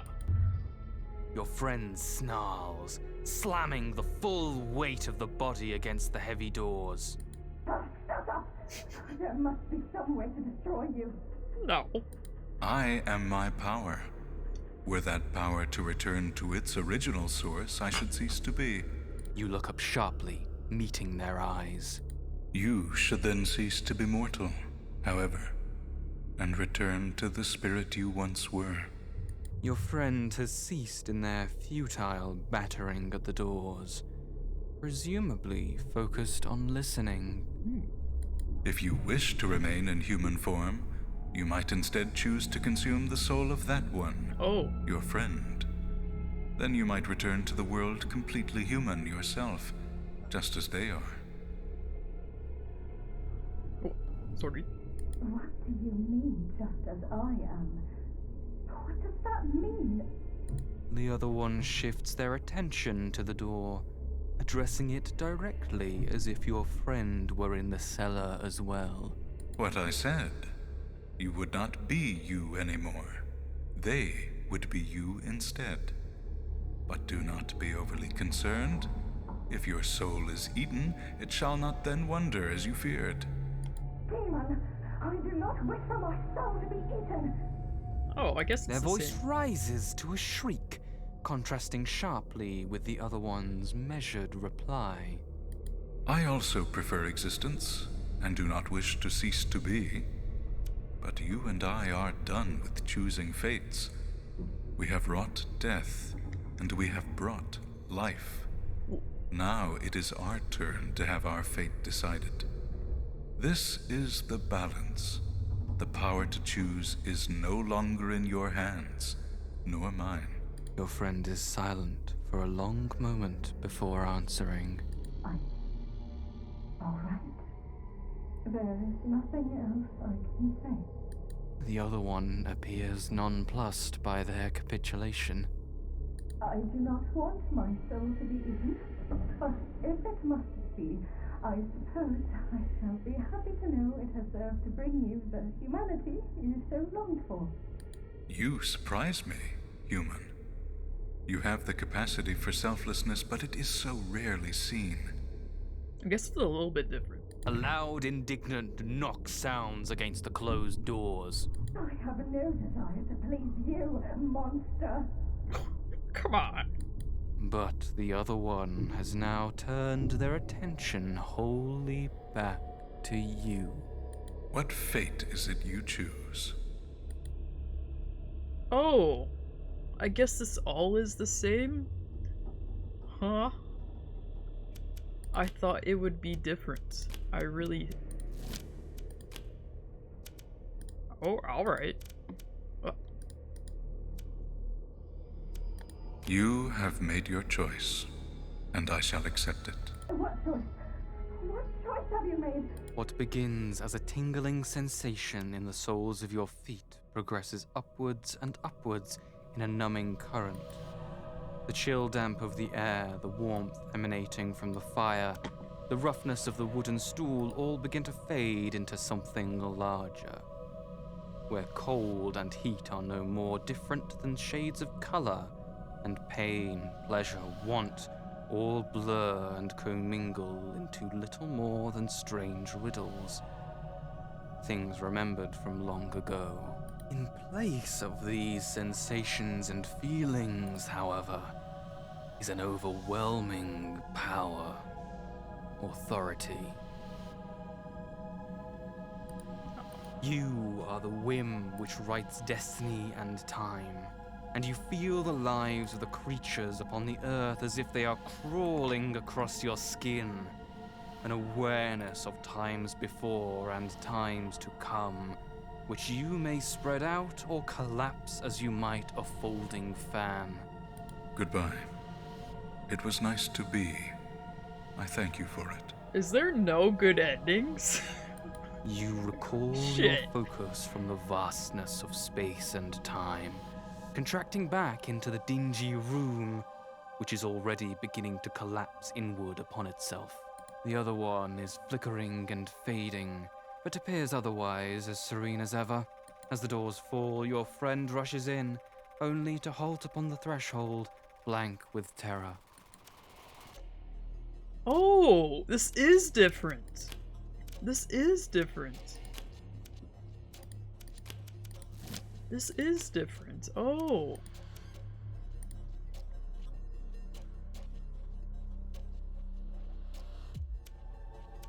I'll save the other one. You hesitate, stemming the flow of power for a moment, and they look up with confusion. I am not yet you. I am still somewhat myself. You must continue in order to leave this place. Though at first you cannot make out the cause for your wavering, you find yourself wondering fleetingly what might be lost by this gain in power. You understand how an eternity of being everywhere and nowhere might begin to pall, and why your past self made the decision to stay alongside your friend as a mortal. Mortals are interesting. You wish to stay alongside them still, to explore the world of humans. But unlike before, you will now retain the power to protect yourself. It's not too different. Do you wish to continue to exist, separate from me? The other one tilts their head, bewildered. I cannot. Not once you fully reclaim your power. Why have you stopped? You point, your finger picking out your friend, still standing just beyond the broken doors, frozen in place. You may be the mortal this time. I have left you power enough to consume my friend in my place. What? Do so if it pleases you, and then I may have my power, and you may continue to exist. Whoa! This is... Before your friend can utter any protest, the other one vanishes in a flash of light. Whoa. What follows takes but a moment.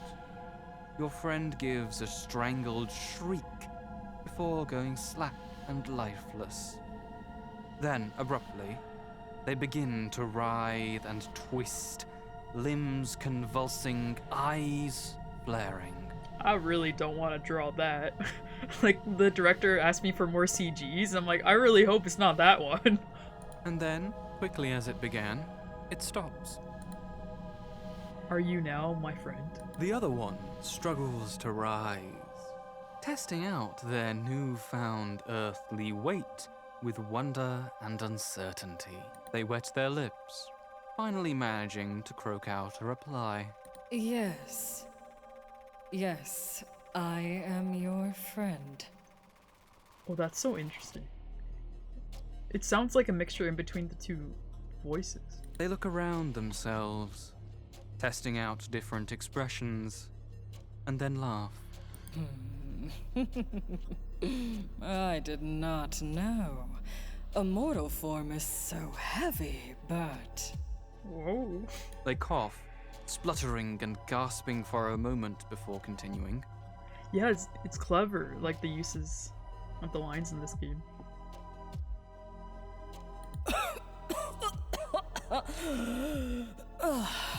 Breathing, right. One mustn't forget to breathe. Oh, that's why this line's so significant. You smile fondly at them. This new friend is much better than the old friend was. What? I'm glad I kept you. Let's go play amongst the mortals then, until I grow tired of this world once more. Your new friend gives a brilliant smile, following you up the cellar steps. I will happily accompany you. What is it that humans eat? I believe I am hungry. Isn't that strange? Should I catch a bird, perhaps? I love this voice change. Whoa.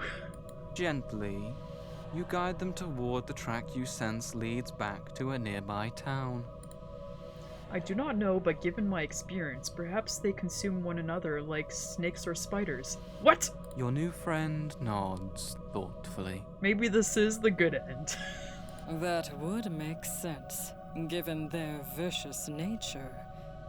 Well, let us go to town then, and find some other humans. Watching your friend tread the path with clumsy, unpracticed steps, you feel a faint sense of pride. Now the other one will be able to experience all that you could not. You shall have the mortal friend you longed for, and you have power enough to ensure that none shall harm them. Yes, you have made a good choice. Oh, this is the good end? Thank you. Smiling to yourself, Yeah. you accompany them into the coming dawn. Yippee! Yeah, maybe that was the good end. Oh, I don't even need to skip through it. No.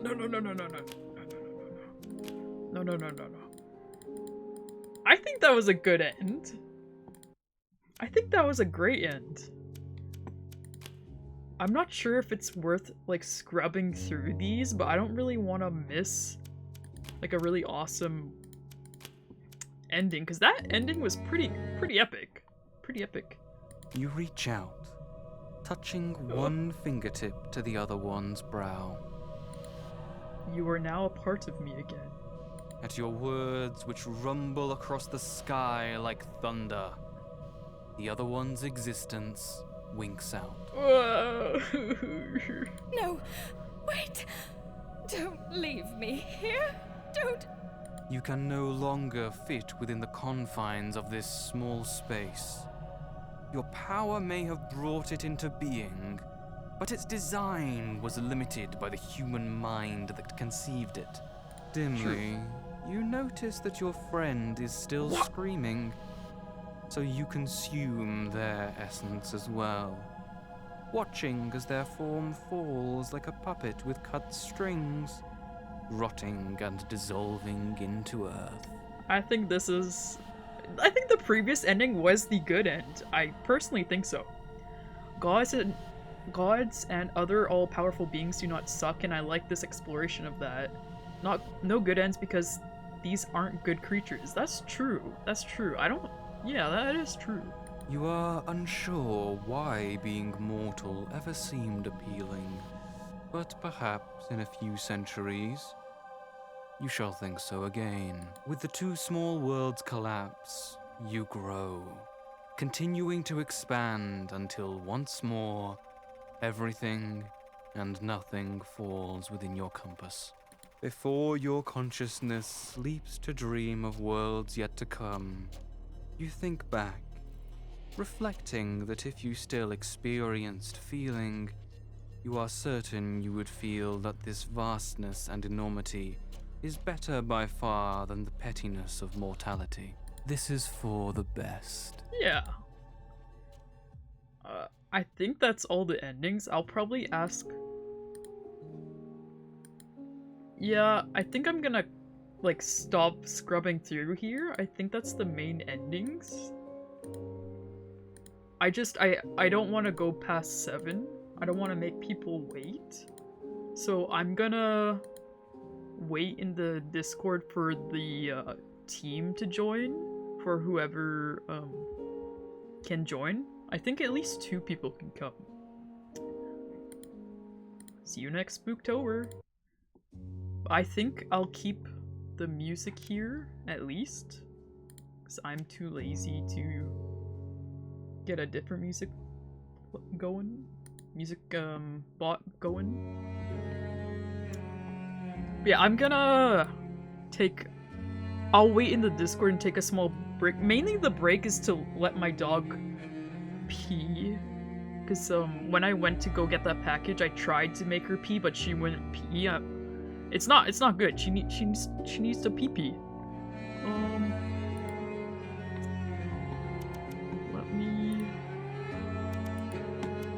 Let me quickly. It's a little loud for me personally. It'll be like backdrop music. But yeah, I think we'll be back in 5 minutes. I'll try. I hope the main lead writer can show up. That would be awesome. Okay, be right back.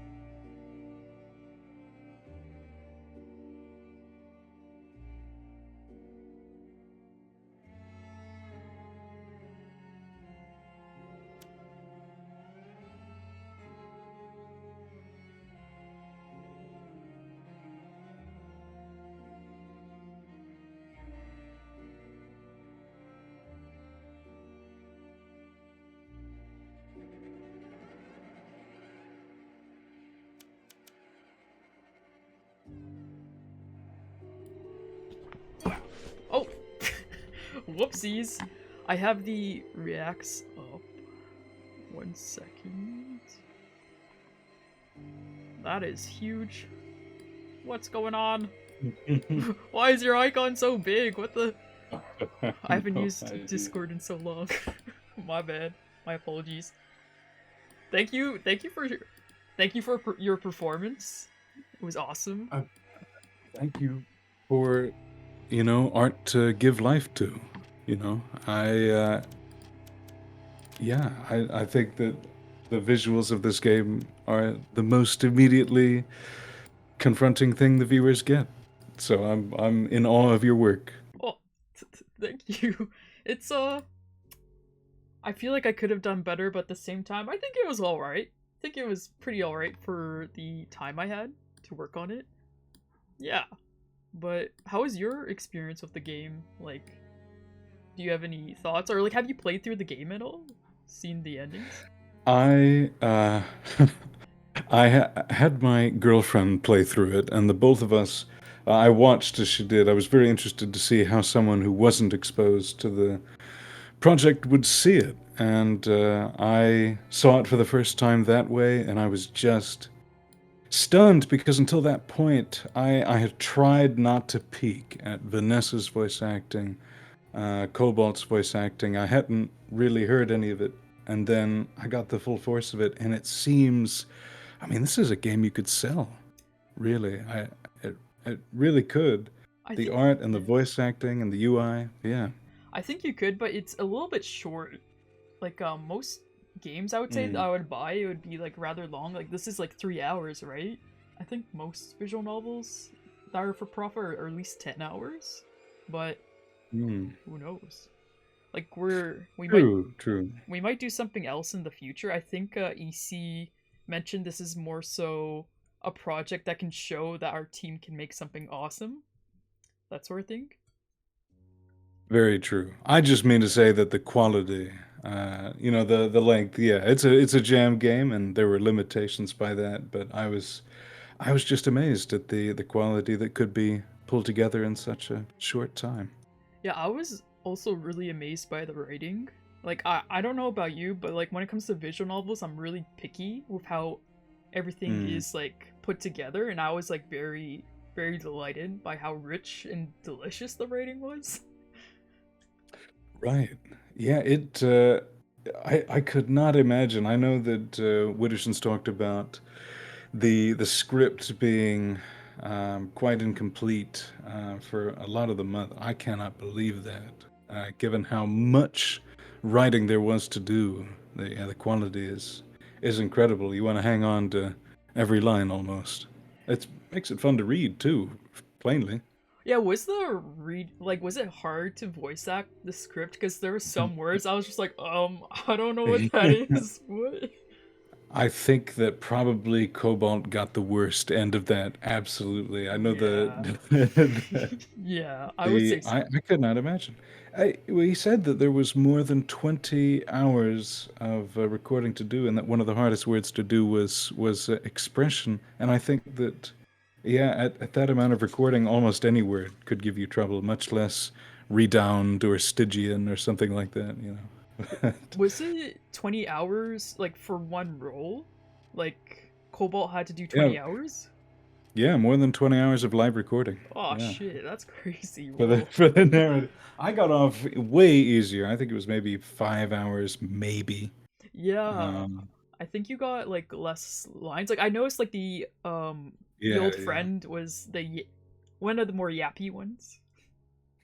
Oh my god. Yeah, no. It's a very verbose character, and I think it fits perfectly. But yeah, I don't think the other one definitely tends to be pretty plain, straightforward with dialogue. That helped me quite a bit. Yeah. But do you have a favorite ending? I think I got all the endings. There's like over 5, right? I hope I got all of them. Yeah, I think you essentially did, I believe. Yeah. But obviously I'm very, very biased about that. I am partial to the other one, and I enjoy an ending, the good ending that you called it. Yeah. in which the other one gets to live free and frolic. But I think they're all. I mean, it is Spooktober. It is meant to be spooky, and the endings they are very spooky. And I do think the one where you just give up and vanish does probably have the least content, but they're all spooky. It goes crazy whenever someone's soul gets eaten. Yeah, I was hoping there would be at least one good ending, but Yeah. no. That's the hope, right? Because you want to you do get a little sympathetic to the old friend and sympathetic to the other one and sympathetic for yourself and but it's the balance as they call it. Someone's got to go, and who will it be? Yeah. But yeah, I sympathize with that. So was this your first time playing through it fully? Yeah. I didn't touch it at all. Like I did see snippets of Mr. Shin's playthrough, but I got busy. I couldn't watch all of it. I think I saw mainly the beginning. Yeah, I didn't really know. I kind of knew what was happening because I had to draw certain things, and I think Withershines mentioned it. I still Yeah. I wish Withershines was here. Maybe later Withershines can come, but I still don't know why the corpse would just randomly catch on fire. I still don't know why. There's like questions I want to ask to the writer. I'm like, so I'm a little confused about this part. I don't really know why I had to draw that. But yeah, we could hop in the chat real quick and see if they can stop in at some point. Yeah, maybe in the chat. I'll try to DM them too, because I think they're in the same time zone as me, but I imagine I think I know why Withershine's busy.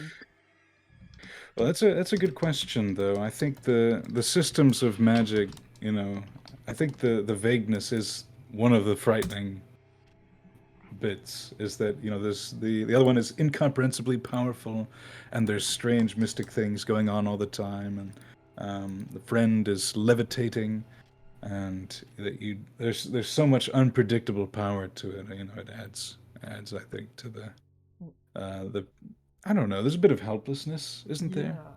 Also, one thing I feel really stupid for realizing it now because I designed the character. I'm like, wait, the other one kind of looks like a demon. Whoops! Because I realized. Yeah, the exposed rib cage and everything. Oh, like the horns mainly is what I was thinking of. Oh yeah. Like, yeah. I was told to design it like with the intention of the character looking otherworldly and not human, and it makes more sense with like a character that contacts the spirit world to accidentally contact a demon. Whoopsies, and not wanting to have anything to do with that demon.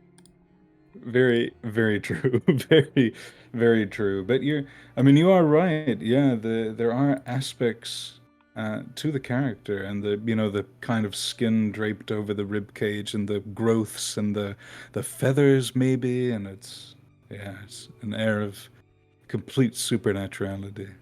And one other thing I designed, like I think it actually wasn't clear. It was supposed to be maggots coming out from around the wound and the nipple area, but I think Withershines described it as scales, and I was just like, whoops, that's supposed to be maggots. Whoopsies.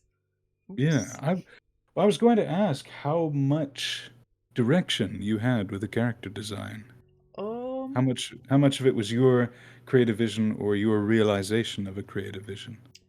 I would say I had a lot of say because they told me to basically go crazy with the visuals, but they it was both EC and Withershines that kind of were like, oh, but I want this in the character. Like I could control the visuals, but it had to kind of align with how they want the character's personality to present visually. I'm not sure if that makes sense, but no, yeah. I think I just would make a bunch of iterations and they would be like, yeah, that one's close to what I was thinking.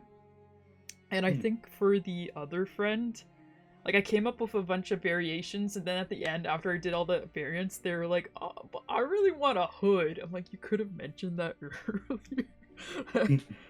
It's okay, but... Well, now that you've played through the game... Oh, hi, Jacob's with us. Hello. Welcome. Narrator. Yeah, I just had one quick question, and that is, now that you have played through the full game, now that you've played it all the way through, would you change anything about the character design? For me, maybe a bit because I made the other one's necklace very simple because I thought it would be a pain in the ass to draw something more elaborate because I assumed they would be CGs. I can pop up some of my concept art and show what I mean. Yeah. Yeah, just give me a second. But oh yeah, I think I forgot to introduce you guys, but I mean, would you guys like to introduce yourselves firstly, in case people don't know who you are?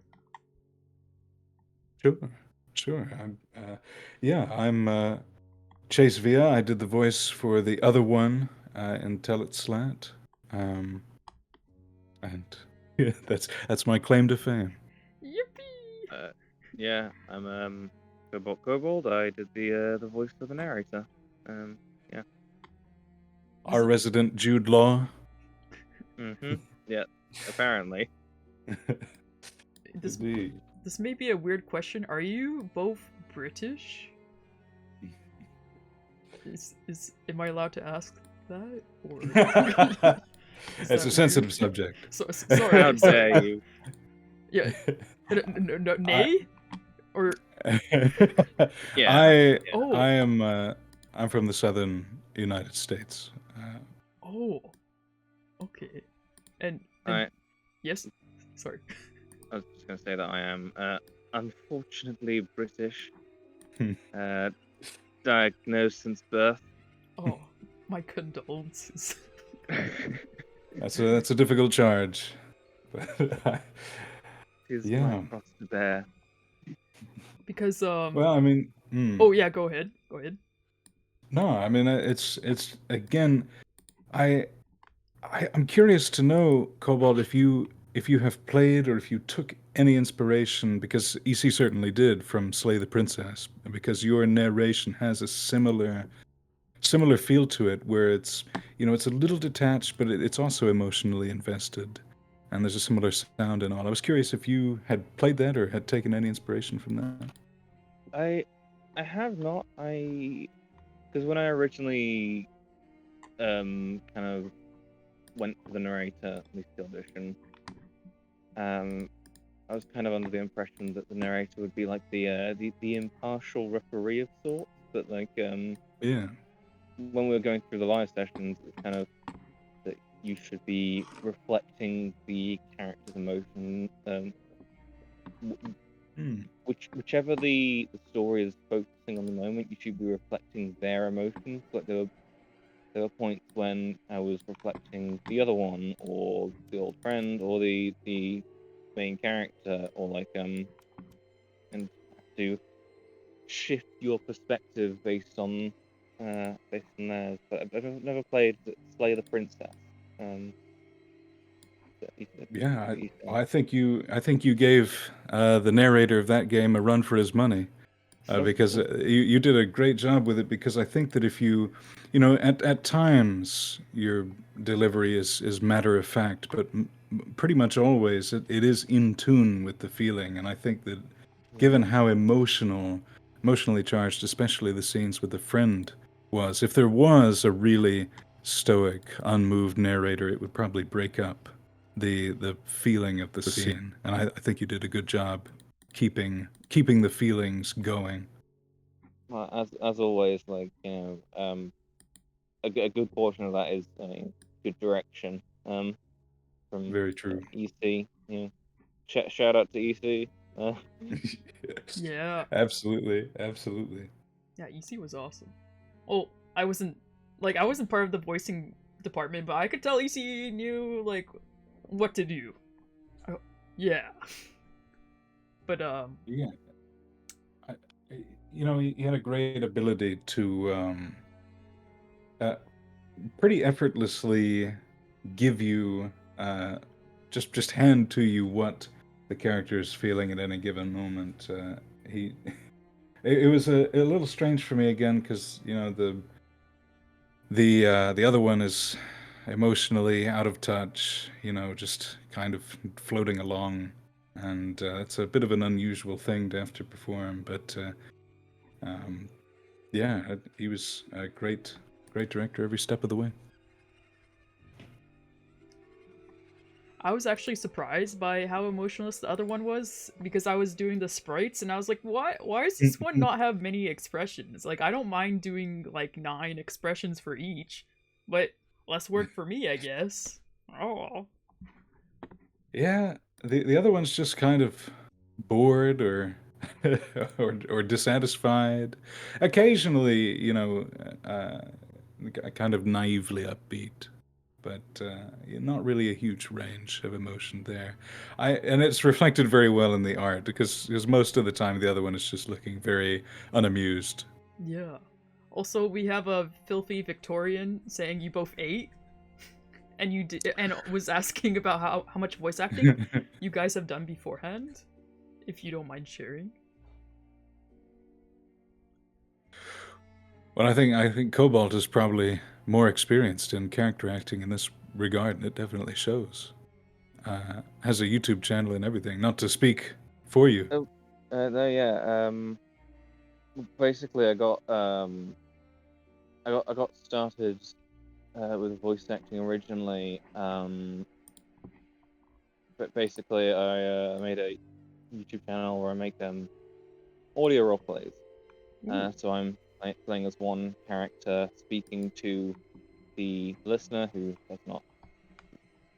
does not speak in actuality, but yeah, you come up with what you are saying in the situation, and those are fun. Those are fun. That's where I originally got started, and that was I made one, like 3. I think it was originally when when COVID was in the full swing of it.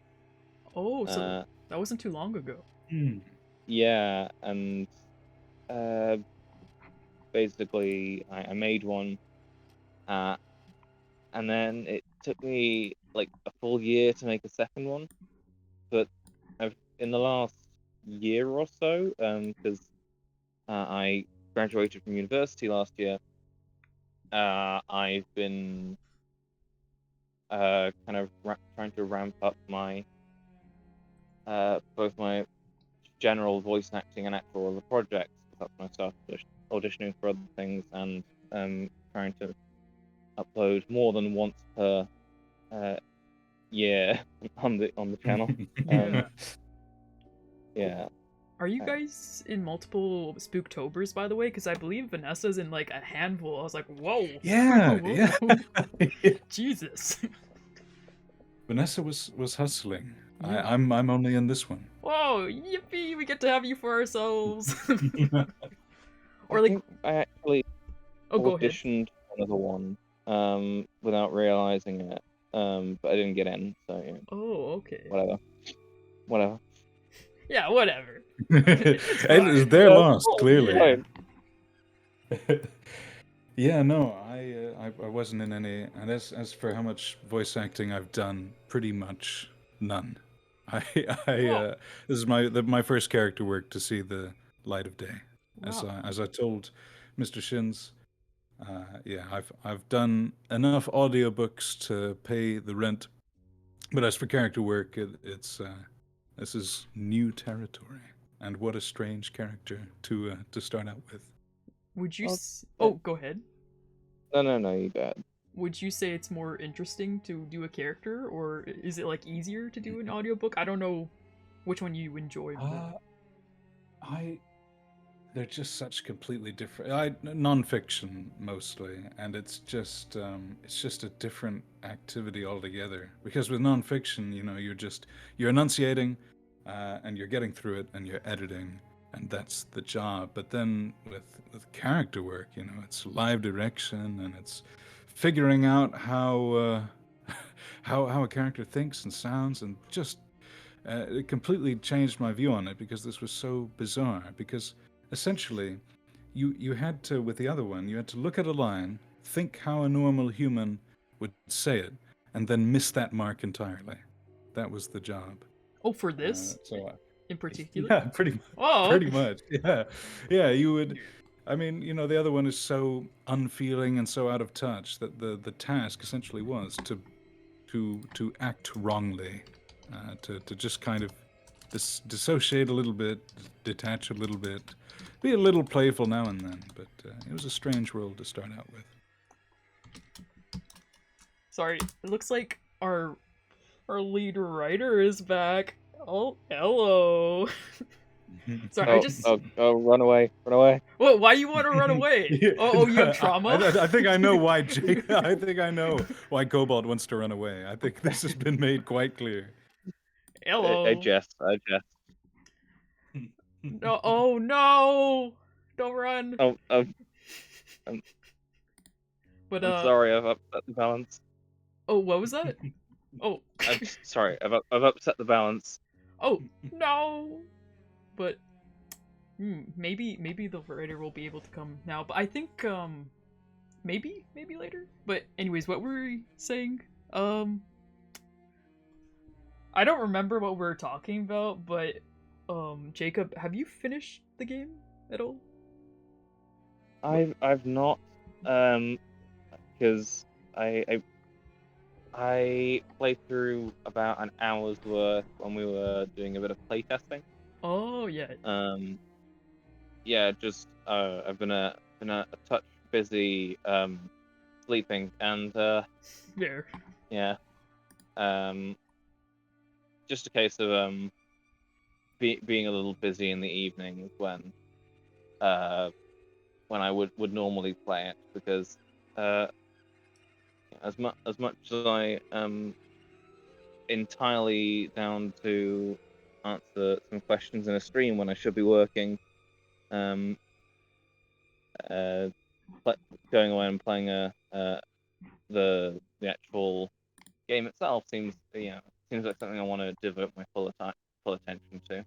That's fair. That's fair. It's a yeah.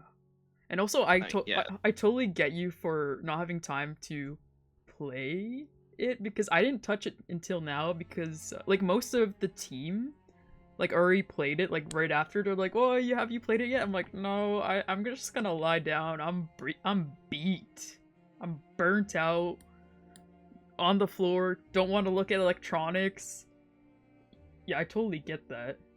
Like even the director, I think, messaged me a day after, like, "Oh, by the way, Jesse, do you wanna perhaps maybe after the jam do some more CGs?" And I scream and punch the bed because I really didn't want to, but I think I'm not burnt out anymore. I think I can do it, but yeah, I totally get being busy. Yeah, I mean, obviously, PSA to everyone out there, burnout is a real thing. Please do take a break. Hello. Burnout is a real thing. Please do take a break. Hello. Oh no, I think I'm adding echoes everywhere. Oopsies. Oh no, I think I'm adding echoes everywhere. Hold tight. I'll give you a second to fix your audio. Well, it looks like we finally have the lead writer in our grasp. At last, I have so many questions to ask. There's so many things. I was just like, Yes. Okay, there we go.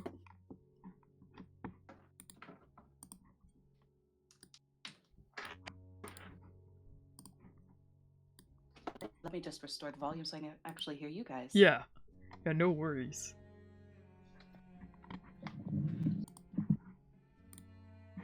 Sorry, I've been creating chaos over here. I just realized I'm on my my writing system and it's not really equipped for talking. That's totally fair. Totally fair. Is it a typewriter? That would not surprise me. The keyboard is actually like a typewriter. Wait, it could probably hear it in the background on last night's stream. Oh, I didn't hear it actually. You were totally fine. Yeah. Yeah. But would you like to Yeah, Shins introduce was yourself? on my case about it. It's like, stop typing. But you're a writer. It's like telling you not to breathe, right? Or am I getting it wrong? That's at least how I feel if, like, as an artist, and someone's like, could you stop drawing? Could you pay attention? Like, I am. Wait, sorry, were you saying something?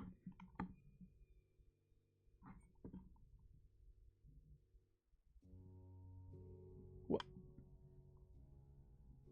Shoot, is my internet being poopy? Sorry, I'm still having technical difficulties over here. Oh, okay. My apologies. For a second, I was just like, my internet, perhaps? Take a moment while the Yeah. players choose to just like No, that's all me. In the art, just like to say that the art in this game is absolutely phenomenal. Like I remember getting into the server and then just browsing through the channels and looking at the art and being like, oh, god damn, that was, it was amazing to look at the art. Absolutely fantastic, and you did a stellar job. Thank you. Also, the UI is awesome too. I'm not sure, like, how much did you see of the art, like the characters or just the backgrounds? I mean, I kind of I kept an eye on it as it was developing and looked back to stuff even before I was part of the server. But just generally, like, the art is very good, and it annoys me that I can't draw. I've been meaning to learn, but Okay, so curse you artists. so Wittershins is like having audio issues, is just gonna type. That's totally fair. It happens to the best of us. But yeah, Wittershins in chat is basically the lead writer and was like the assistant director. Like the main people I reported to and asked for, like, oh, should I go this direction or that direction, was EC and Wittershins. That's the main people that I consulted. Yes. Well, yeah. Also, does anyone else have questions about the plot? Am I the only, like, small brain person that's just like, there's one part I don't actually, I'm a little confused about, don't really get, could I get some clarification? Oh yeah, the title, yeah, Filthy Victorian asks, like, about the title, where did it come from? Like, I don't really know why it's called that either. I'm assuming I had the same question. Yeah, because, yeah, I don't get it either. Whoopsies. Oh, it's from an Emily Dickinson poem. Okay. It looks like the Filthy Victorian knows what that means. Sorry, give me 1 second.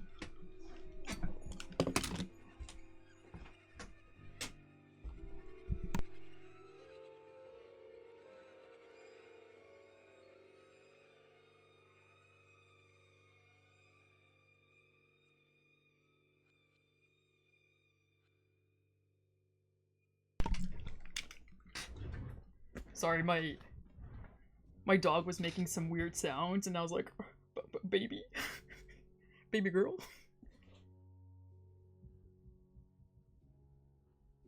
Wait, is Wittershins waxing poetics at us in the chat? Oh.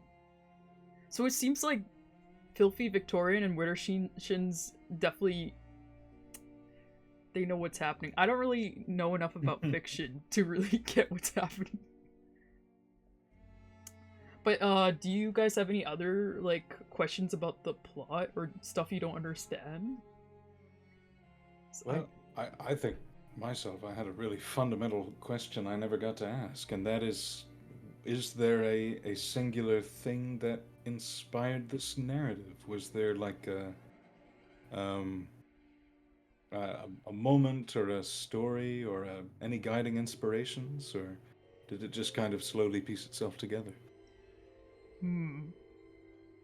I think yesterday Wittershins mentioned EC was drawing from Slay the Princess, right? And like Nier Automata, I believe. That's more of... I can't really answer how the plot really fleshed itself out. Yeah, EC had some specific ideas he wanted to draw from. I just mentioned I wanted to draw something Victorian, and then EC came up with ideas based off that. Yes. Yeah. Maybe a different fundamental question would be, what is Witterson's most influential author or writer or poet in terms of style? Yeah, that would be a good question to ask, because Wittershin has such a fleshed out and delicious writing style. Oh heavens! Oh, this is gonna take a while. that is a cruel question to ask someone who's inclined to literature, I guess. Every author from every book you've ever read. Yes, indeed. If someone list it out. Yeah, if someone asked me that, I would have at least 10 artists that I'm inspired by. That is a question. Do any artists jump to mind when it came to developing your style for this game? Oh, I just mainly drew what I wanted to draw. I didn't really... I think... Well, I think we were developing... we were collecting a bunch of images of vibes we were thinking to go with the story. I think EC really wanted me to draw from... I forgot the name of the artist. It's slipping my mind right now. It's like one of my favorite artists. Like the artist behind Castlevania, like the one that does like the cover art for the older games, like the Alucard art. What was the name again? Bill. Bill? No, it's not. No doubt. Sorry. It was like a Japanese name. I can't recall, but like that sort of really gothic, stark, harsh lighting was like one of the inspirations. And I would say that inspiration came more through in the old Friends look. I would say the other one, there wasn't much visuals I was like drawing from, because it was like that design was just a result of all the iterations we did and what we proceeded with in the end. Yeah. Yeah, mainly I can't remember the artist, but basically just think of Castlevania, like that sort of really gothic edgy look. That's basically kind of what we drew from, and just me drawing whatever the hell I want. That's it. Yeah. Do you have a specific kind of project you want to work from here on out? I just want to do more visual novel work, I would say. I do have my main project that I started before now that I still want to develop. Like, it's a gothic visual novel with surgical gameplay. It's basically... Yeah, I just like drawing gothic visual novels, and I just want to keep doing that, even if I don't start doing full development for that game yet, because a lot of artists and creators have that like baby project, that project that they put their heart and soul into, and it has to be amazing, because I've been developing it for years. Like, I want to do more smaller projects before then to get maybe my feet wet a bit more. Like, that's what this project mainly was for me. And I'm so glad it ended up being so awesome. I think it was awesome. Absolutely. Again, more so what I was saying pretty early on in this, especially given what it is, which is a jam game. I think the quality, as I said, is something you might see in a game you pay for. Not necessarily the length of the game, but definitely the quality of it. It's just altogether very impressive. I've seen people on the like game jam page in the Mitch.io. That was a general like sentiment of, wow, this is just the general quality of this is something that you would pay for, and it's the fact that this is a jam game is crazy. Yeah, maybe we could do another game in the future. I don't know. I love Wittershin's writing, so perhaps. I think we're all sympathetic to that. If there ever is a role, I'd be honored. Yeah, I'd be down. Yeah, Yeah, it's absolutely. just such delicious writing. Mhm. Oh, you like my art? Oh, wow, thank you. Wow. Yeah, like you can really tell. Like I think I mentioned it during my playthrough. Like just being so enchanted by how rich and immersive the text is. Like I think Wittershin mentioned yesterday that like I think Wittershin's background is in prose, like writing like writing maybe I think novels rather than visual novels, and I can really see that experience bleeding through and enriching the text as a result. Yeah, that's personally why I love visual novels. Like I love the richness and time you can take to really develop the plot through writing, because like when it comes to movies, it's kind of like bam bam bam, things need to happen, but with visual novels you can slow down, take your time. It's like a novel but with more visuals, and for me that's more engaging. Man, I just love visual novels. I don't know about you guys. I think they're awesome. Awesome. It's a great art form as a medium, and I very much sympathize with Wittershin's about Twain in particular as an influence. I can't say that I'm read up on all of those authors, but as Victorian said, you can see a lot of classic literature as influences in the work.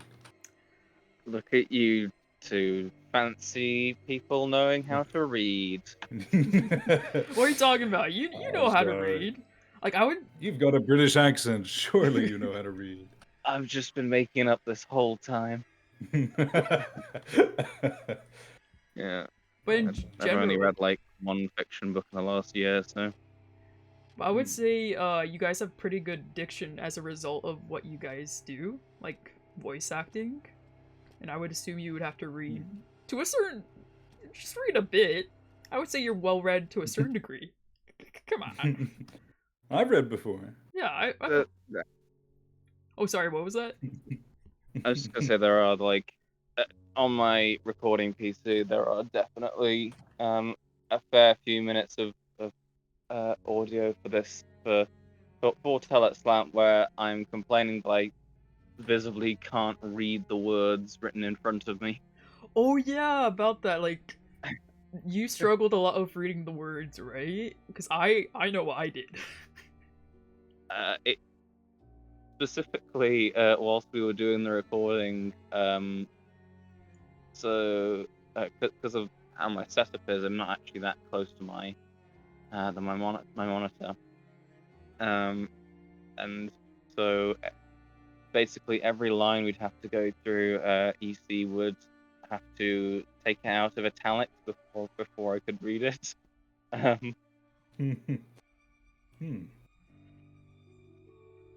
Would you say it was Yeah. a really hard role because of all that? I think it's definitely the most involved I've ever been in, like it's the biggest role that I've ever like done in terms of sheer volume. It's not that I think the role was particularly uh it was a well-written role, um and I'm so happy to do it. And the main issue I found was just simply time, because time zones and such. I only ever had Yeah. like 3 hours at most to record in the evening. So I've gone back.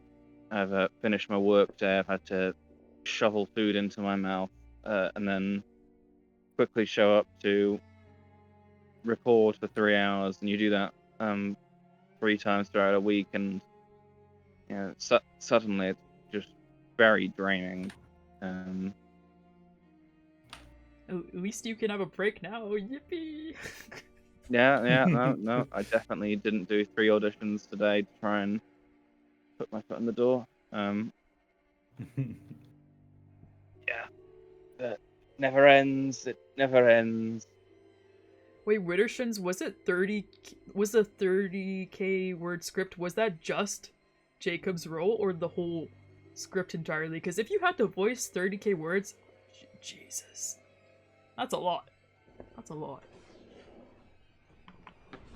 But I was also really surprised that the whole thing was voiced. I thought it was only gonna be partially voiced. Oh, that's the whole beast. Yeah, you probably did at least 15k of that, Jacob. Like, you voiced a lot. You did... maybe you did the most. Well, I should say that we were expected to do 3 takes of each line, so that's more like 90,000 words. Oh, jeez. Yeah. And then factoring in the explosion debacle. Yeah. So I think I did like 6 million words. No. Something like that. Sorry if I'm making bad jokes at the moment. It is 4 in the morning. Whoa. So. Oh, my apologies. If there's like not too much left, we can wrap this up soon. Because yesterday No. I stayed up. I'm fine. I stayed up late to stay in Mr. Shin's. Like, it wasn't super late, but I was like so tired because I was like exercising all day. Because I don't know about you guys, but this crunch before we had to submit, I was just sitting on my ass for like 14 hours a day, and you just really need to move your body. That's like really unhealthy for you. So I was like, oh yes, I can finally exercise. Yippee! I actually voice standing up, so the recording process is actually quite an active endeavor, and by the end of it, my feet hurt. Just because you've been stood up for 3 hours, kind of hobbling around, but also making sure that you aren't like that you're not busy moonwalking, because the mic will pick it up. Yeah, no, I'm not tired. I basically I went to bed earlier than I normally would and set an alarm so I could, show up and say hi to y'all. Thank you so much for coming by. Like, I really appreciate it. It's also I haven't left. Yeah, I haven't left my bed though, so that's the reason my audio is so crap. On my phone. It was also really. I think yesterday was more surreal for me to hear, like, I think Chase was the main voice actor that came yesterday. I was just like, oh my god, what's the other one doing in VC? That's just crazy. Whoa. Wow. Yeah. No, hearing the voice actors, and I haven't heard Vanessa talk as Vanessa yet, but I'm sure that would be jarring as well. I think they do it a little bit in the blooper reel that we've got.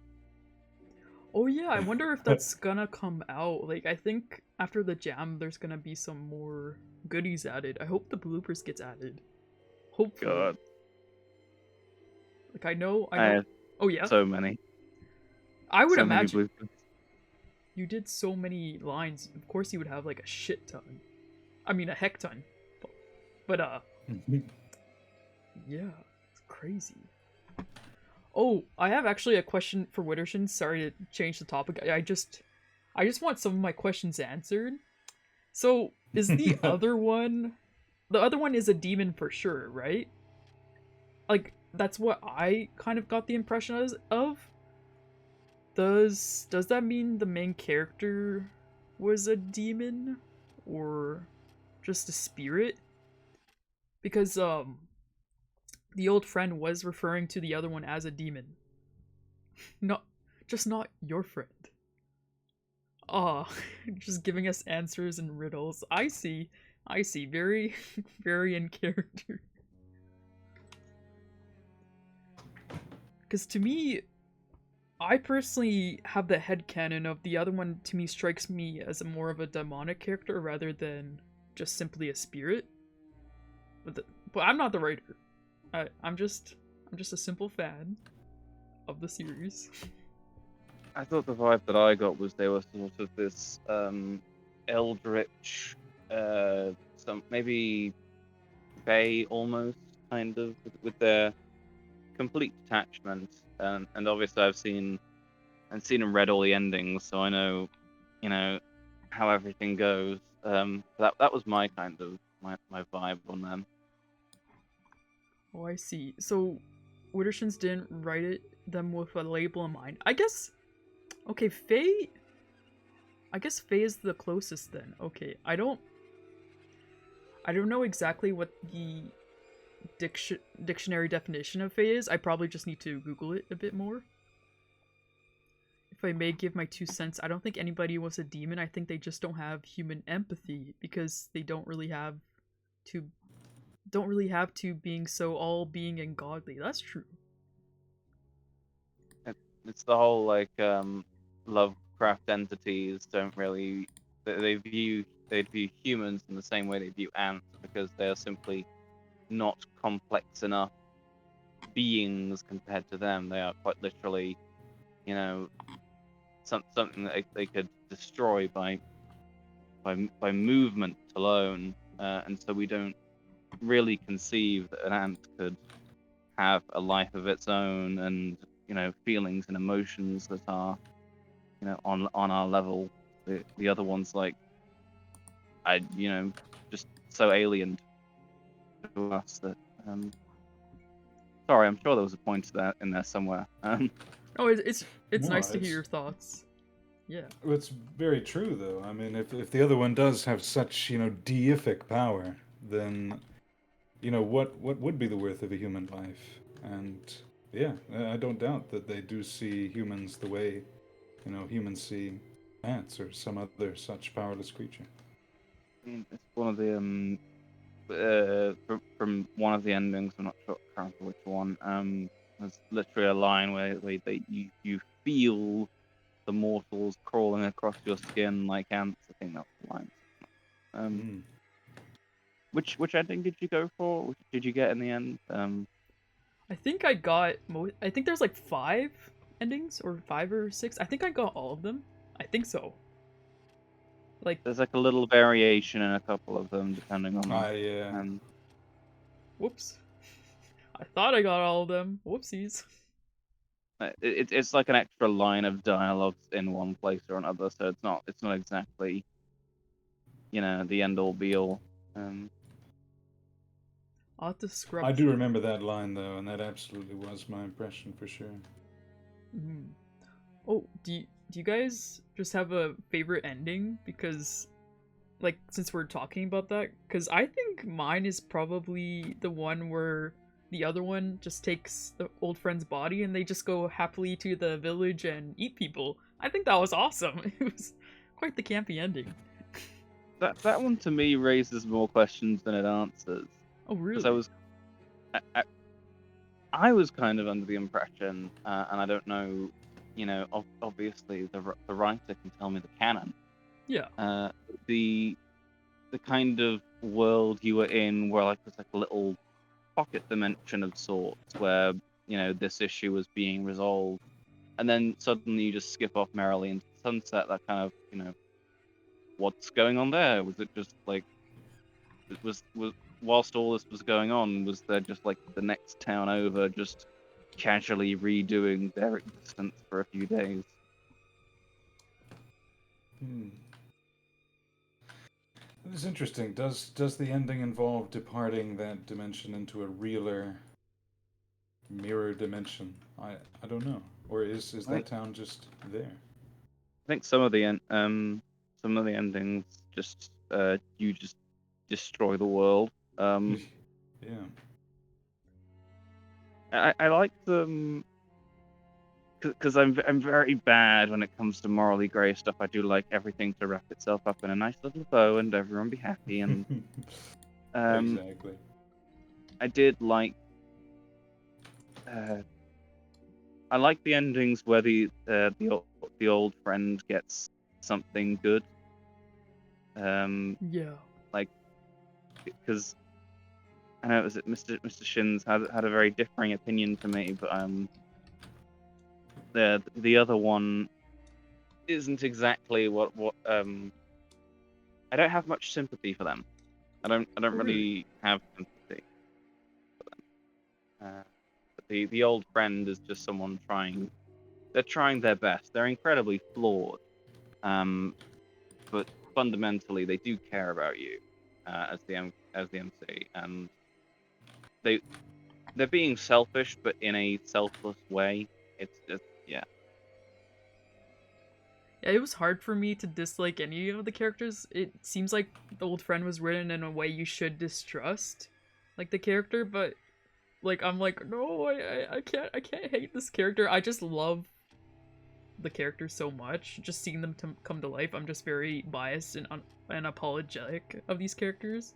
I think it is... the correct position you should take is, like, to doubt the old friend. Because the old friend continuously lies and evades telling you the truth. So of course, like, in real life, if someone did that to me, I probably would be a little irritated, a little pissed off. Hmm. Yeah. Speaking of the old friend, Hello. Oh! Can Yo! it be? Holy It's shit! me. Whoa! Holy shit! What? We got all the I am voice the actors. old friend. Hello. Wow. It's Hello. it's hello. such an honor. Well, it's an honor to be here with all of you guys. Wow! But We're all three here. yeah. Yeah, for the very first time. Wow. Yeah, Wow. with our powers combined. The filthy Victorian says you ate, by the way. Well, you all ate, bro. Thank you. Yes. I just ate. Literally. Oh, I hope it was delicious. Yeah, it was really good. It was a K-Dog. Awesome. But now that all the voice actors are here, do you guys have, like, a favorite part or line that you executed? Because there were so many good lines. Like, if I were you guys, it would be so hard to pick which one would be my favorite. There were a lot of good lines. Yeah. There were a lot of them. I liked all of the ones that made EC, like, giggle. I know what you mean. Yeah, Mm. he would literally just, like, I could just hear him in the background going, and I'd be like, you good? And he'd be like, yeah, I'm fine. It was really funny. And I liked the one line I had that made me genuinely cry in the booth. It was like a really long paragraph towards the end. Mhm. Yeah, I don't know if you can pick it out, but I was like literally sobbing in my booth. That was a good one. Which one was that? Because there was, like, I think one or two I could It's think like of. it's the one where she talks about killing friend. Not friend. Well, I mean, yeah, it is my friend actually. The main character. Yeah, Kill the everyone. MC, and she says something about a pearl, and I think I like lost it there, and I was just like crying for the whole rest of it, and like talking about like beating him with like a rock again and again and again. Yeah, that one was rough. Yeah, that Great was line.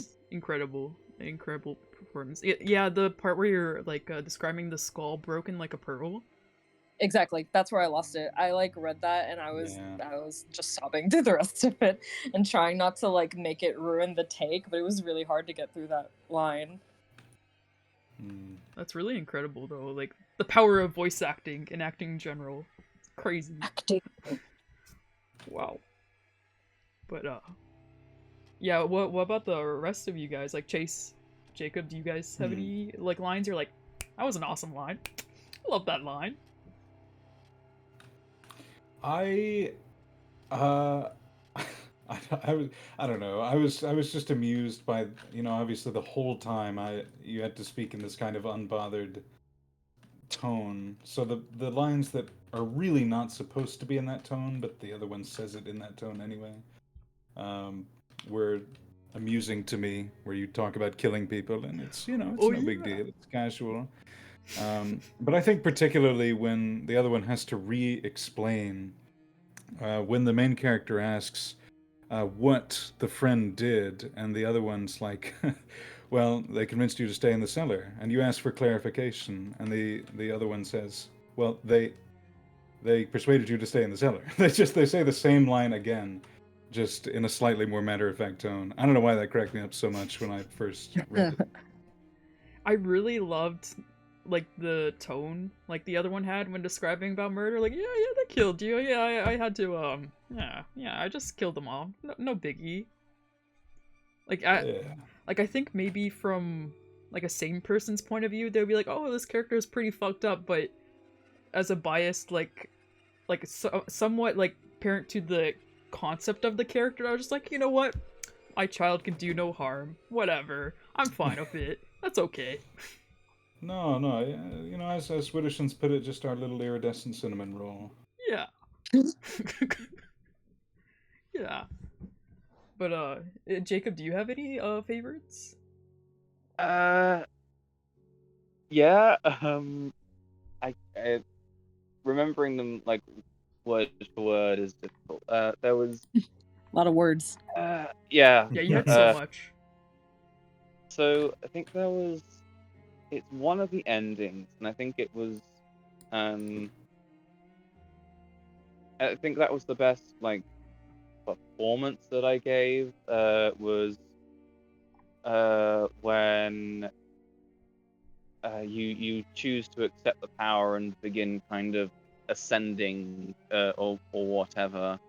And I think I did I think what basically happened was I did one take and EC was like, all right, that's it, no, that's perfect, and you know, stop me from doing any more. But also just, I made a lot of mistakes, and I think my favorite mistake was their hands clasped over their ears, but I did Oh my their god, ears I love clasped that over their hands. one. And the mental image of the other one sitting there with these huge ears that just could wrap over their hands like an elephant, just hilarious to me. That was my Oh. favorite out of your bloopers. I don't think I've seen the blooper reel yet. I Yeah, really me ought to. neither. It's in the It's in the voice acting server. I mean, the channel, the voice acting channel. Oh, They okay. posted it, the Google Drive link, I think. Wow. It's really just me and Jacob. Yeah. Apparently, Chase cleaned up their audio. Hey, I disagree with that. I cut out ones where there would be like a passing car. There are plenty of mispronunciations. Plenty. Oh my god. I had EC did not include them.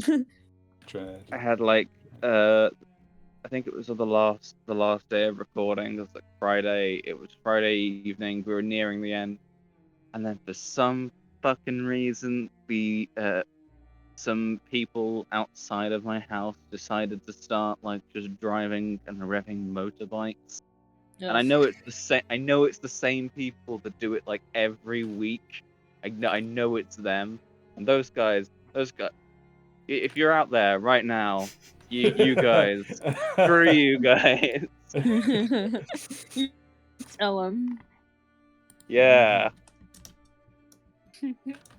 Oh, do you guys have any questions for the writer or like to each other? Because I don't know, might as well. Have you guys ever been in a VC with each other? I doubt it. It's always with EC, right? No. Yeah. What's it like being time? really cool? Yeah, how's it like? Yeah, I mean, how do you feel now that you've given such a superb performance? Huh?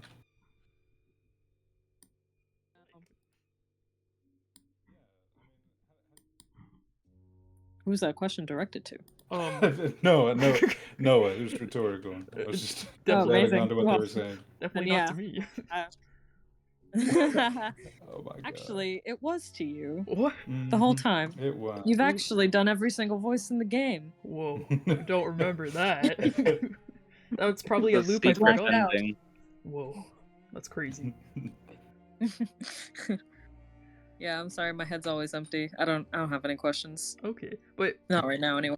Widdershins asks, like, Chase, how do you feel after giving such a superb performance? Vanessa, how do you feel after giving such a superb performance?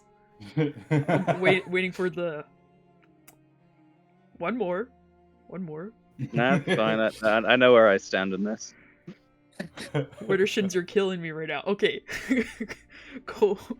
Cobalt, how do you feel about giving such a superb performance? There we go.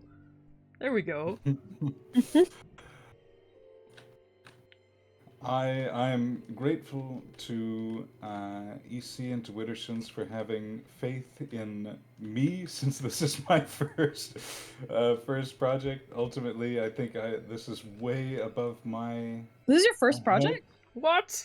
Yeah, this is my first character Bro, good work to job. see. You I- killed it.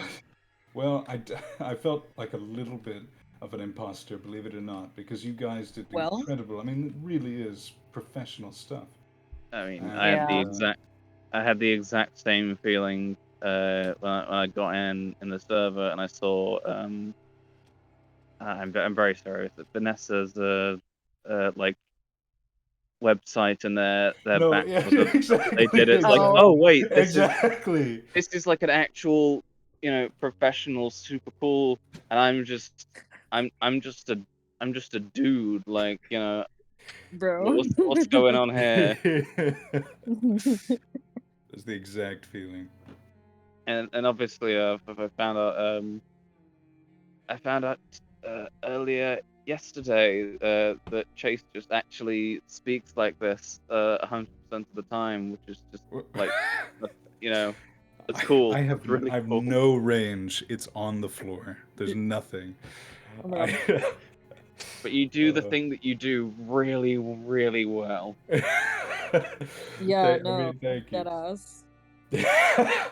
Yeah, no, I would trade it for the I admit a little bit shocked by how different Vanessa you sound to the friend. I don't know why. Oh yeah? I don't know. I think the range that both of you showed, emotionally, because my problem is, of course, they said that this would be perfect for the other one, but my problem has always been being a bit wooden. And they were like, well, but the other one's very out of touch anyway. So It or worked at least really well. yeah. So EC How do was you do, talking. fellow humans? Yeah, EC was talking specifically about how out of touch the other one is, and so I was staggered to see just talent. I mean, I should have expected it given all the artistic and directorial talent as well, but it took me by surprise anyway. Yeah, and I've Hello. I called tech support. Yippee! I missed. Excuse me. I'm so Hello, glad you can Leonard. join, because I feel like you have so much, like, it's hard to say everything you want to say via text, I would imagine, because we, like, talk so fast. I'm glad you could join. Yeah, so I'm also drowning myself out because I've got this clickety-clackety keyboard while I'm doing it too, which doesn't help. I love a clickety-clackety keyboard. Yeah. Full typewriter mode, as Yeah. Cobalt said. Yeah, I was gonna say, like, this is definitely, like, and all the comments have said this that I've seen for the game as well. Like, this is a very unique game. Like, you wouldn't think this would be, like, a game jam, unpaid type game, but it's, like, it's very high quality, very high level. So it's really has been such a pleasure to be a part of it. Like, so far in my career, I definitely consider this, like, one of the best projects I've been on to this point. Yay! That's awesome Absolutely. to hear. Certainly the Yeah. most passionate. That there can be no denying. Yeah, for sure. Like, is this like I know you guys have demo reels. Are you guys gonna put any of the stuff from this production in your demo reels? Just curious. If you don't have to, if you don't want to. For me, like, my reels are very much like they don't include projects I've done. So it's Oh. like they have scripts made specifically for the reels that aren't from any project. It's just the demo reel script. The projects where that's more of like a visual reel thing where you Oh. have like an assortment of projects you've done before all amassed into one video. But I'm saving my visual reel for later when I have more stuff to put Okay. in there. Yeah, like This you. is definitely going on my resume. Yeah. Oh, it's like I have to update my website, bro. I have to update my whole resume. Jeebus. Yeah, it definitely went on my resume a couple months ago. As it should. As it should. Yeah. Look at that art. Look at that sexy art. I want Like, to eat it up. Speaking of sexy art, I'm not sure if you guys are familiar with productions, like when it comes to feature films or games, like sometimes they have like art books. Like if Yes. like would you guys perhaps be interested in getting a physical copy of like the production work? Okay. Absolutely. Yeah. Absolutely. Is this even a question? Yes. Because Absolutely. I was Give it to me. I was putting together, like, I basically have it on Photoshop, open on stream. I haven't went through it because I keep getting distracted by, like, chatting, but, like, I have, like, a lot of images, and I'm like, this is enough to make a little art book, and I think for me, it would be a good memory or keepsake to have, because a lot of media is becoming lost media, and I don't really want to lose the work made for this, at least for me. I don't know if the other people in the production would want their work in the book as well, but I'm like, I want a little keepsake for myself. Why not? But if we... That'd be incredible. Like, if we, win an award, I'm hoping the money could be used for the printing cost, because I don't want to charge you guys, like, the people that were in the production for the book. Yeah. So what I'm hearing is I'm in their walls and we're gonna win some awards. Yeah. We're winning those awards one way or the other. I hope I'm in your so. walls, judges. Watch out. Like, I hope maybe one or two. I really hope, like, one of you guys wins the voice acting one, because this... I think they're just going to have to expand should the give number it of to all categories three of for the them. voice actors, exactly. JK, or am I? You get a best voice actor, and you get a best voice actor, and you get a best voice actor. I think if anyone's gonna win the best voice actor, it's gonna be the Chase or Vanessa. You know, and they you. did I do phenomenal not. job. You recorded for more than 20 hours. Yeah, I think yeah, I but got this done in 2 Literally, sessions. I would literally like just be on Discord and I'd be like, "What's going on in tell-it-slant?" And I'd open the server and you would just be like NPC. It's Time I EC load. and Cobalt every time. Yeah. I I know was what like, you "Oh mean. my god, they're going at it." They Just have That's in the thoughts sense and that- You days. live there now. in the sense that y'all had like the more emotionally charged and character driven lines. So I think you've got the you've both got some absolutely fantastic emotional scenes in there that really do kind of evoke something, and after recording for God knows how long, I think I think there's definitely places and lines that I'd like to maybe not redo, but I think I could have done a little bit better. Well, that's the curse of doing a jam. Yeah, game, is same there's here. only so much time. Yeah. You do Yeah. the best you can with what you've got. I do want to say though that as a counterpoint to what you're saying, EC and I struggled a long time in terms of like determining exactly where we were going to slot everyone in, and one of the reasons why we wanted you as the narrator in specific was because we loved how much how much expression you brought to the reading without it being too personal. You still felt like you felt like a storyteller rather than it being just kind of like a dry textbook voice to text without any emotion invested in it. And like some of my favorite lines in the recording were ones that you delivered. The "you want to be summoned" speech during that first Ooh, loop. yeah. Just like, That's yes, so that's so good. So I would not count yourself out of the running But, by any yeah, stretch. Absolutely because not. You brought Like, just giving my opinion. You brought so much Richness to in the character. narration. Sorry, I didn't mean to speak over you, but you brought so much to the narration. Like, I wasn't kidding when I told you earlier. Like, a narration is so hard to do and like keep people invested in it. And I think you did it perfectly. And even better than that, I think you did it very naturally. And that's, like I said, it's hard to do for some people, but I mean, you did it pretty easily, and you did it in a very small amount of time. So, yeah, I mean, don't sell yourself short. That was fantastic work. Well, all three of you did an extraordinary job in your roles. Well, thank you. Sorry, I should mention that I live underneath the flight path, so if there's a roaring in the background, just remind me to mute my mic, because there's an airplane flying directly over my head. Ooh. I genuinely thought you were gonna say I live under the floorboards.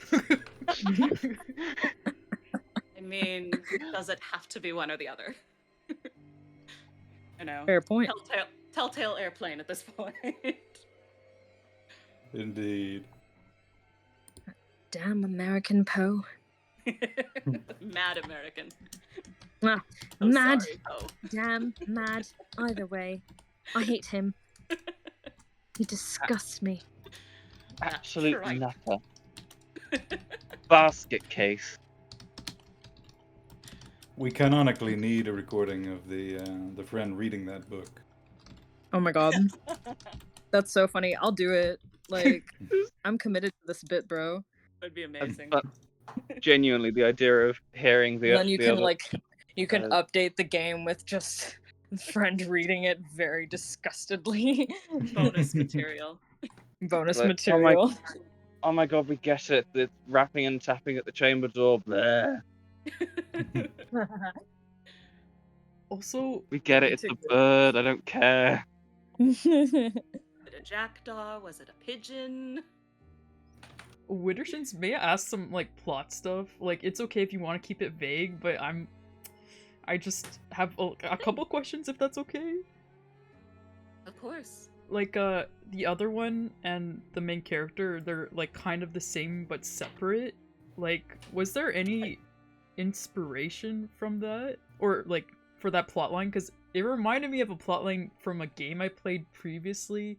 I don't know if you played it before. It's called Dramatical Murder. If you haven't, that's okay. No, dramatical murder. I haven't heard of it. Oh, okay, Oh my good. God. It's quite gay. Oh, it's all right. It's Okay, I was just curious if you got that plot line from that game. If not, crazy coincidence. But like basically like I found it really interesting that the old friend was so like really disgusted by the other one, but the other one's supposed to be, you know, the other half of the MC. So I'm like, how does that work? Like, Well, I mean,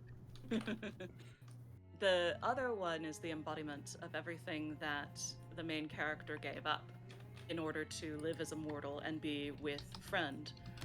So essentially, like, the main character gave up these things that gave them power in order to be with their friend and make their friend like them better.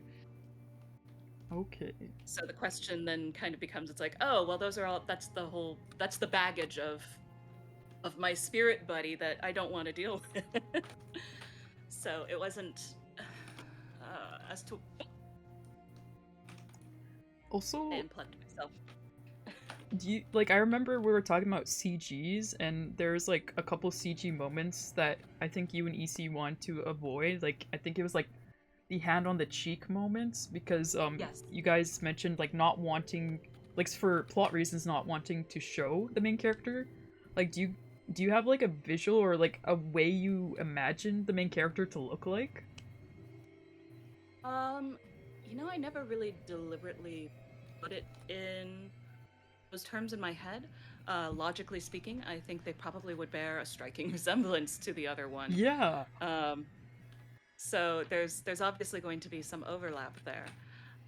But I didn't really come up with anything concrete in my head. The main thing for that was like, oh, this is a really touching moment, and so I could completely understand when EC was like, this is where I want to CG. It's like, okay, but on the other hand, if we show the main character's hand in frame, there's gonna have to be some kind of song and dance around either hiding it somehow, or we're just showing monster hands, which I felt also ran the risk of cutting a little bit too close to the whole Save the Princess reference, since that is something that game does deliberately, and it's like one of those moments.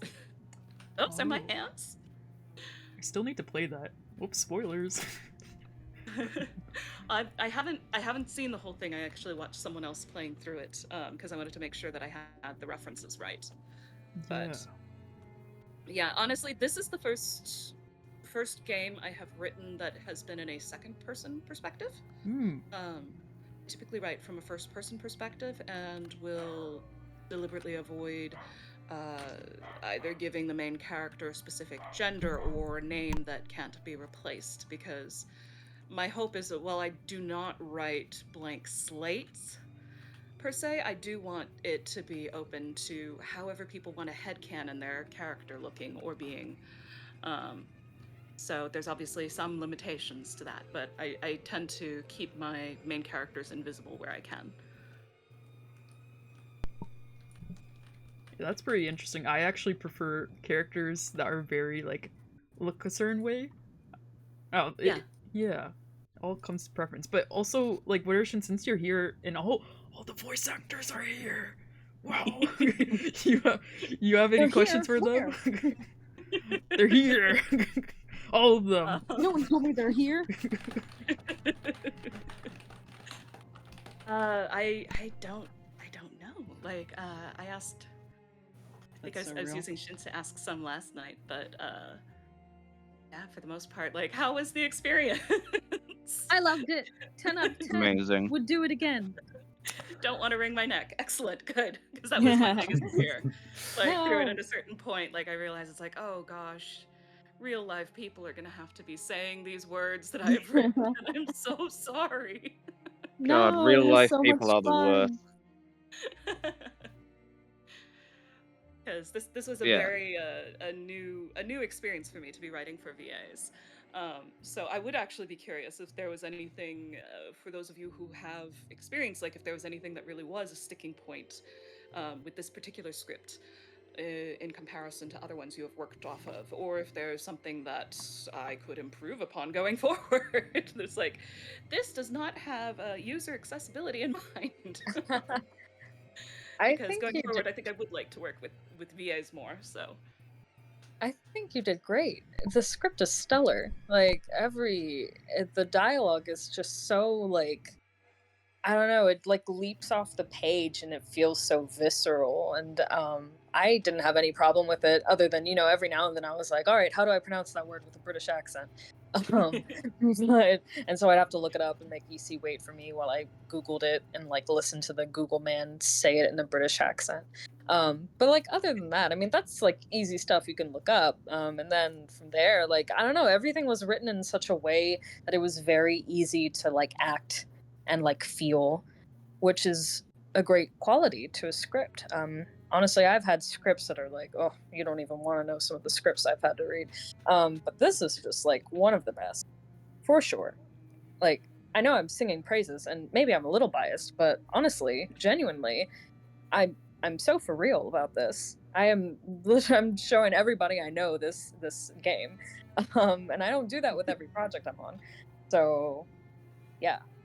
Thank you so much. I really wasn't trying to fish for things. I just wanted to figure out, like, is there it's anything okay. that, like, I'm and like, even if you were fishing, I'd say the same thing. I didn't feel like there was anything that you need to change. I thought for your first project with voice actors, you did a fantastic job. It was great. Thank you. You did good. I don't say lightly that I sincerely enjoyed working on this. I think I'm a little biased because I had it way easier than the others, but I found it very, very easy to read, very easy to work with. Oh, EC, fantastic director. Just wonderful. Yeah. Yeah, definitely half of the performance, like, for sure was brought about because of EC's direction. So I think I kudos. mentioned last night on the rare occasion when I was listening through some of the raw takes for the take selection process, I would hear a first take. It's like, oh no, it's not quite that, and then there would be a brief pause because I couldn't hear what EC was saying, and then the next take would be like, oh yes, exactly that. EC caught it. So it's always nice to be like, oh good, yes, okay. Right. I'm so sorry, but I do have to get going. It's been so fantastic to finally be in a call with all of you. I was thinking And of wrapping up too, so any final things you want to say, go ahead. Well, Mr. Shins does have a good question, but I'm going to have to duck out myself. Just thanks so much. It's been all passion and good feelings, and I hope to work with you all again. So I'll see you soon. Yeah. Bye, Chase. Thank you so much. Bye.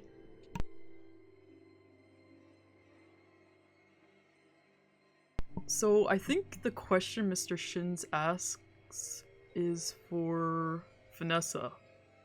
What, me? Yeah, for you. No. Yeah, like Mr. Shin says, there were a lot of hidden moments. A cry or a scream can often come across as unbalanced, even if the performance is in the moment. For those moments of heightened tensions, did you have to do many takes to find the right balance? So those come about very naturally? Or did those come about very naturally? It's like half and half. There were some things where we spent a while on the lines. I don't remember what kind of lines they were. Definitely more towards, I would say, like the latter half of the recording process. I was doing less retakes because I was getting more of a feel for the character. So whenever I would we had 3 takes, we would all do 3 takes, I think, first. And then after that, if needed, we would do more based on different directions towards the end. Like I would do my 3 and EC was like, okay, moving on. But there were definitely a few where we spent some time on them. And then there were others where, like for instance, if I had to like scream, I don't really think I did many of the screams. I did like 3 and that was it. The take where I was like actually crying, that was the one take. I finished it and I was like taking deep breaths and getting ready to start over, and EC was like, that's it, that's the take, you don't need to do anymore. And I was like, oh good, because I was literally crying. I don't know if that answered your question, but it was definitely half and half. Some were just, I don't know, some of them just needed the right direction to really get it in there. But once he gave me that direction, it was pretty easy to, follow through and change it up to where it was what he was trying to get. Thank you so much for like answering that. Like, but I unfortunately need to wrap up. So do you guys have anything else you want to share or like talk about, or say what you're gonna do next? Like anything? When you say what we're gonna do next, what do you mean? Like other projects and stuff? Yeah, you're like, oh yeah, after this, I was maybe like, you after can't this, say. I'm going outside. Oh, okay. Then again, now I think I mean- about it, maybe NDAs wouldn't make you not able to say that. Just any there are final some words. Any final There are words you some have? projects that have NDAs, unfortunately. Oh. Yeah. No real words other than thank you so much for having us here for the little. I'm sorry I was late, but I'm glad I could come in. Thank you so much It for was coming. lovely working on the project overall, and lovely chatting with you too. Yeah. Apologies for the technical difficulties earlier. Thank you for having us, and just all around, absolutely fantastic job, everyone. This has been one of the best projects I've ever gotten to work on ever, and Absolutely. Good job. You all did fantastic. Thank you so much. So I think that's everything for me. What about you, Wintershins? And like, you have anything else you I want have to no closing remarks. Everything was great. Okay. I'm sending messages out because one of the things is this has fully converted me to the idea of using voice acting in visual novels, and I've been chatting with EC about possibly going back and revisiting both my large project and maybe my project from last year's Spooktober, Burdock, and looking into getting those voiced. So you may That's be hearing exciting. desperate pleas from me. You know where to find us. You know where we are. I'll see you on the server. Okay, that should be everything. Thank you guys so much for coming. I'm just gonna so there's other people doing Spooktober. There's like over 200 entries, and I think a couple other streamers are, streaming the games. Hopefully other people stream our games, but I was hoping to raid someone that's playing a Spooktober jam so we can continue this. I'll probably stay lurking, but I can't stream anymore. I gotta cut it here. But thank you all so much. Yeah, it's been like over 6 hours, so I need to cut it. Oh my god. Whoopsies. Oh, wow. I need to end it. Whoopsies. It's I gotta go back to bed. Yeah, yes, get some sleep. We're cutting you off. Yeah. But good night, everyone. I'm assuming it's nighttime for a lot of you guys, or good morning, or... What is it for you, Jacob? It is 5 a.m. Oh my god, go to bed. Good night. Good I went time, to bed. everyone. I went to bed before. I woke up specifically for this. Oh my gosh. Thank you. The dedication. Thank you so much for waking up. But yeah, I'm gonna end it. So sorry to take the rug underneath your feet, but it's gotta end. I wish I could keep going, but yeah, thank you so much, everyone. It's Rest been a well all. pleasure. Yeah, thank you. Good night. Good night. Night.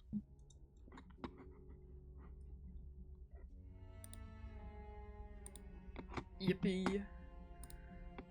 Sorry I couldn't talk much with chat, but I'm gonna end it here. It's been 6 hours, and we're gonna go over... I hope this works. I haven't raided in a while. I'm a little... Will it work? Yes! Yes, it worked! Yes! If you guys are, willing, Mr. Clock also is streaming Spooktober, so it would be awesome if you can check him out. Alright. I'm gonna, right now, ciao.